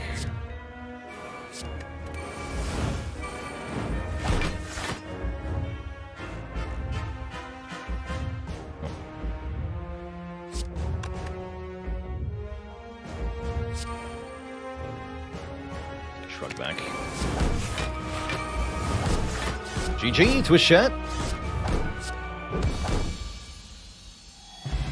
So, to answer the question from earlier, would I take Brimstone in the middle of the streak? The answer is yes. Yes, I would. GG. GG. Pistorball, thanks for 45 months of support. GG's to all of you. What a crazy run that was. Very close. Very close indeed. What a clencher. Take a victory chug of those liquid memories. Glug glug. Never scared. Gutman Flush, thanks so much for the 10 gifted subs. And Shurugaz, thanks for the Prime sub. Welcome to the Cozy Sub Club. Daktan with the Prime sub in the 6 months. There was never a doubt. Not sure this would have been possible without Frozen Eye, by the way. That was quite a fight. I'm also not sure that would have been possible without Incense Burner. We were really out of block at the end there. Pretty crazy. GG. Another example of winning, or Singing Bowl. We needed that too. Another example of winning with Brimstone, but not having Disarm. And once again, it was a butt clencher. Do not recommend, but, you know, sometimes it works. GG's. Ridiculous. Math Zombie with 3 months of support. Heroic Hot Dog with 100 bits. Man gets Suvibin with the Prime sub, almost to the full year. Heroic Hot Dog sprinkling more bits in there. Pocket Chew, thanks for the Prime sub. Welcome to the Cozy Sub Club. And Frank LaB18, thanks for the Prime sub. Welcome to the Cozy Sub Club. We've made the streak 10 now. That is a pretty dang good Ironclad streak.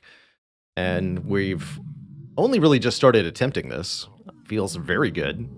Question is, how much further will this streak go? Heck if I know. But I'm feeling pretty happy about my choices overall. Although I do wonder, would we have an easier time if I had taken Dark Embrace over Uppercut early? I think this Lagavulin would have been bad. Yeah, it would have been pretty terrible.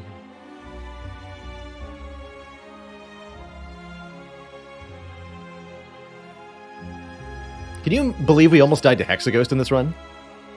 We could have easily died to Hexa with some different picks in Act 1. Many, many chat members said they would have died through this Act 1.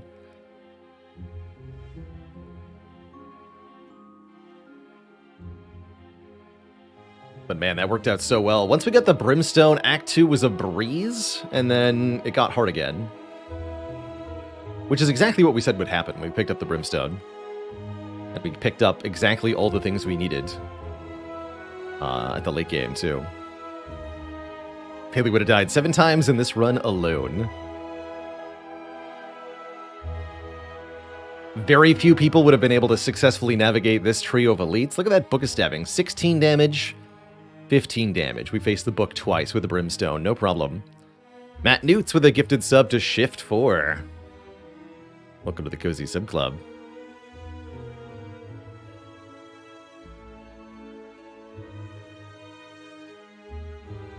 Feels like a streak killer RNG that we survived. It could have been.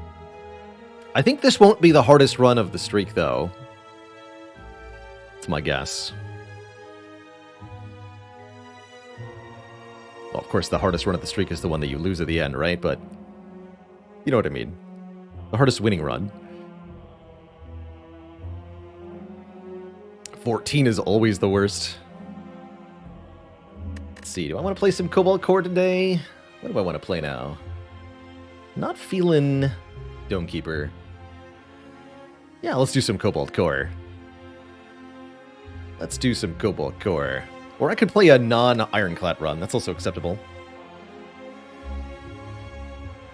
It has been a while.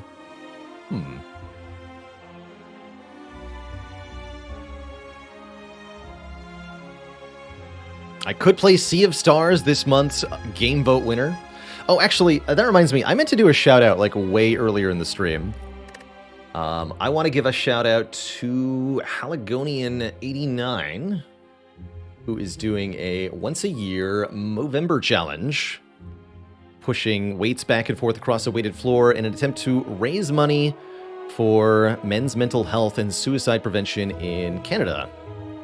Haligonian's been a long-term community member here. And today only, this charity is being matched by Pringles Canada. Here's a link to the donation page for the Movember Challenge. Today's donations are being matched again by Pringles Canada. So anybody who donates more than $50 Canadian will have that matched by Pringles for an additional $25, which is kind of cool. So if you want to help Rob McCulloch, one of our longtime community members, raise some charity via Pringles, check out that link there in Twitch chat. I'm pretty sure anyone can donate. It's intended as a Canadian charity for Canadian communities, but anyone across the world who cares to invest in that, I think, is allowed to contribute. Bring ketchup chips to the USA. Give me the all dressed chips too.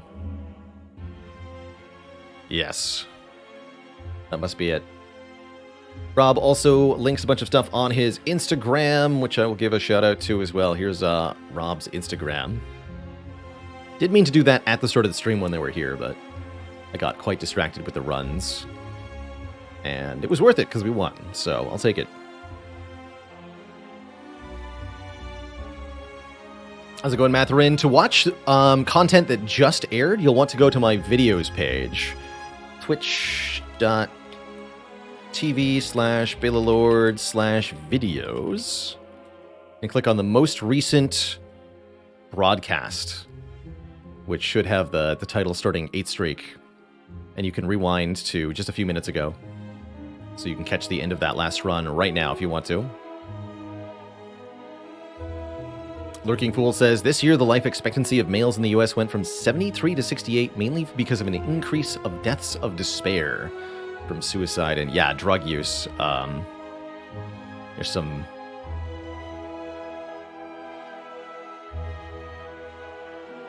sad sights occurring because of an increased availability of fentanyl in the US, in a lot of major cities especially, which is truly heartbreaking to see happening.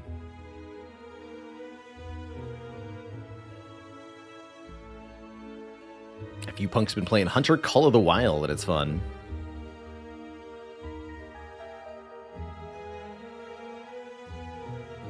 How's it going, Cheesy Wiz? Yeah, one of our community members is doing a... Oh, thanks for that consolidated message there, Faley. Yeah, one of our community members is raising charity for men's mental health and suicide prevention. So, in the intent of doing something good, we're talking briefly about something bad. Fentanyl. Oh.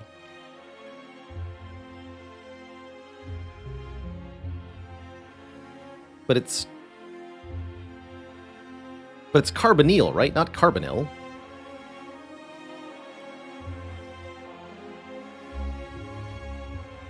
What's with pronunciations?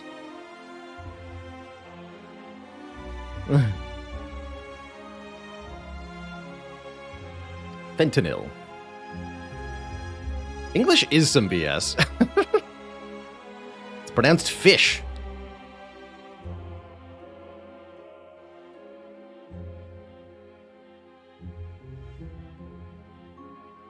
And yeah, I think mental health is something that's absolutely worth talking about and mentioning. I don't kind of broadcast this too much, but part of the way that I run this stream is to contribute and support my own mental health.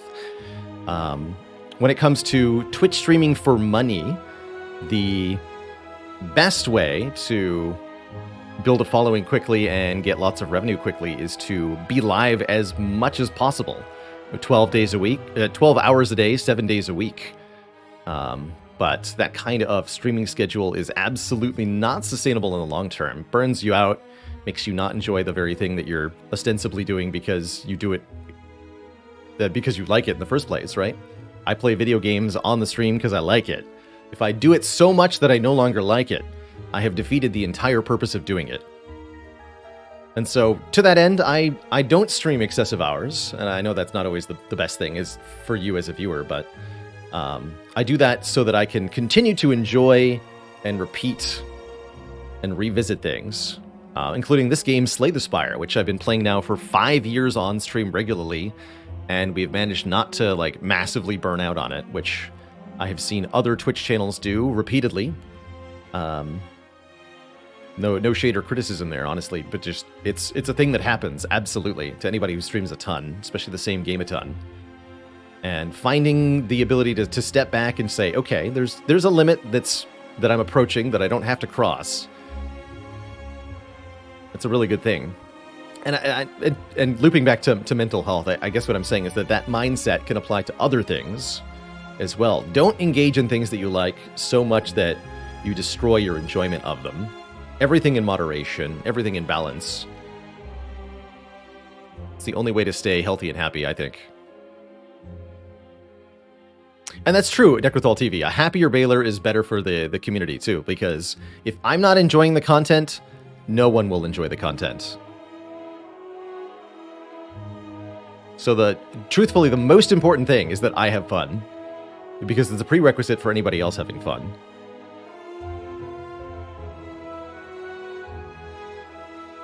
I have had certain questions over and over and over and over again, the V-Man.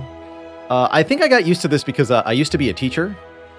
And so part of being a teacher, especially teaching the same class to multiple different groups of students, you'll see the same questions asked in the same situations about the same subject matter by different people who are all each encountering the subject matter for the first time. And I can't like yell at the students being like, why don't you know that? Because they're here to learn from me. So I just have to kindly answer the same question over and over and over again to be an effective teacher. And that kind of crossed over really well into streaming because I'm constantly finding people who are coming in here for the first time. Although sometimes it's really infuriating because I'll make an important statement and then 5 minutes later somebody comes in for the first time and they're like, oh, what's this thing that's going on? And I'll like, all right, fine, I'll repeat it. 2 minutes later, somebody else comes in with the exact same question. They got in just after the first guy, but missed the second explanation, so do it again. And then, repeat that all day, basically, is sometimes the streaming experience. But knowing how not to get frustrated by that is valuable, I think.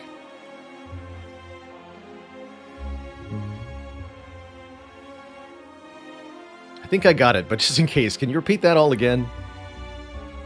And indeed, why we have thousands of commands, why the bot is so wired into my Slay the Spire to allow me to answer automatically some of the most frequently asked questions like, what was our starting bonus? Or what were the boss relics he didn't take? Or what does that relic do on the relic bar that's in slot number 5? That kind of stuff.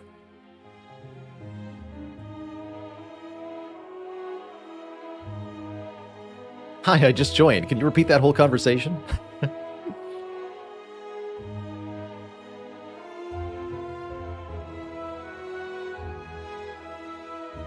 I definitely found that a little frustrating at the very end of the Mastery Challenge, Cheesy Whiz, specifically when I was hunting for 2 clumsies.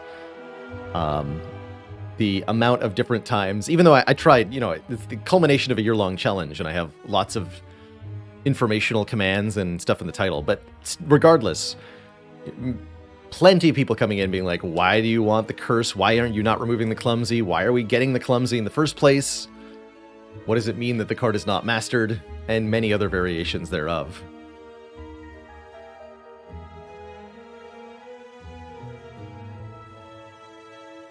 Actually, somebody just sent me a seed. Somebody on Discord messaged me a seed where you can get 2 clumsies from Matching Keep because they were trying to help with the Mastery Challenge, but it was already over. Little did they know. The double clumsy. There will be a data analysis stream of the Mastery Challenge. I think we'll be doing that before the end of the month. Coming soon. Exactly, log. And it's a good thing to see questions like that, because it does mean that new people are constantly coming into the stream. And those are exactly the people that you, as a person who's trying to grow your audience, don't want to alienate. So being friendly is, I think, a good idea. Quirtvert, thanks for the 7 months. Let's go. Let's go. 10-0. Let's go. All right, I think I will play some Cobalt Core in the second half of stream here today. Maybe tomorrow we'll do a defect run. I think we will do a bit of non-Ironclad soon. Am I going to stream over the Christmas holidays? I will probably take a week off around Christmas. Very likely. We're also going to be taking a little bit of time off next week. I will not be here on Thanksgiving. I'm going to go do Thanksgiving dinner stuff with people. Do I think Cobalt Core is too easy? We haven't lost yet, but I haven't found it trivial either. Some runs have made me a little bored with how easy they are. But I haven't found it too easy, for the most part. When will I be playing the November Gameboat game? It's a good question. Probably Sunday the 26th is a good guess. Looking at the calendar here. On Saturday, I want to play some more Against the Storm this week. Or sorry, not Sunday. Saturday. Saturday the 25th. Excuse me. I'm misspeaking. Chatlick War, thanks for 15 months of support. Also, love a Cobalt Core. Heck yeah.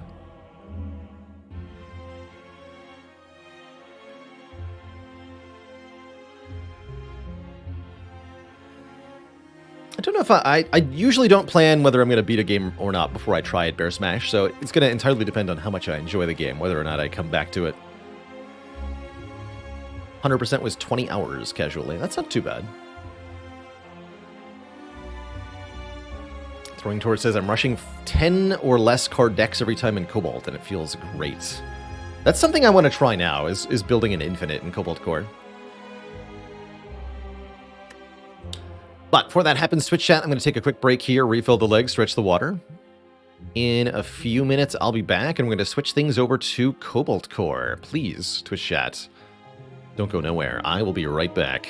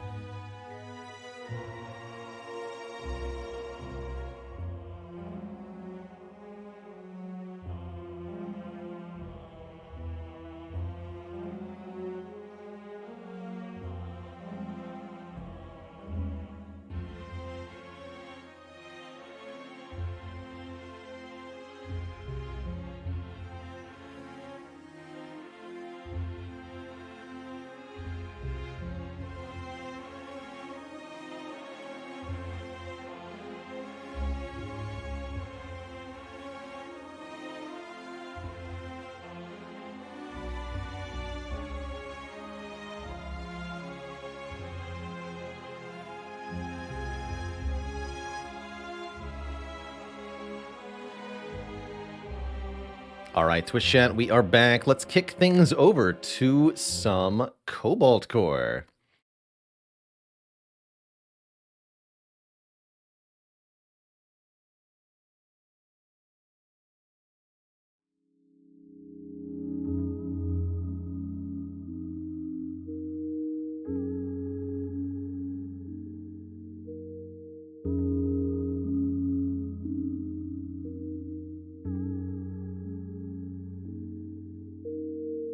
One part FTL, one part Spire. This game is delight.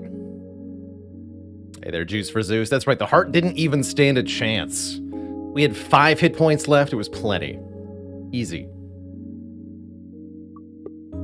Easy. So we need only one more win to unlock whatever this ship is.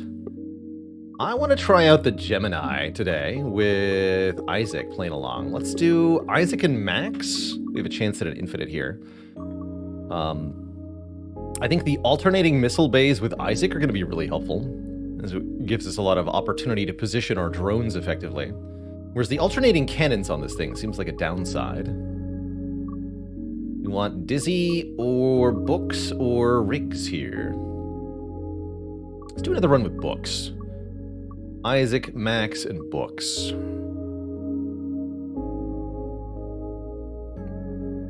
If they change how MathMax works, that would make sense, actually.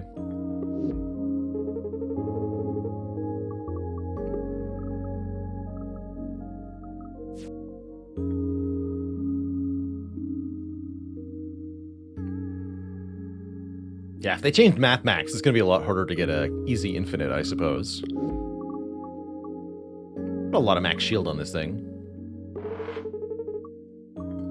Pick from 3 uncommon cards, gain a common artifact, or remove 2. I want the remove 2. Let's lose double basic shots. We don't need those.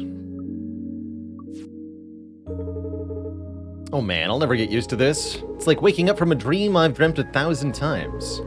But the details fade as I try to remember them. Interesting, no one else has reported dreams. This might be an actual data point about how this time loop works. What happens in the dream? I remember standing on the surface of a barren planet. There's a blinding flash on the horizon and a white sphere of light that expands to fill the sky. I wake up just before the blast reaches me. Oh, that's just a normal anxiety dream. Oh. Well, that's not helpful. This ship feels like magic. I like it. It's pretty cool. So every time we play a card, our cannon and missile bay will alternate. And then we fire from the other one if we do an action. That can make cantrip cards like the Crystal Shard really useful for this ship, as we can toggle what side we're firing from. Crystals are used to power other cards by Books, who is all about what we're doing here. Parallel shift.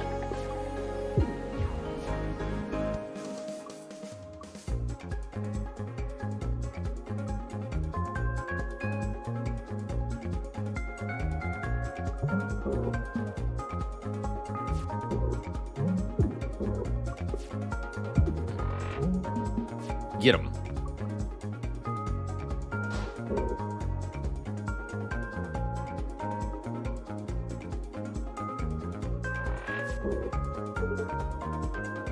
So currently this is going to destroy our attack drone. We could change that to keep the drone intact. We got enough block this turn. I guess it's okay. Sure.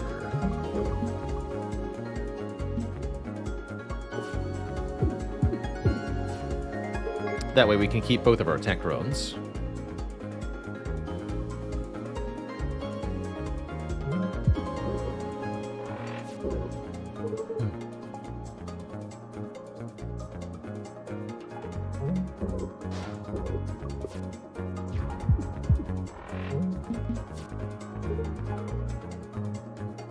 Excellent.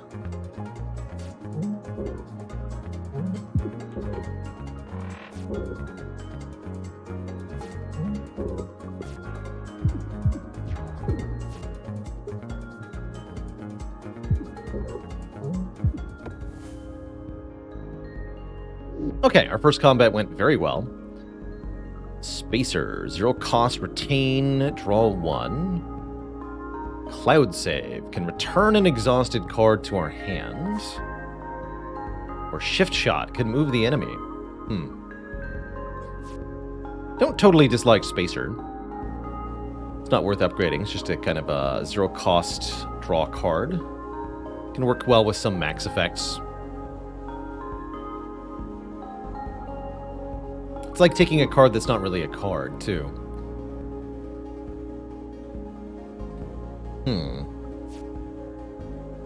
Cloud save has interesting options.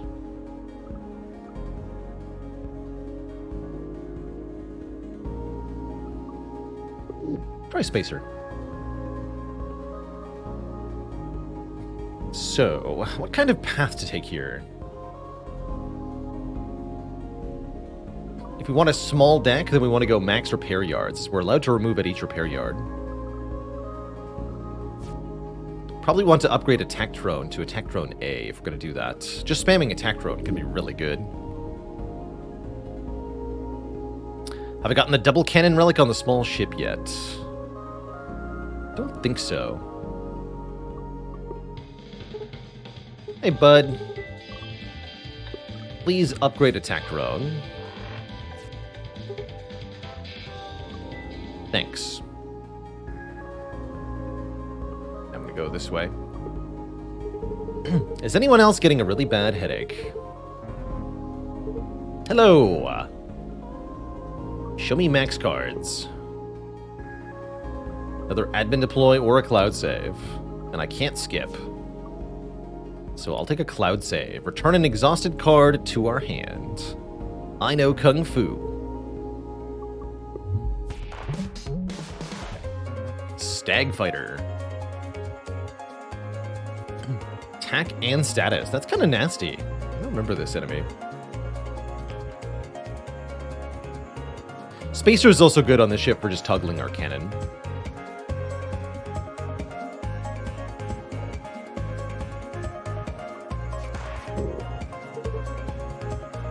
Easy peasy.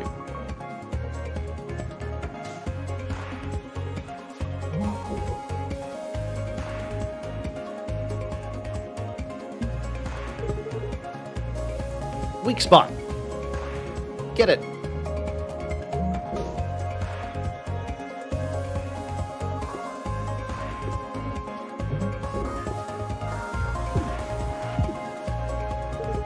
That applies heat as well? That's nasty. I think it's nasty.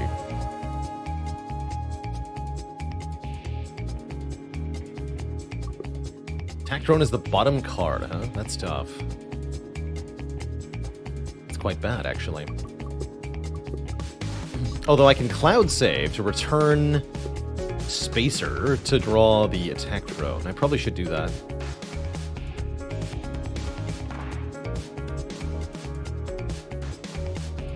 But unless I use the Attack Drone to block the shot, we're going to take damage here. Guess I'll do that.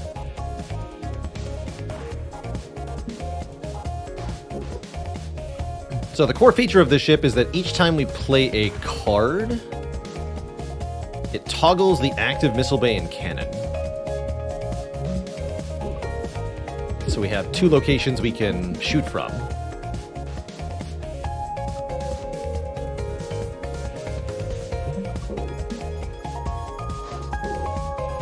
And that is extremely helpful.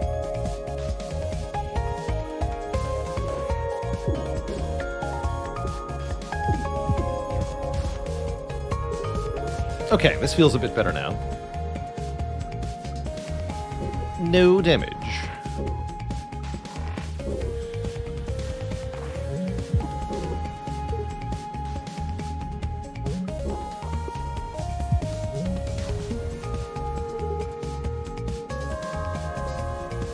So we can parallel shift Attack Drone here. That seems good.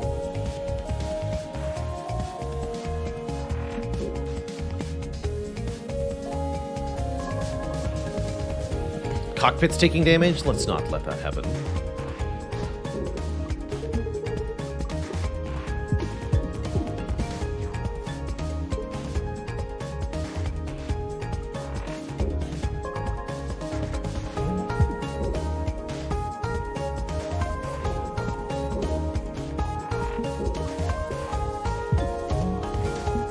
Surprisingly tough fight for a basic enemy here.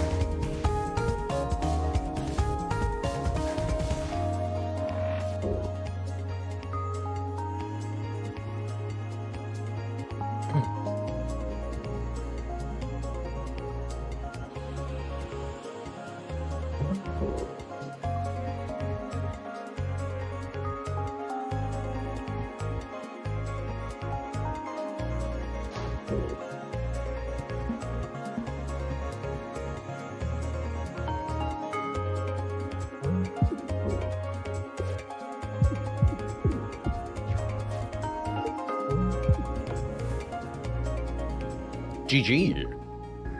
Solar Breeze. Move all of the mid-row objects one space to the right and then draw one. This is a zero cost draw one. That's kind of powerful. Or System Security, Retaining Block, or Mining Drill. Either gain a shard for a 0 attack or spend a shard to do an attack. Kind of a weird card. Take a Solar Breeze. What are the upgrades on this? Flippable or retain. Makes sense. Flippable's kind of cool.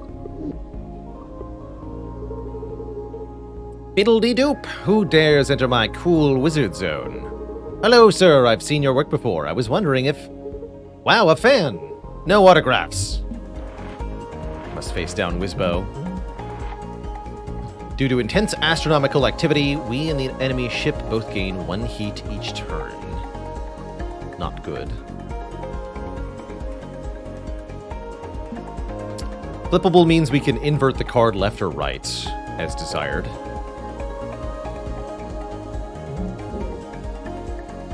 Oh, shoot. No, this is fine, right?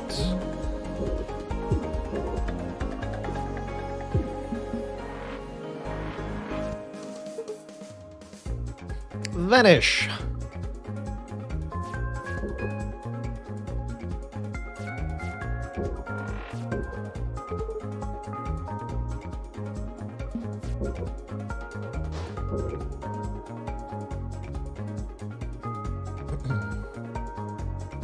And I need some dodge. I'm gonna take hull damage from overheating on this turn. We need to end the fight pretty soon here. Oh yeah, these stupid toxic cards are nasty too. Play Toxic to avoid getting completely obliterated here.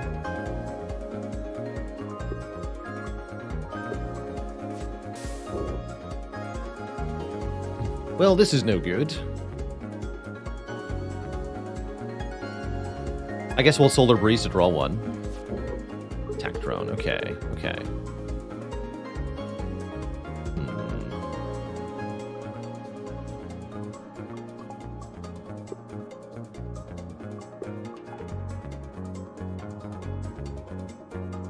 Not good. Either way, not good. Gonna take 2 hull damage here.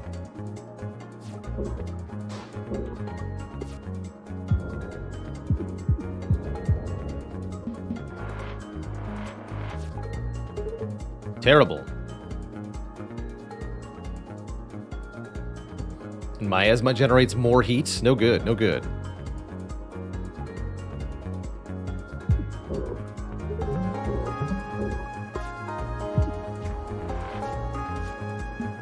Please no. Oh yeah, and he's also stealing people by making them disappear. So our next card does nothing from each of these characters. Next turn we're going to take more hull damage. We need to kill quickly here.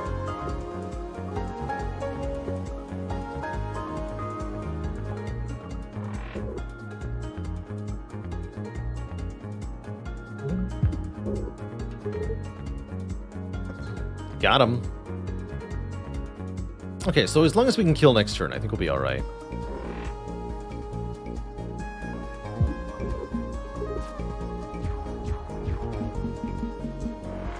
Hey, you can't dodge those.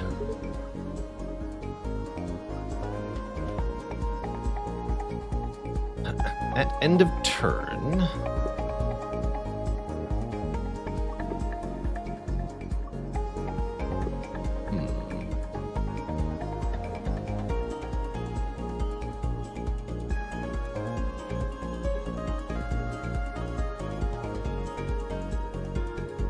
Question is, do we take heat damage before they get killed? I'm not sure.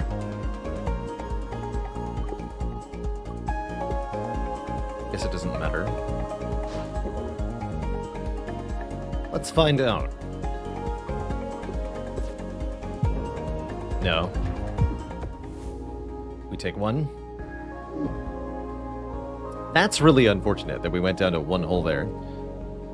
That's a nasty event. That was just a regular fight. That was a regular fight. That's terrifying. That can be that guy in a solar storm.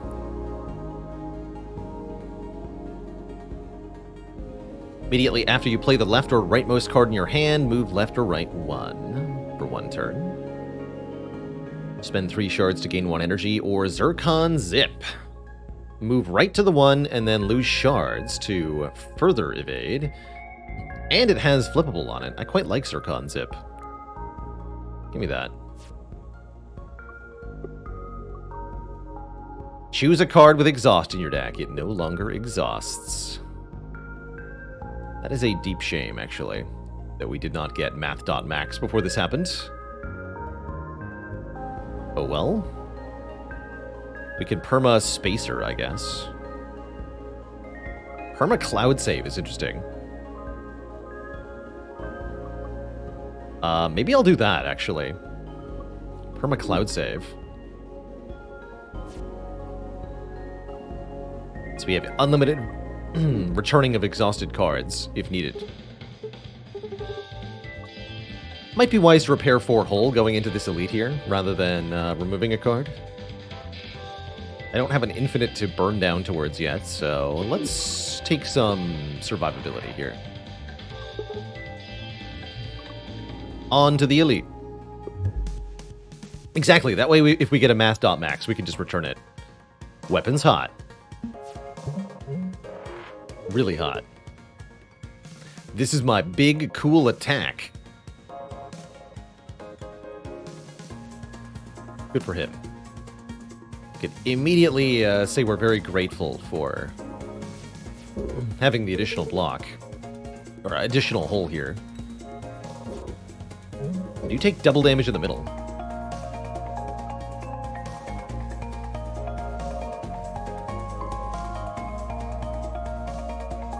I want dodge, though. Take 1 here.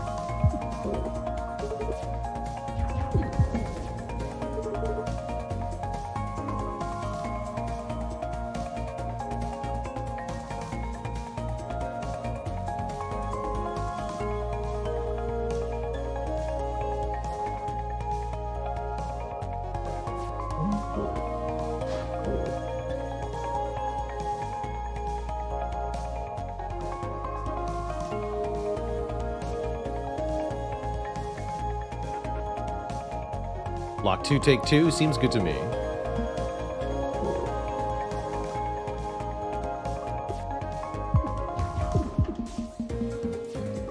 Spooky. We can move out of the way, though, thankfully.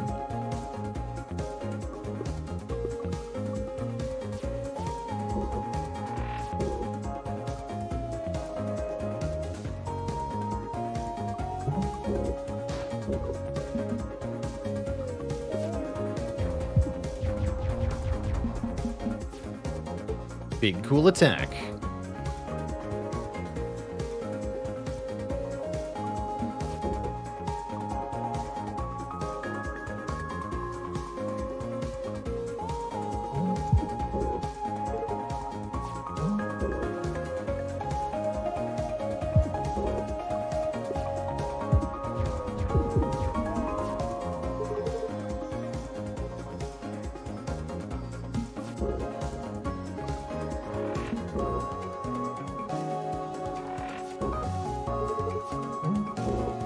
GG.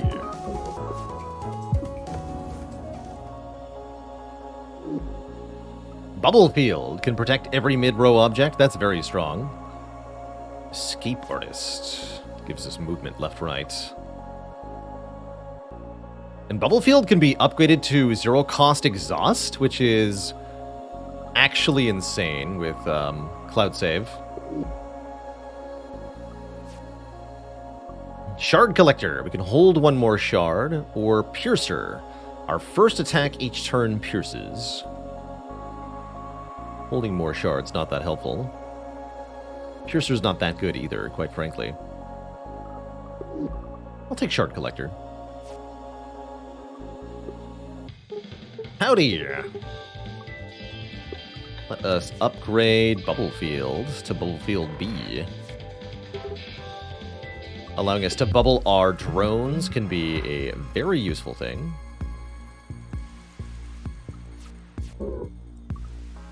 Nice attack drone.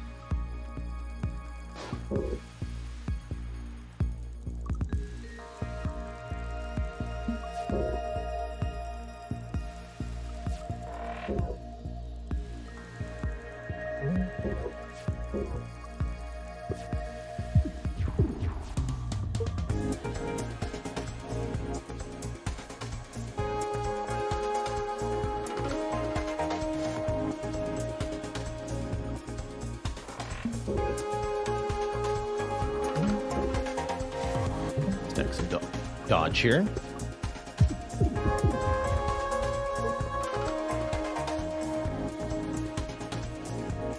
Alright, we definitely need a crystal.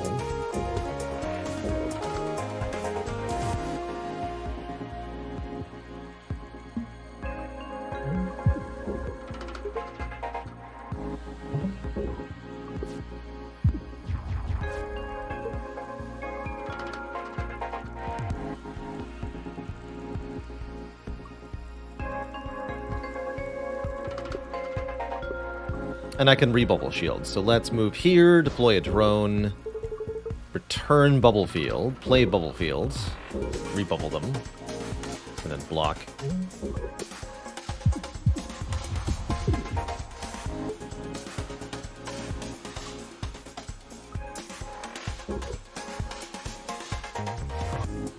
And again, we can re-bubble field every time we redraw a cloud save here. Excellent. Do want to draw one.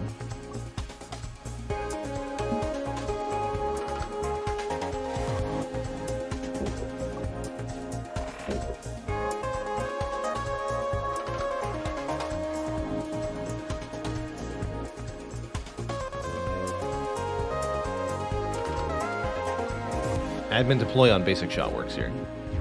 Or wait, no. Right, wrong order. Never mind. It did if I dodged first. Dum-dum. Silly me.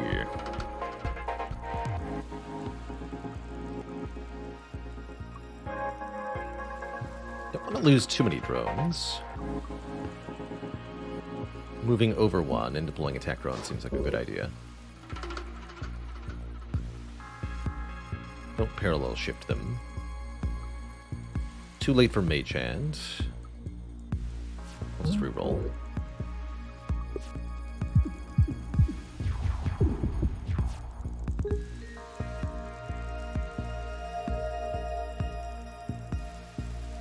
Seems to me we're in the wrong spot.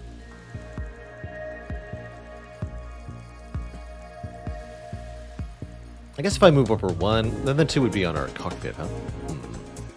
Currently only taking 4. I guess that's not so bad. Can block all of it. Just have to not play Solar Breeze. I guess that's fine.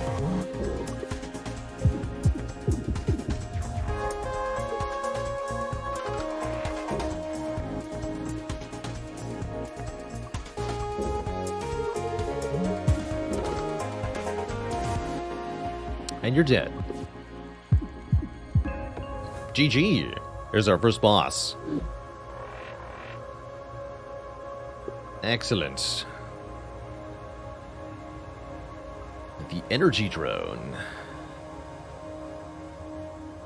Launch an object from the missile bay. Total cash wipe. Exhausts your hand, which can be quite powerful. Having a way to get rid of everything in the hand is quite good. We can even get it back to exhaust more cards.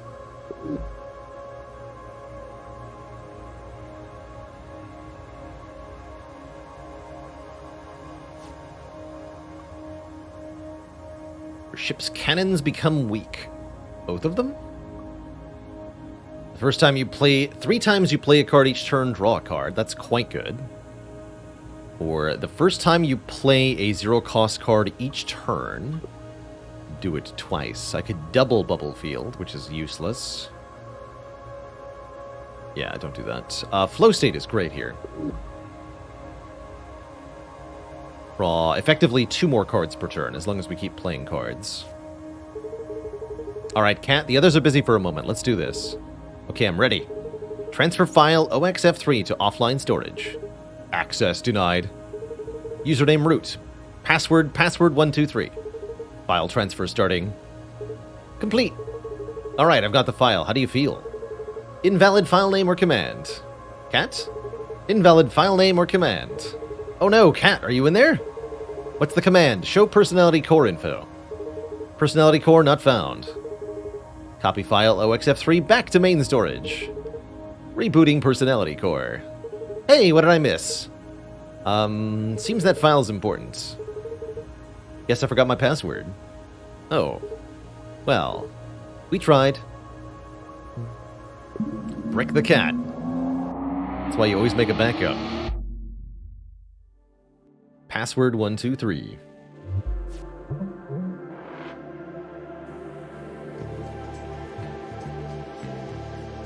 Music in this area is too good.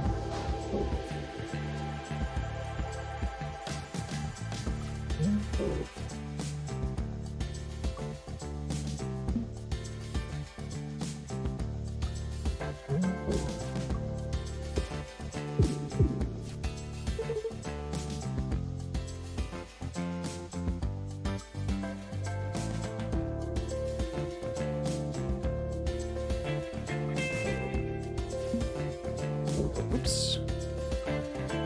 That's not how I meant to do that. Oh, right. I was looking at the wrong arrow. Heck. That was bad.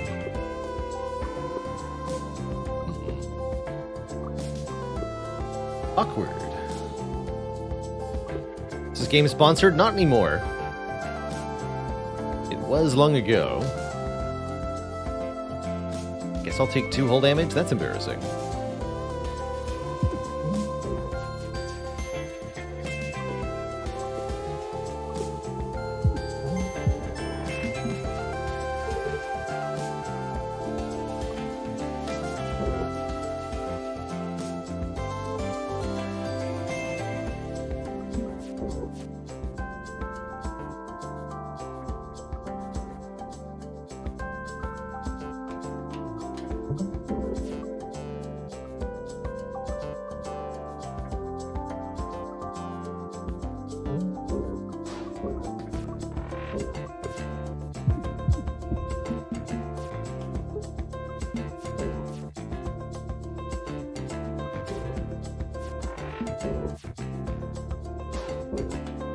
Got him.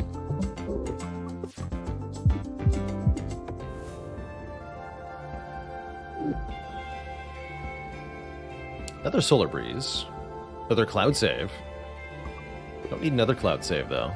I'll take another Solar Breeze. These are nice with the flow state.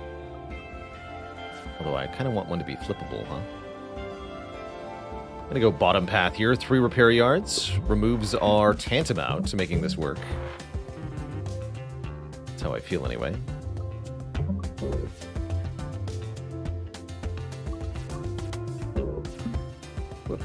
What? That's not what I was clicking on. Oh, crap.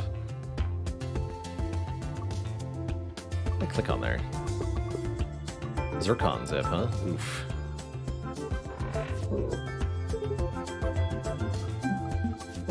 No refunds. Guess I'll take 1 more hull damage. Gotta stop doing that. I get killed.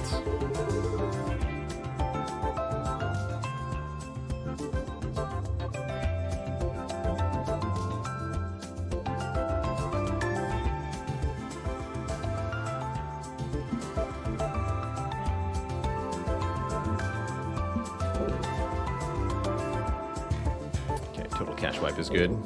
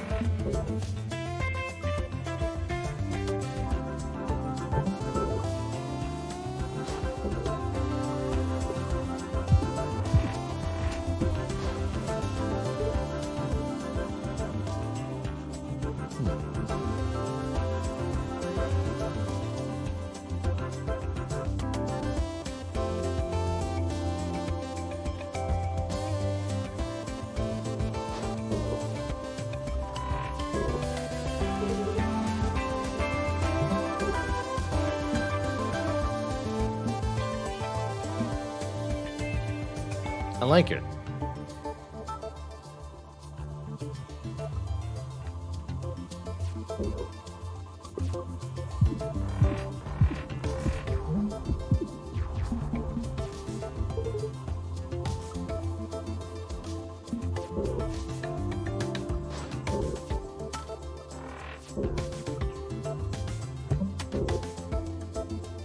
Good enough. GG. Missile shot. Do 2 damage and fire a missile. Wait, no, there's math.max. Yes, we can see that this version now exhausts. But will that matter? I'm not sure it will. Not when Cloud Save is here. So I can math.max and then Cloud Save to return math.max. Then I just need another card to play. Yeah, I think we can build what we're looking for here.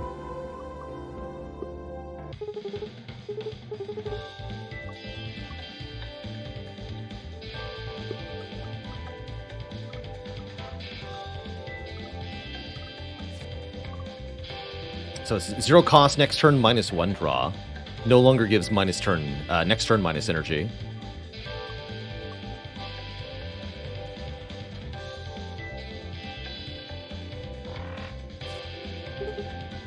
Shiny. My brain itches. Healing, damage, or evasion.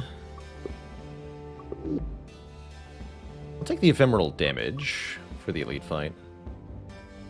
What happens if we fight Cleo? Then he will win. We meet again! Yo, cool sword. And now ye shall feel its sting. Oh, he is... Dual time, good sir? With utmost honor if ye wish. Except... don't attack the weak part. Or do. I accept your stipulation, sir. Although he will get angry if we lie. True fact.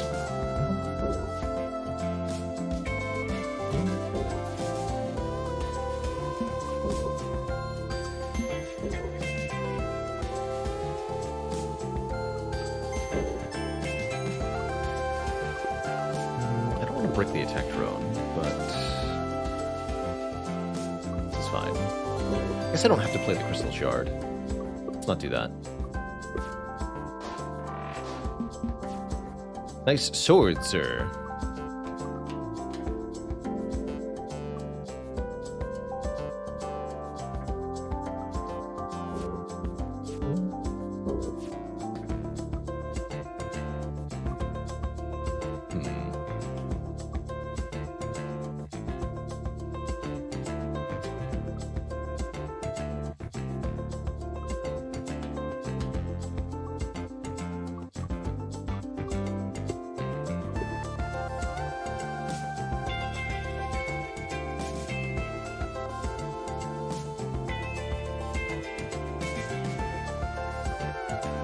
I don't know what happens if you make him hit your weak spot.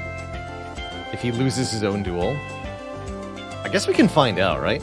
Although I can't allow attack drone to be destroyed. We would lose the fight, right?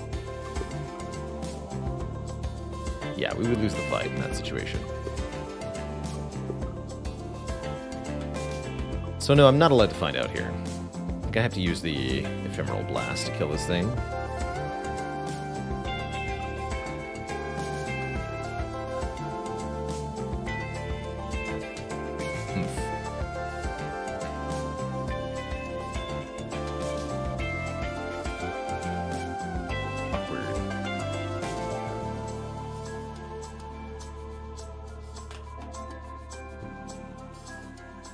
Got good cards, I just can't use them properly here.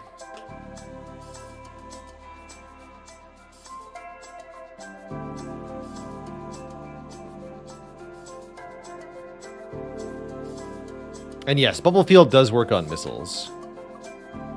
These are heavy missiles.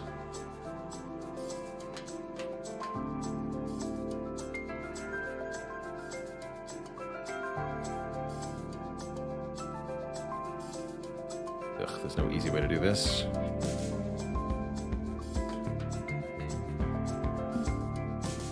What if I attack drone?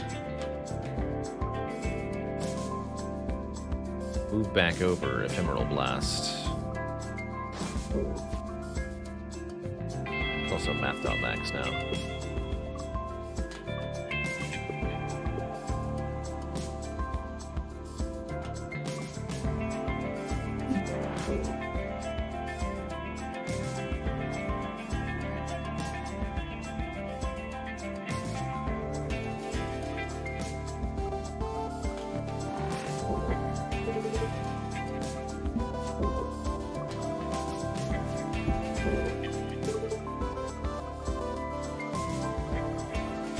Now we can bubble shield.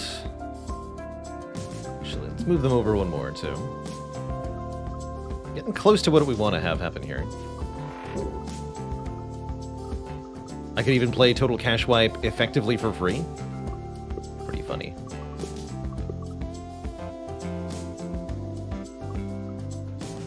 I kind of dig that, although it doesn't do anything for me. That's true, we are now angering him. Sucks to be him.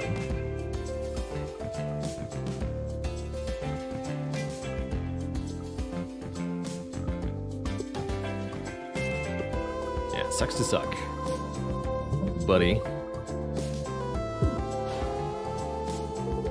Brigand!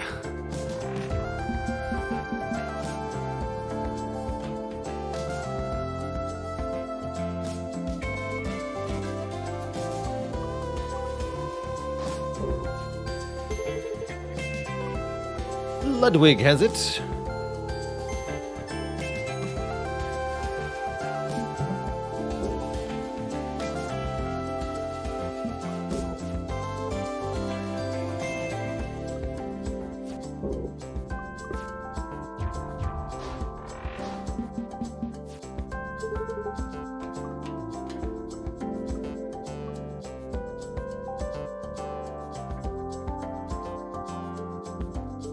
So now he's aiming directly for the cockpit. I think that's the angry that he do.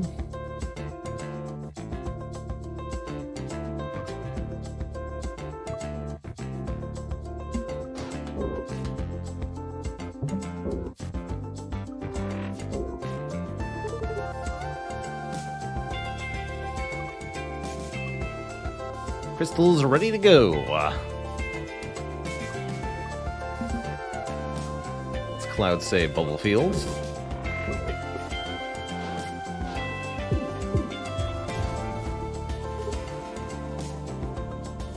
Yeah, I want these solar breezes to be flippable or something.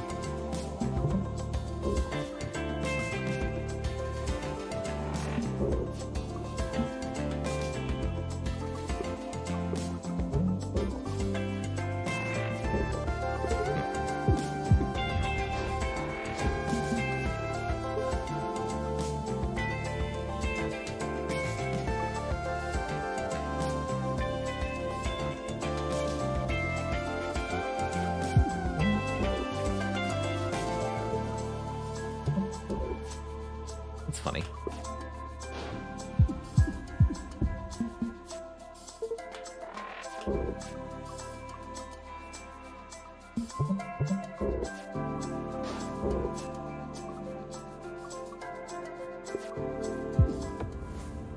GG, sir.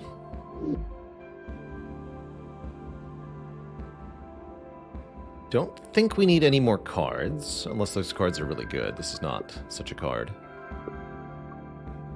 You end your turn with more than 0 energy, gain a shield. Definitely vaguely useful. And I guess we want to upgrade Cloud Save here. I don't actually have a 0 cost other card though, right? Not yet, we don't. Soon! Wonder if it's better to remove stuff.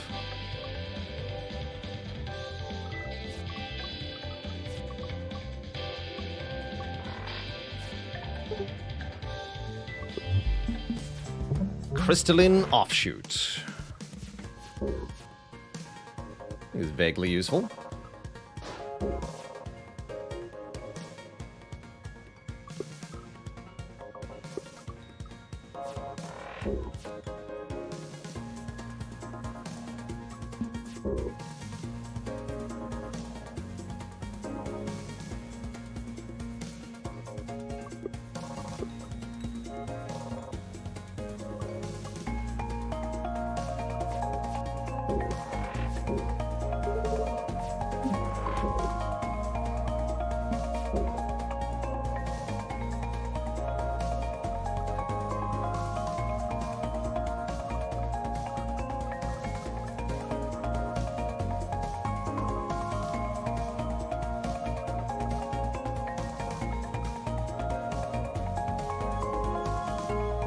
Next artifact that's counting is Flow State.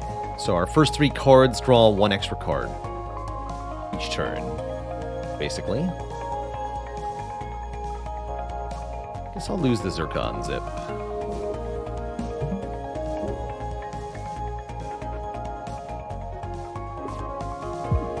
Draw 1 fewer card this turn.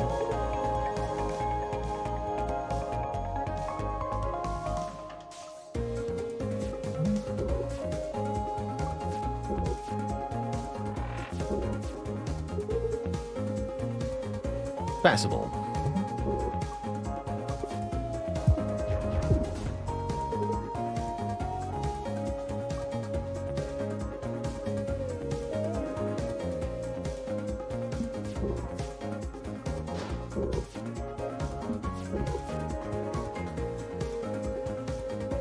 And that's reusable, right? Yeah.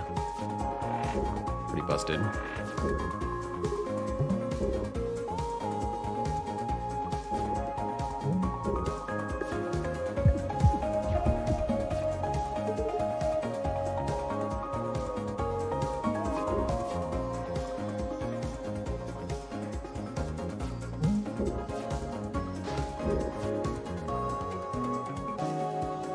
So the breeze twice to draw 2. That might get me Cloud Save, so let's do it. Did not.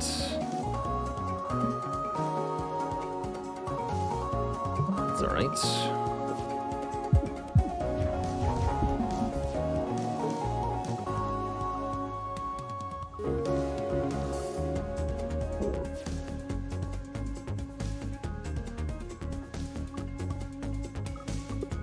So we can redraw into that with the Math Max. Very strong.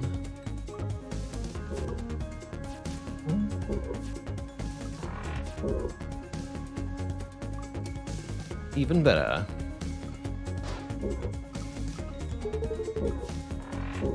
Deck is ridiculous.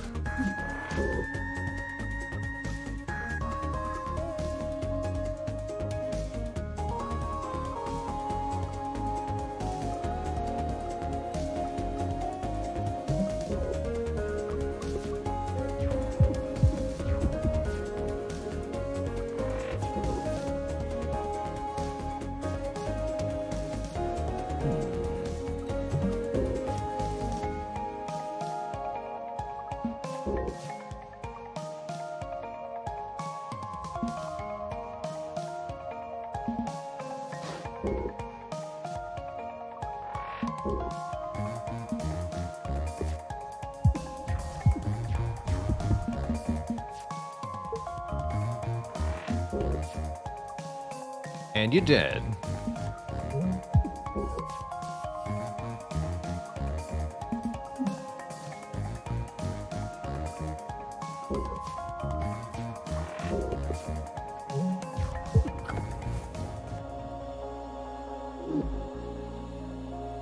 How's it going, Action Martin? Yes, we got Cloud Save with Exhaust removed. It's pretty busted. Put the safety lock on the Cloud Save. I almost want a second attack drone, but I feel like if we just remove a couple cards, the one we have will work just fine. Gain 1 boost. Add 1 to your next status. Or gain 1 energy on turn 1. Energy's nice.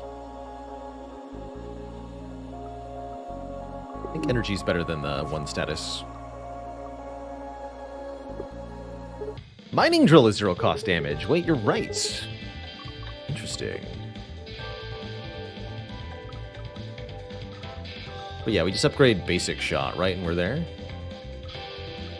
That becomes 0 cost damage, and then we can remove cards from here.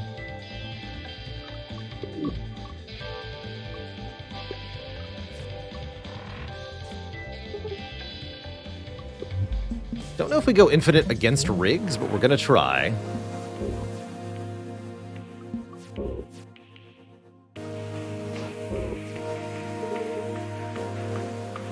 So we want to use admin deploy to get rid of stuff. We also want to use total cache wipe to get rid of stuff.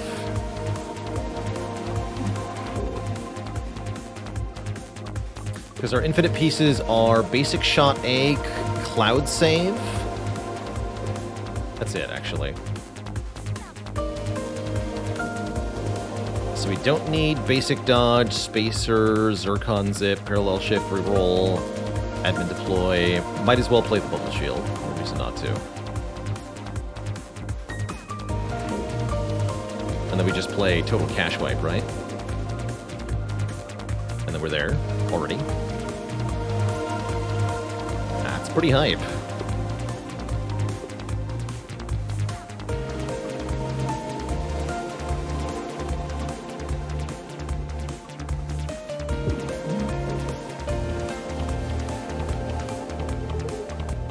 What do we do?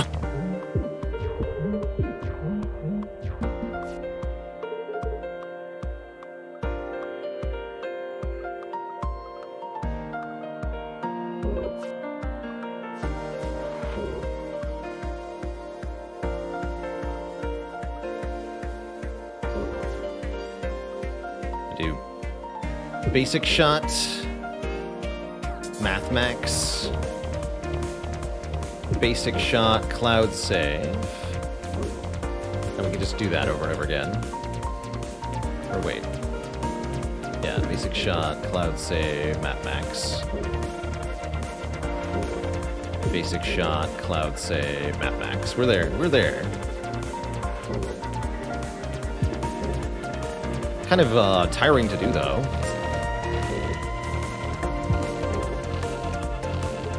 Definitely an infinite combo.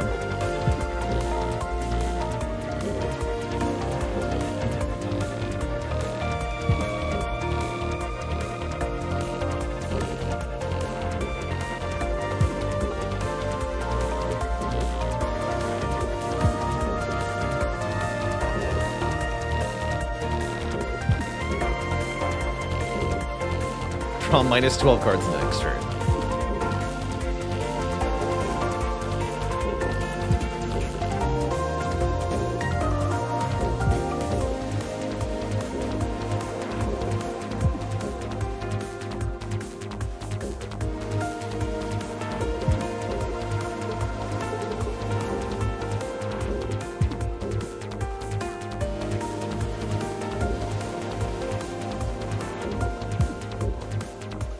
Cool recursion, cool-headed recursion skip. It's working though.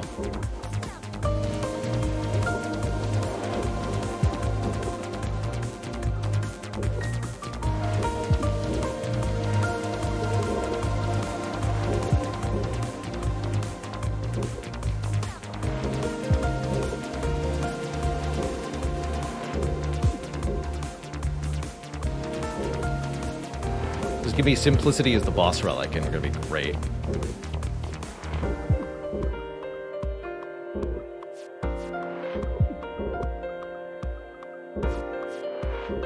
Boom! Not half, thanks for the Prime sub and the 6 months of support. Draw all cost 0 cards from the discard. Wait, from the discard pile.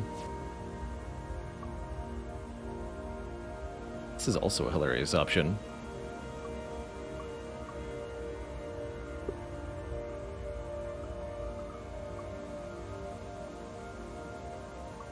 I don't think we want anything, though. Trans-dimensional cockpit. Permanently replace your cockpit with empty scaffolding. Lose half your max hull. On the first turn of battle, draw 1, gain 1 energy. Choose a card that is not buoyant. It gains buoyant. Always draw a card first. Okay, no, that's what we want. Lightspeed Boot Disc to put Math.max into the opening hand might guarantee a turn 1 infinite. Which means we can take on the Shopkeep, which is what I want from this run.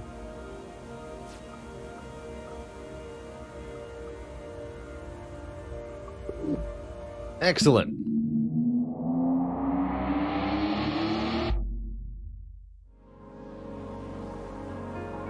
Where does the pilot even go? So we can get 2 removes. We'll fight the merchant here. Go this way.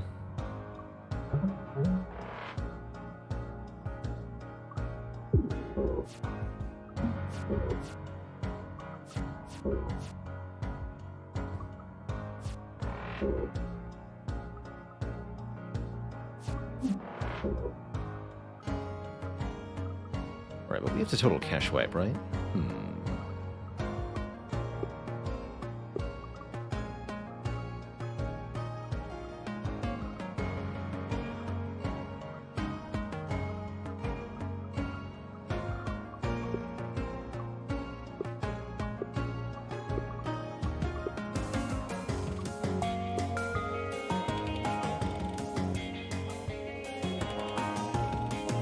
But I don't have to get back max here if I don't want to.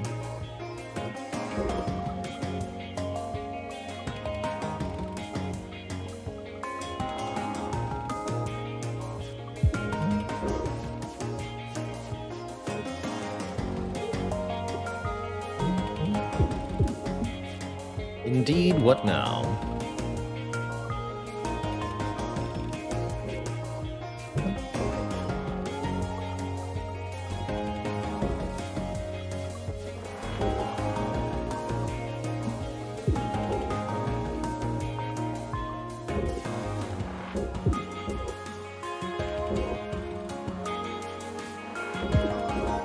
Admittedly, this is not a very fast way to get kills.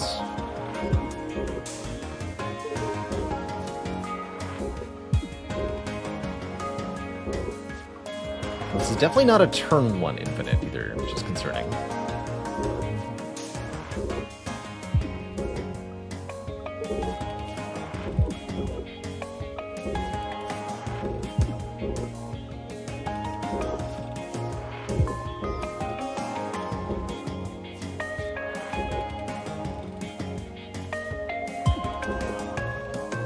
This is turn 2 now.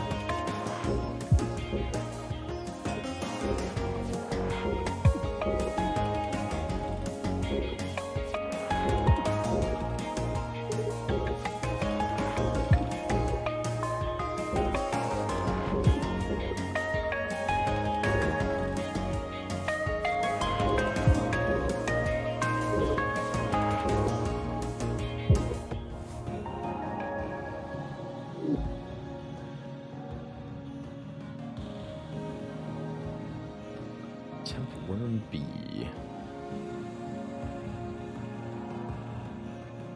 Just recreating shield card. Interesting. This duplicates itself too. Shield anger. Yeah, shield anger. Interesting. An offering from another timeline. I'd have to take the cards. I don't want these cards. No thanks. My terminal is trying to send commands I didn't input. Delete them.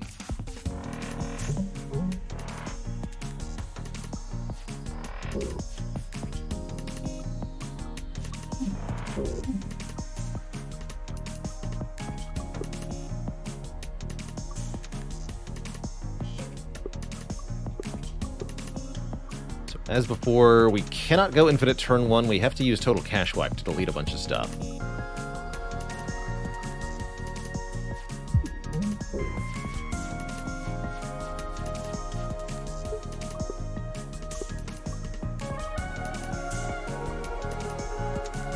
Unless...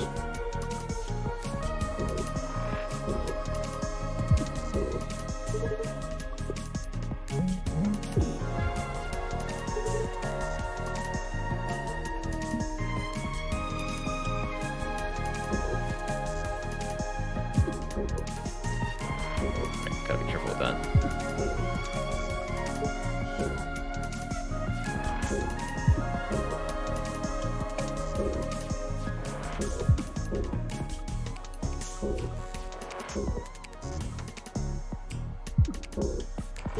So I can also just use Crystal Shard to draw a Crystal Shard over and over again, right?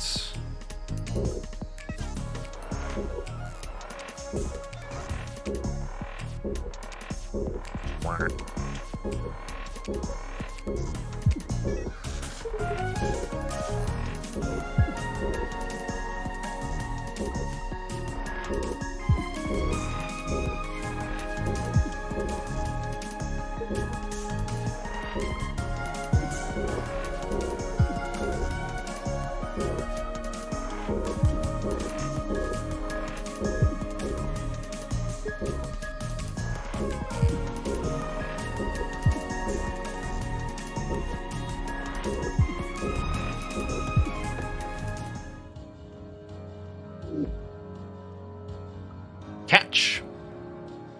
Remove the mid-row object in front of your missile way without destroying it. Turn it around and put it into a release in your hand. You can catch and release. That's cool.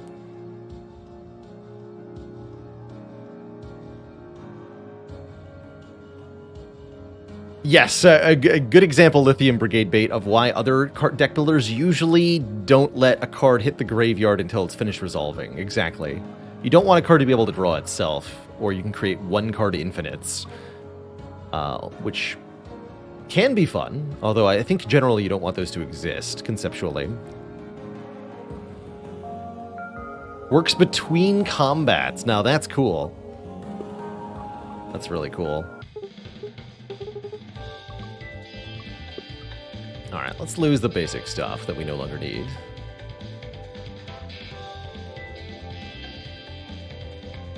Mage Hands. Hope you didn't need that. I sure didn't. Smith.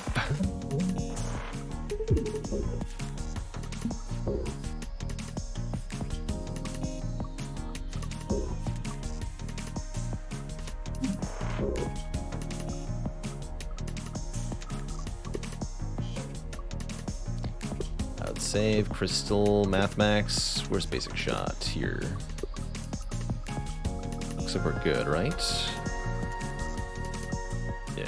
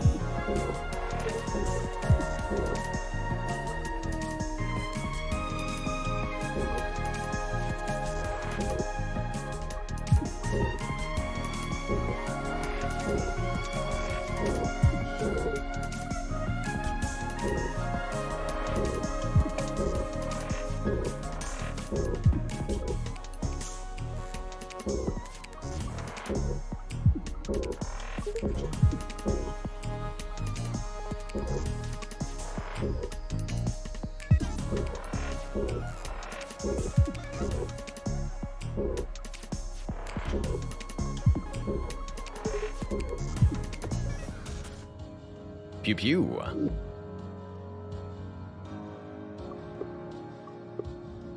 Shard Enchanter. The first time you play a crystal shard each turn, gain 1 temp shield. Not very good. That's true. The enemy with reactive armor would stop the combo. I could only hit one location, each location 1 time.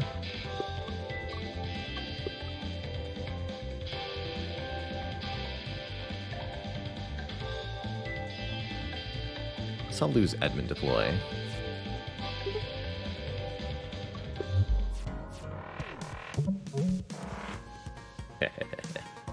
Easy. Oops. Definitely not what I meant to do there.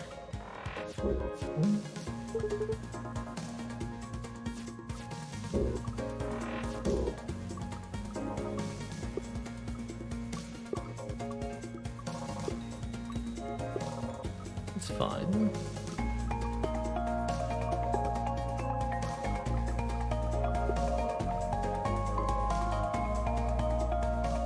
This is fine.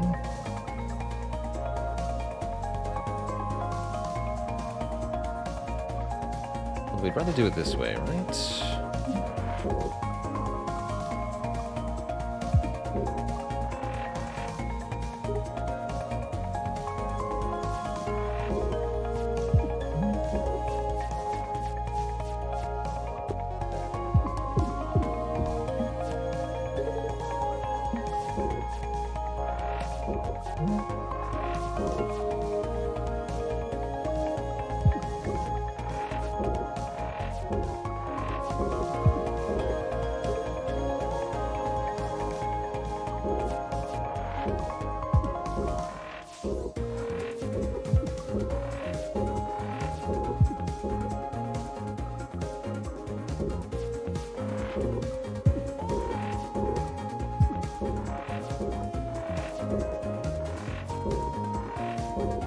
And I can do that with Solar Breeze too, right? Yeah, I can. Not that it's necessarily easier.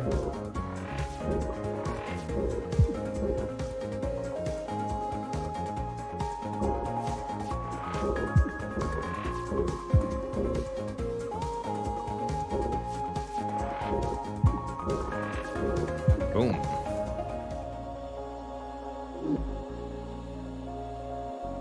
Nope.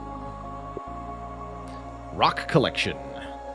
2 geodes will always be near your ship at the start of combat, giving you a shard when destroyed, or heal 1 after fights. I will take the rock collection in the hopes that it's going to help me in this fight. I'm actually not sure we win this fight, just for the record here, because we don't go infinite on turn 1. We do it on turn 2. So let's see what happens when we fight Cleo. Ha ha ha ha ha ha ha! You realize you're in a time loop, and the first thing you do with it is attack the shopkeep? This ain't my first rodeo, buddy. He's killed us a few times. Let's do this. Right. The jams. Oh, gotcha, gotcha. Never mind. Remember to apologize next loop, yeah? Worth it just for the music. What is this? I love it. Okay, the good news is I think we can survive this. And therefore we can beat Cleo.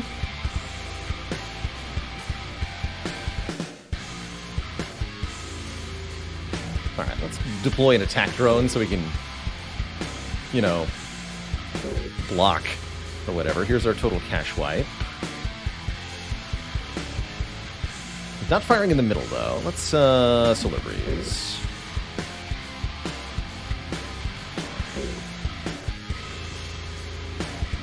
Yeah, parry? Parry seems good here.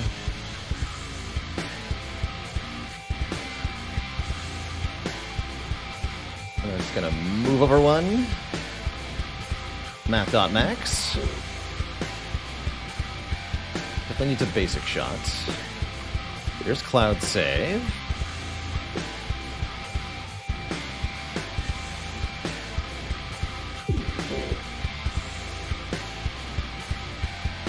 So we're there, right? We total cash wipe. Next turn I draw Cloud Save, basic shot. Yeah, we're there.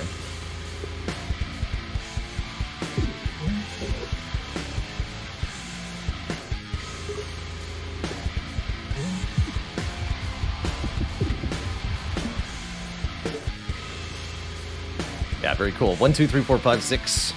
So what's the total damage on this then? This is 15, 21, 42 damage. And he has just enough hull and shield that you cannot kill him with a parry on turn 1. Cool.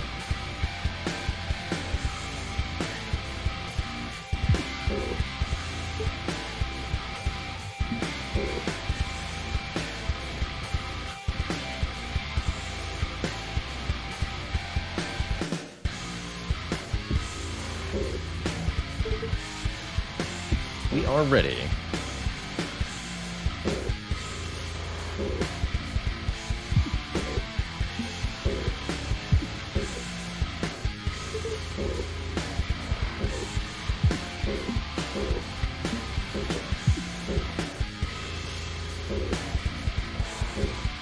This poor asteroid, or geode, is going to go flying into space somewhere far away now.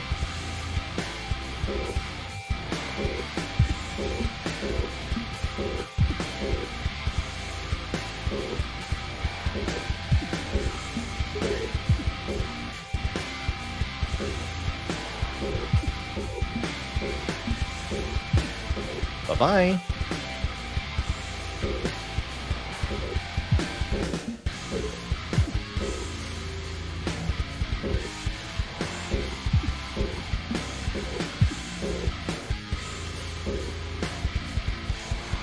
Yeah, just don't misclick, or else.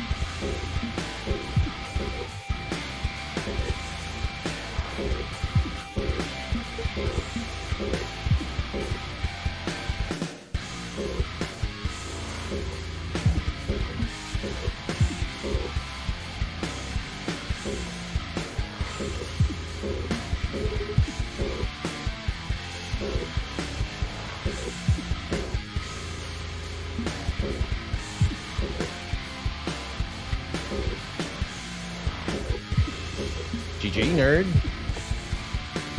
None of your business. Wow, we did it.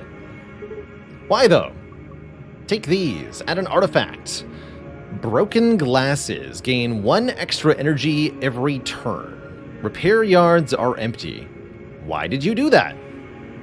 You get a full energy relic, which definitely doesn't look like a bra. Yeah, that's pretty strong, actually. That's pretty strong. Cat, I wasn't completely honest with you earlier. Yeah, I kind of figured. File OXF3, I got a copy of it. I think it is you. I don't understand. When I moved the file, you were gone. I kept a copy. The file's timestamp says it was written at the exact moment all these loops started. What do you think it means? I have absolutely no idea. Alright, well, I have a Cobalt to upload myself to. Wait, before you go, your password is password123. Max, thank you. Wait, my password is password123? You promised you wouldn't be mad. No, I didn't!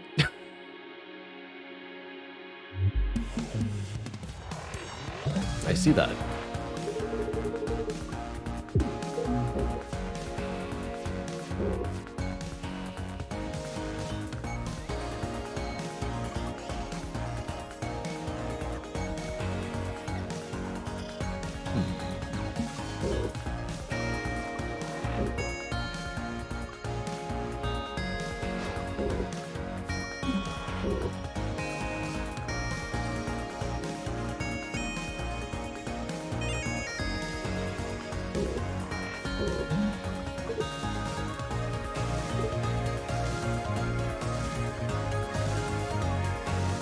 Just play. We have to cloud save.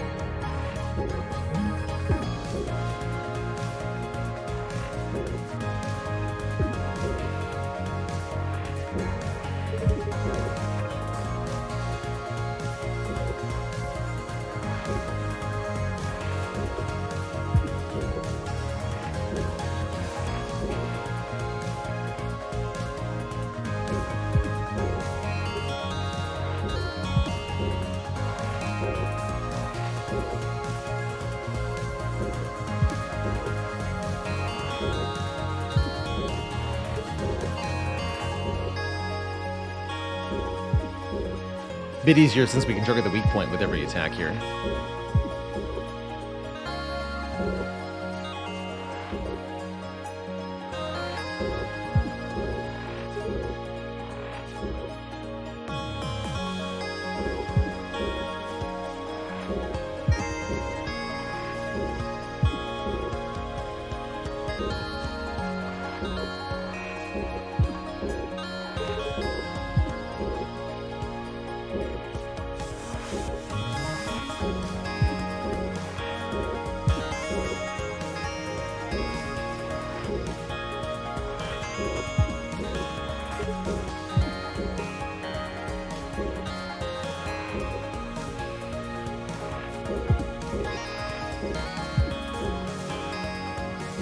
GG, you nerd.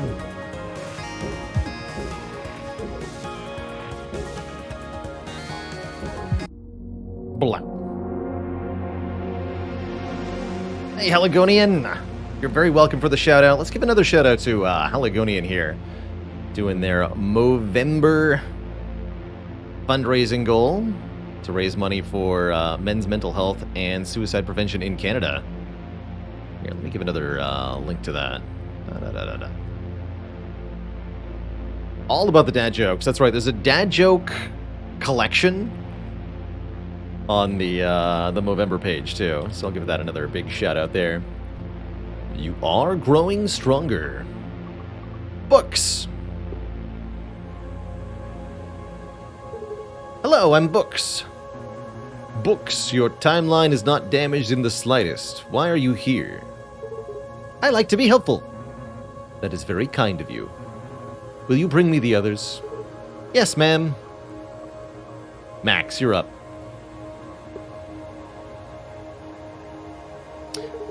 So the reason we were able to do that, Infinite, the Exhume card in this game normally does exhaust, but we found an artifact that removes exhaust from a card, and we applied it to the Exhume card. That's how we were able to break the game there.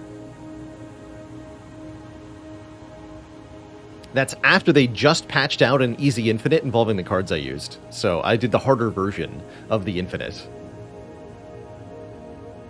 You can see into our souls and read our minds or whatever, right?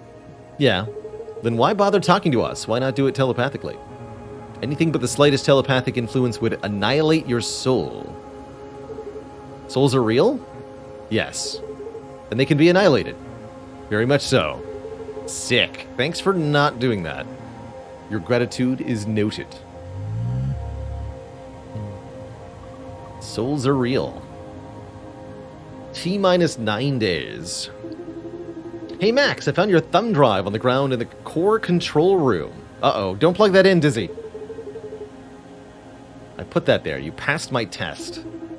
Right, the thumb drive could have been full of viruses. Don't worry though, I plugged it in to check.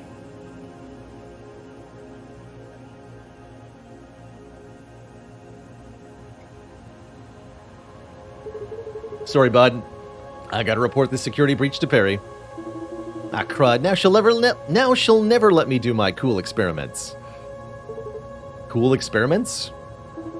Well, the core does weird things sometimes. Weird how? It emits signals that I can't make sense of, and they change over time. Whoa, really? Well, I just upgraded Cat with some pattern recognition capabilities. Correct. How can I assist? We could plug her into the core. I'm listening.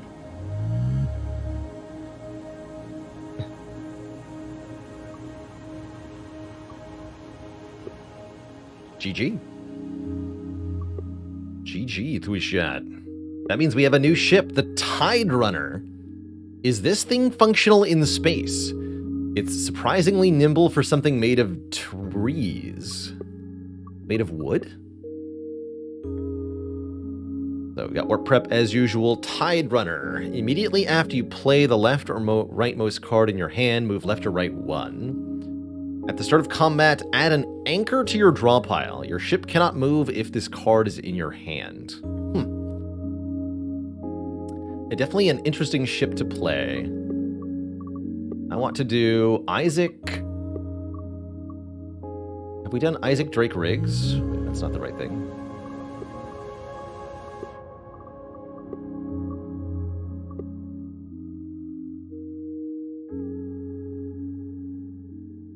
No, we haven't. Isaac Drake's Riggs it is, then. On hardest. Let's try it out.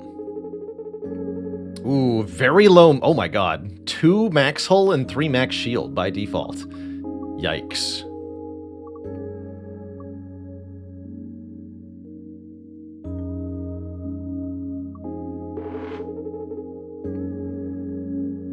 Random rear card or remove 2. Remove 2 looks really good.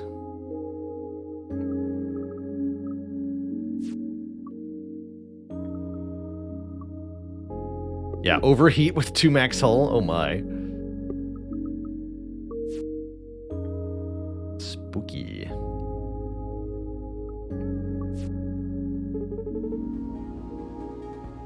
Keep having another dream, Cat. Does this one have a cool sword too? Yeah. Except you were the one with the sword.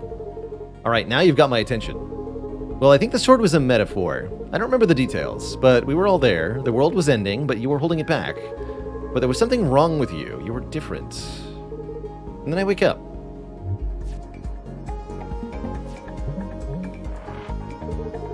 Oh, cool, and there's icons. Show me what's gonna do. And actually, considering... Ooh, the one cannon, though, is awkward as heck. Starting with Scramble is excellent.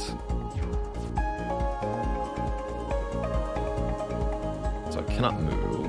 But we can play the card, right? Yes, and we move after playing the card, too. Okay. Duly noted.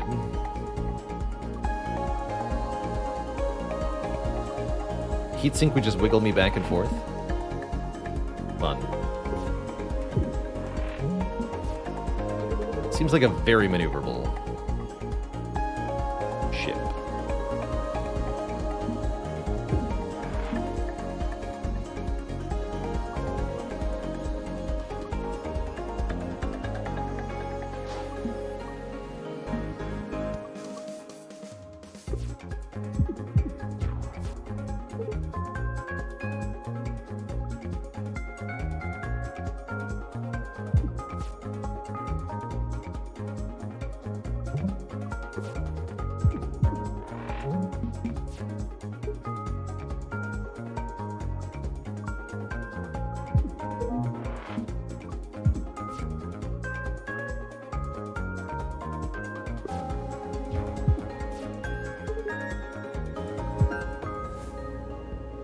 I like it. Seems like it'll be quite strong. From Hell's Heart. I like exothermic release. Get rid of all of your heat and make an attack. Explosive Slug can be interesting. Ooh. 4 damage piercing for 2 heat. But I don't want to overheat ever, so let's take exothermic release. This will also help me if we run into a heat hazard on the map.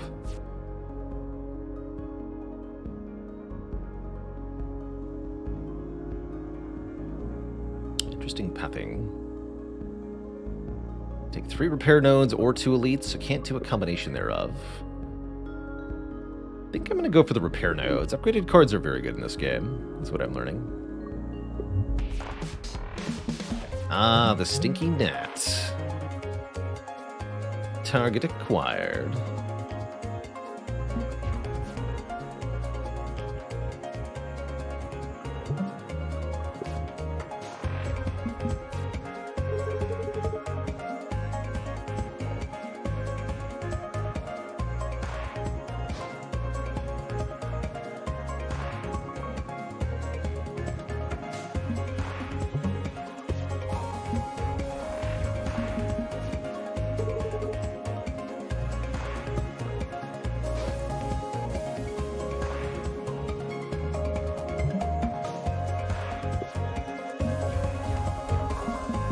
I almost miscalculated that. That could have killed me. Could have just killed me. Fun. I see you're not dodging, so get shot.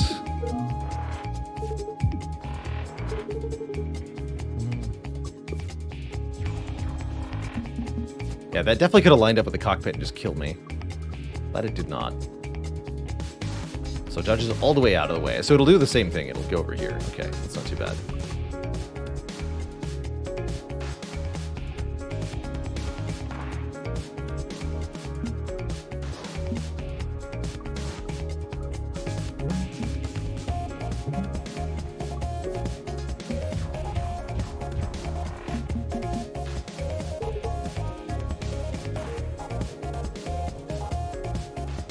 Dodge over here too, so currently it's gonna be fine.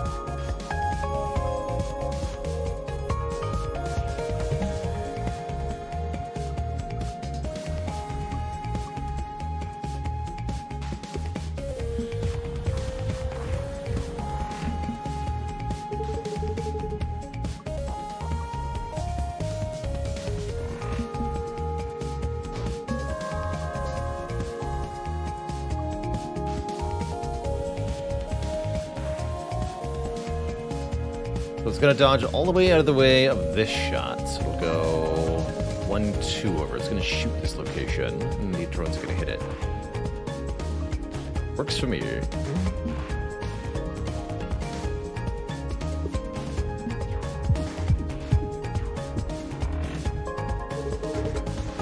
Cool.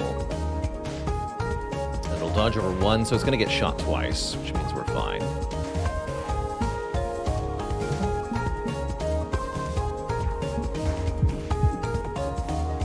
Get wrecked, sir. Options. Draw more cards next turn and evade. Heal 1 hull, gain 3 heat can be kind of weird. We could maybe use that to our advantage. I like options a lot. It's card draw. Card draw's good.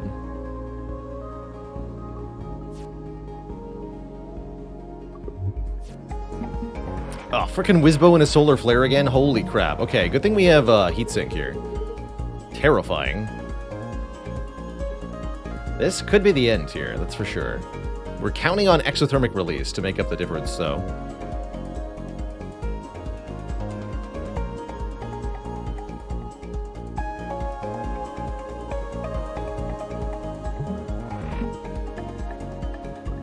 Play Heatsink, unfortunately.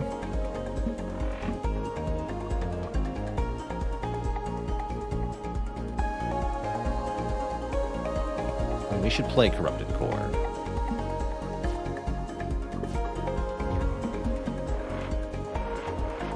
Yeah, it's garbage to your deck, though. I really don't like it. And, of course, this is the turn I can't move.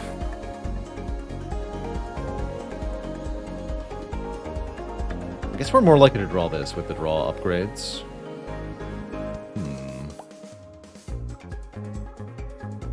Concerning.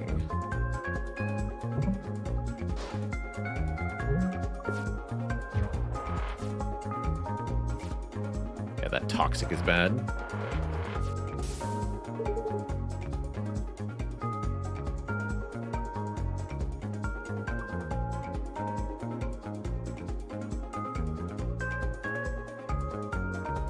So I don't want to play Miasma. We'll play EMP Slug, Exothermic Release. Do some damage. That would mean not playing Toxic. That's unacceptable. If we don't play Toxic, we're instantly screwed.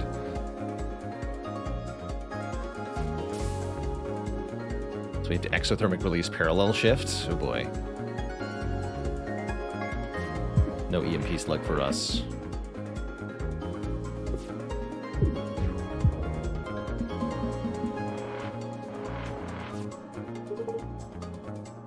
That's right, you're stealing my people.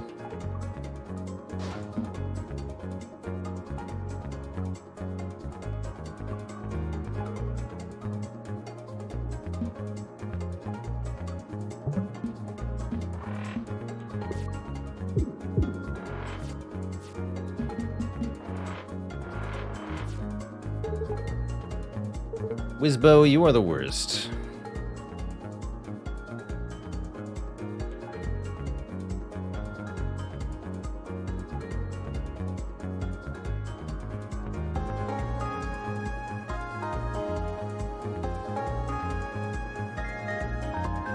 This anchor into Heatsink is good. And then we get back our pilot.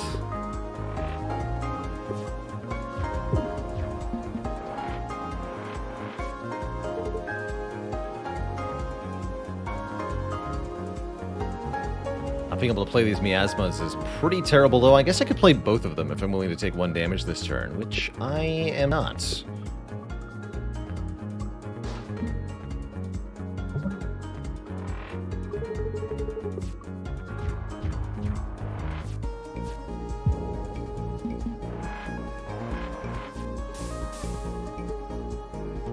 What?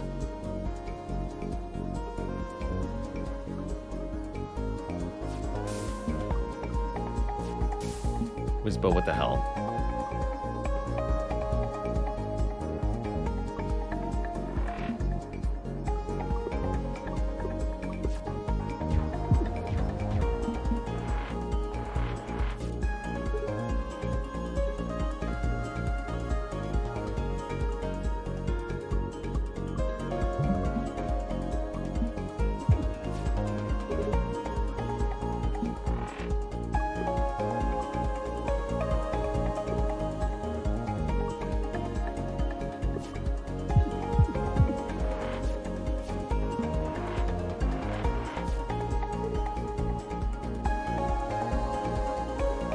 It does seem very... This ship does seem very good. Definitely.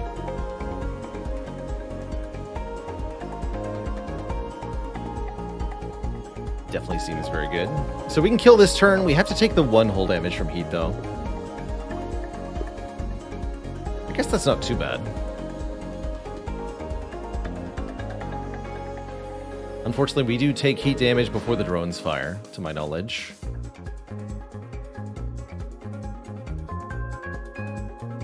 Bummer.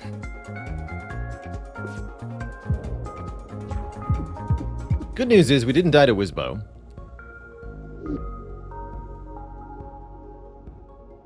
Totally stun the enemy for 2 heat. Attack equal to your heat, but then end your turn.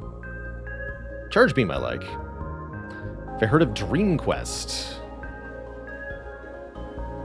Yes, that's the... Spire-like, right?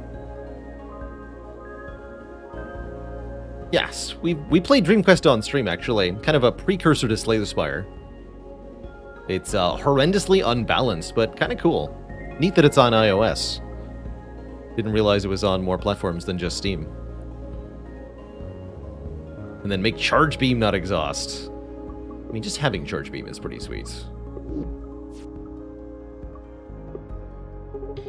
Hail and well met. Could heal 2 hull, but who needs to do that? It's time to remove the 3rd basic shot.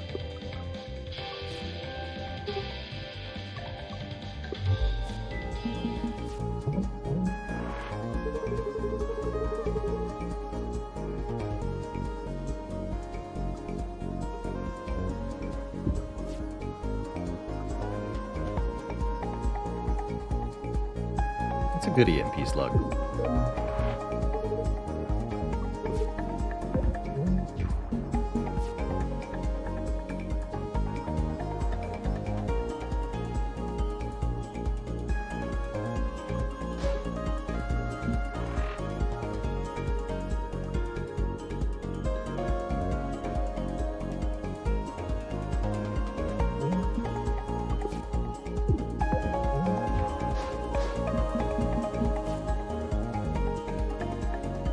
Got too many drones now.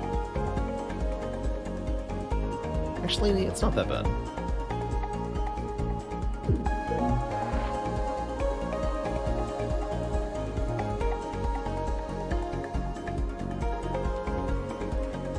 Taking 1 current. No, that's a drone mark 2. Taking 2 currently.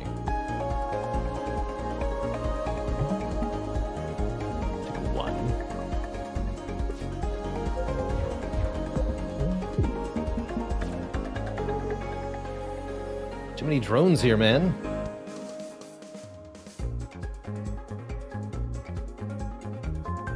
Gonna destroy their own shield drone and their own attack drone. This is great.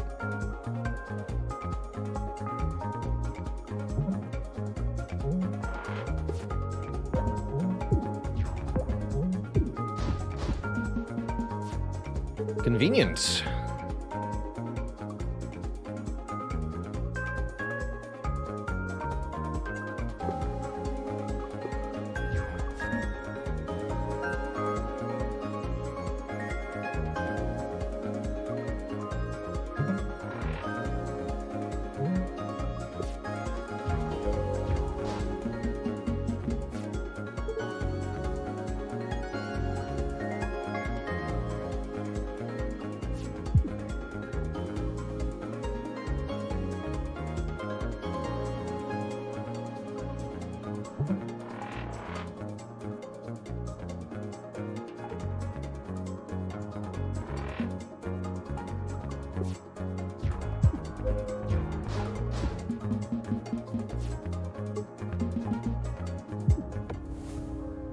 Blah.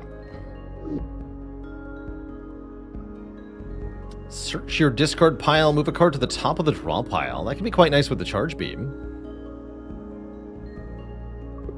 Costing 1, though, is kind of bad. Less cards is more, I think. Fracture detection. 1 enemy part is made brittle at the start of the fight. Happy Wednesday to you, Pope. Back to try and steal some artifacts again, are we? Won't happen again, bud.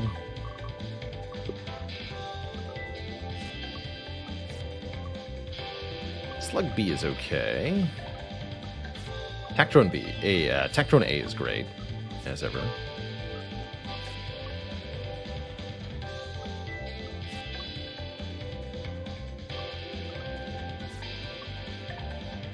Charge Beam A is pretty good as well. Didn't realize Charge Beam B didn't exhaust. That's kind of cool. You can play it multiple times.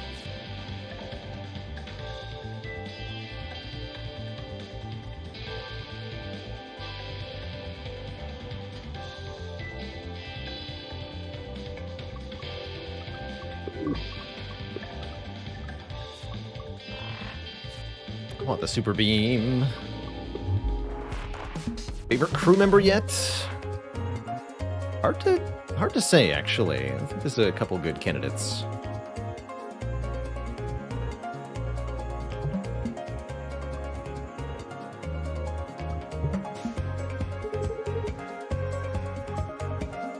Target the weak bar. Easy damage. Just gotta know where it is.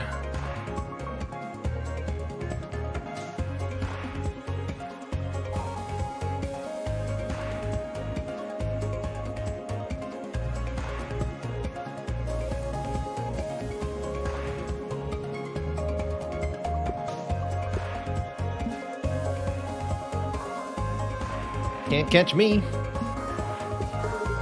See ya, suckers. Yeah, they can move a lot if they want to.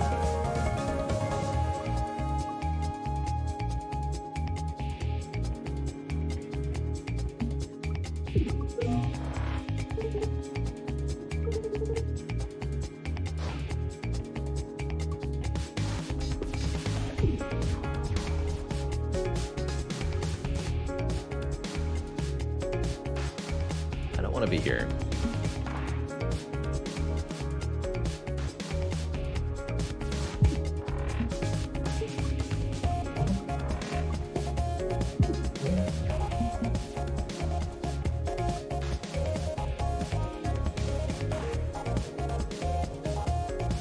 Not quite enough to kill.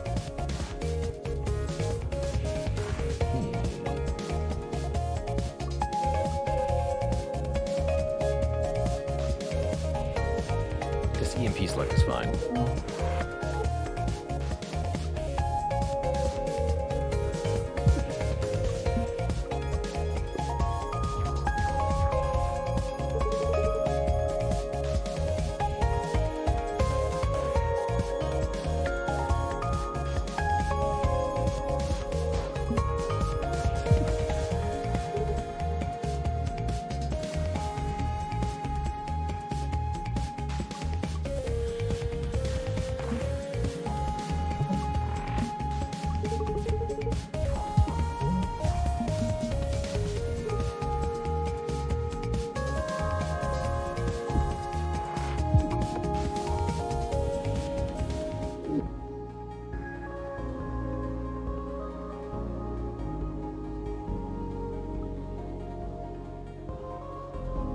Next time you would gain any heat, instead lose Serenity. You could take another Charge Beam. Ooh, double Charge Beam.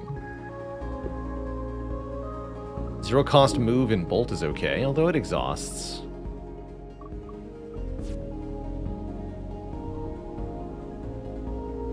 It's draw 3.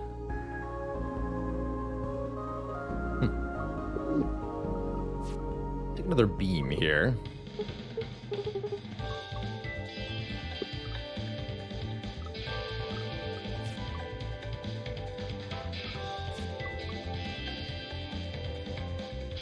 Options B is cute. Options B is really good card draw.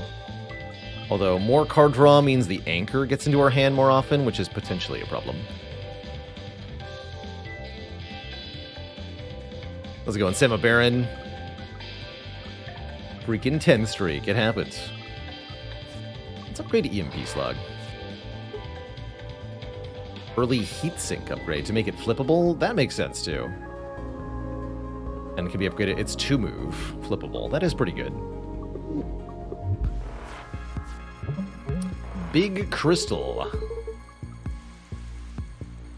I always get seasick on this ship.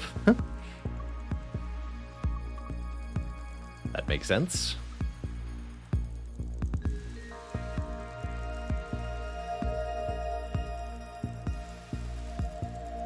Just gonna go EMP Slug basic block.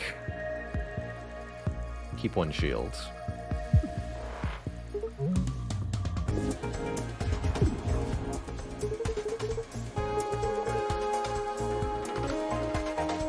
Okay, we definitely don't want to stay here.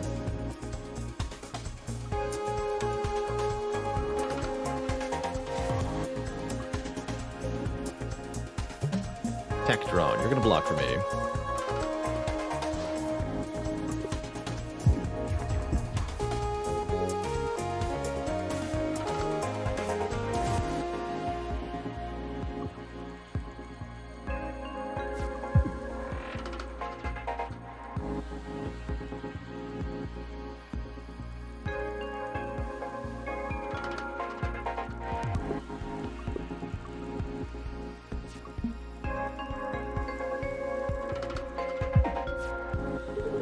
I didn't think that through.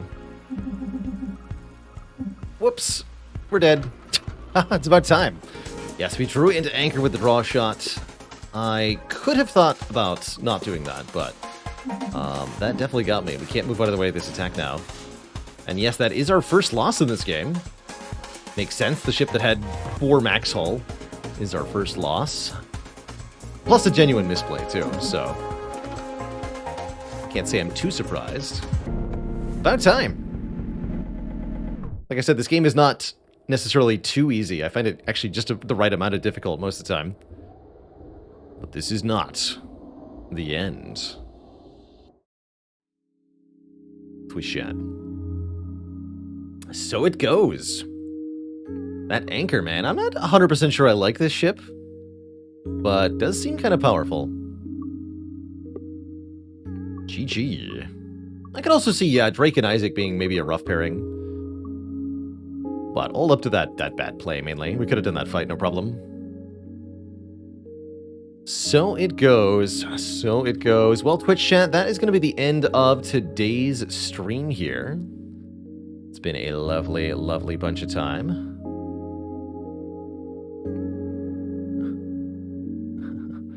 Cute. Congrats on beating A18 Ironclad, Quinto Bean. Gonna be back at it tomorrow with some more Slay the Spire, Ironclad runs, and then maybe some Silent or Defect later in the stream. I'm thinking we should play a bit of non-clad tomorrow or something. See you later, Match Head, Mark McCarr, Explosive Ash, Ripnator, Fantastodon, Bailey, The Pope, Arcane Order, and everybody else. I'm going to throw you over to Paparazzo18. Longtime Spire community member. He's doing some A20 heart win streaking. Currently on a 5 streak, which is pretty good. It's no 10 streak, though. All right, folks. Thank you so much for watching. Until next time, my friends, stay cozy and have a good one. Toodaloo.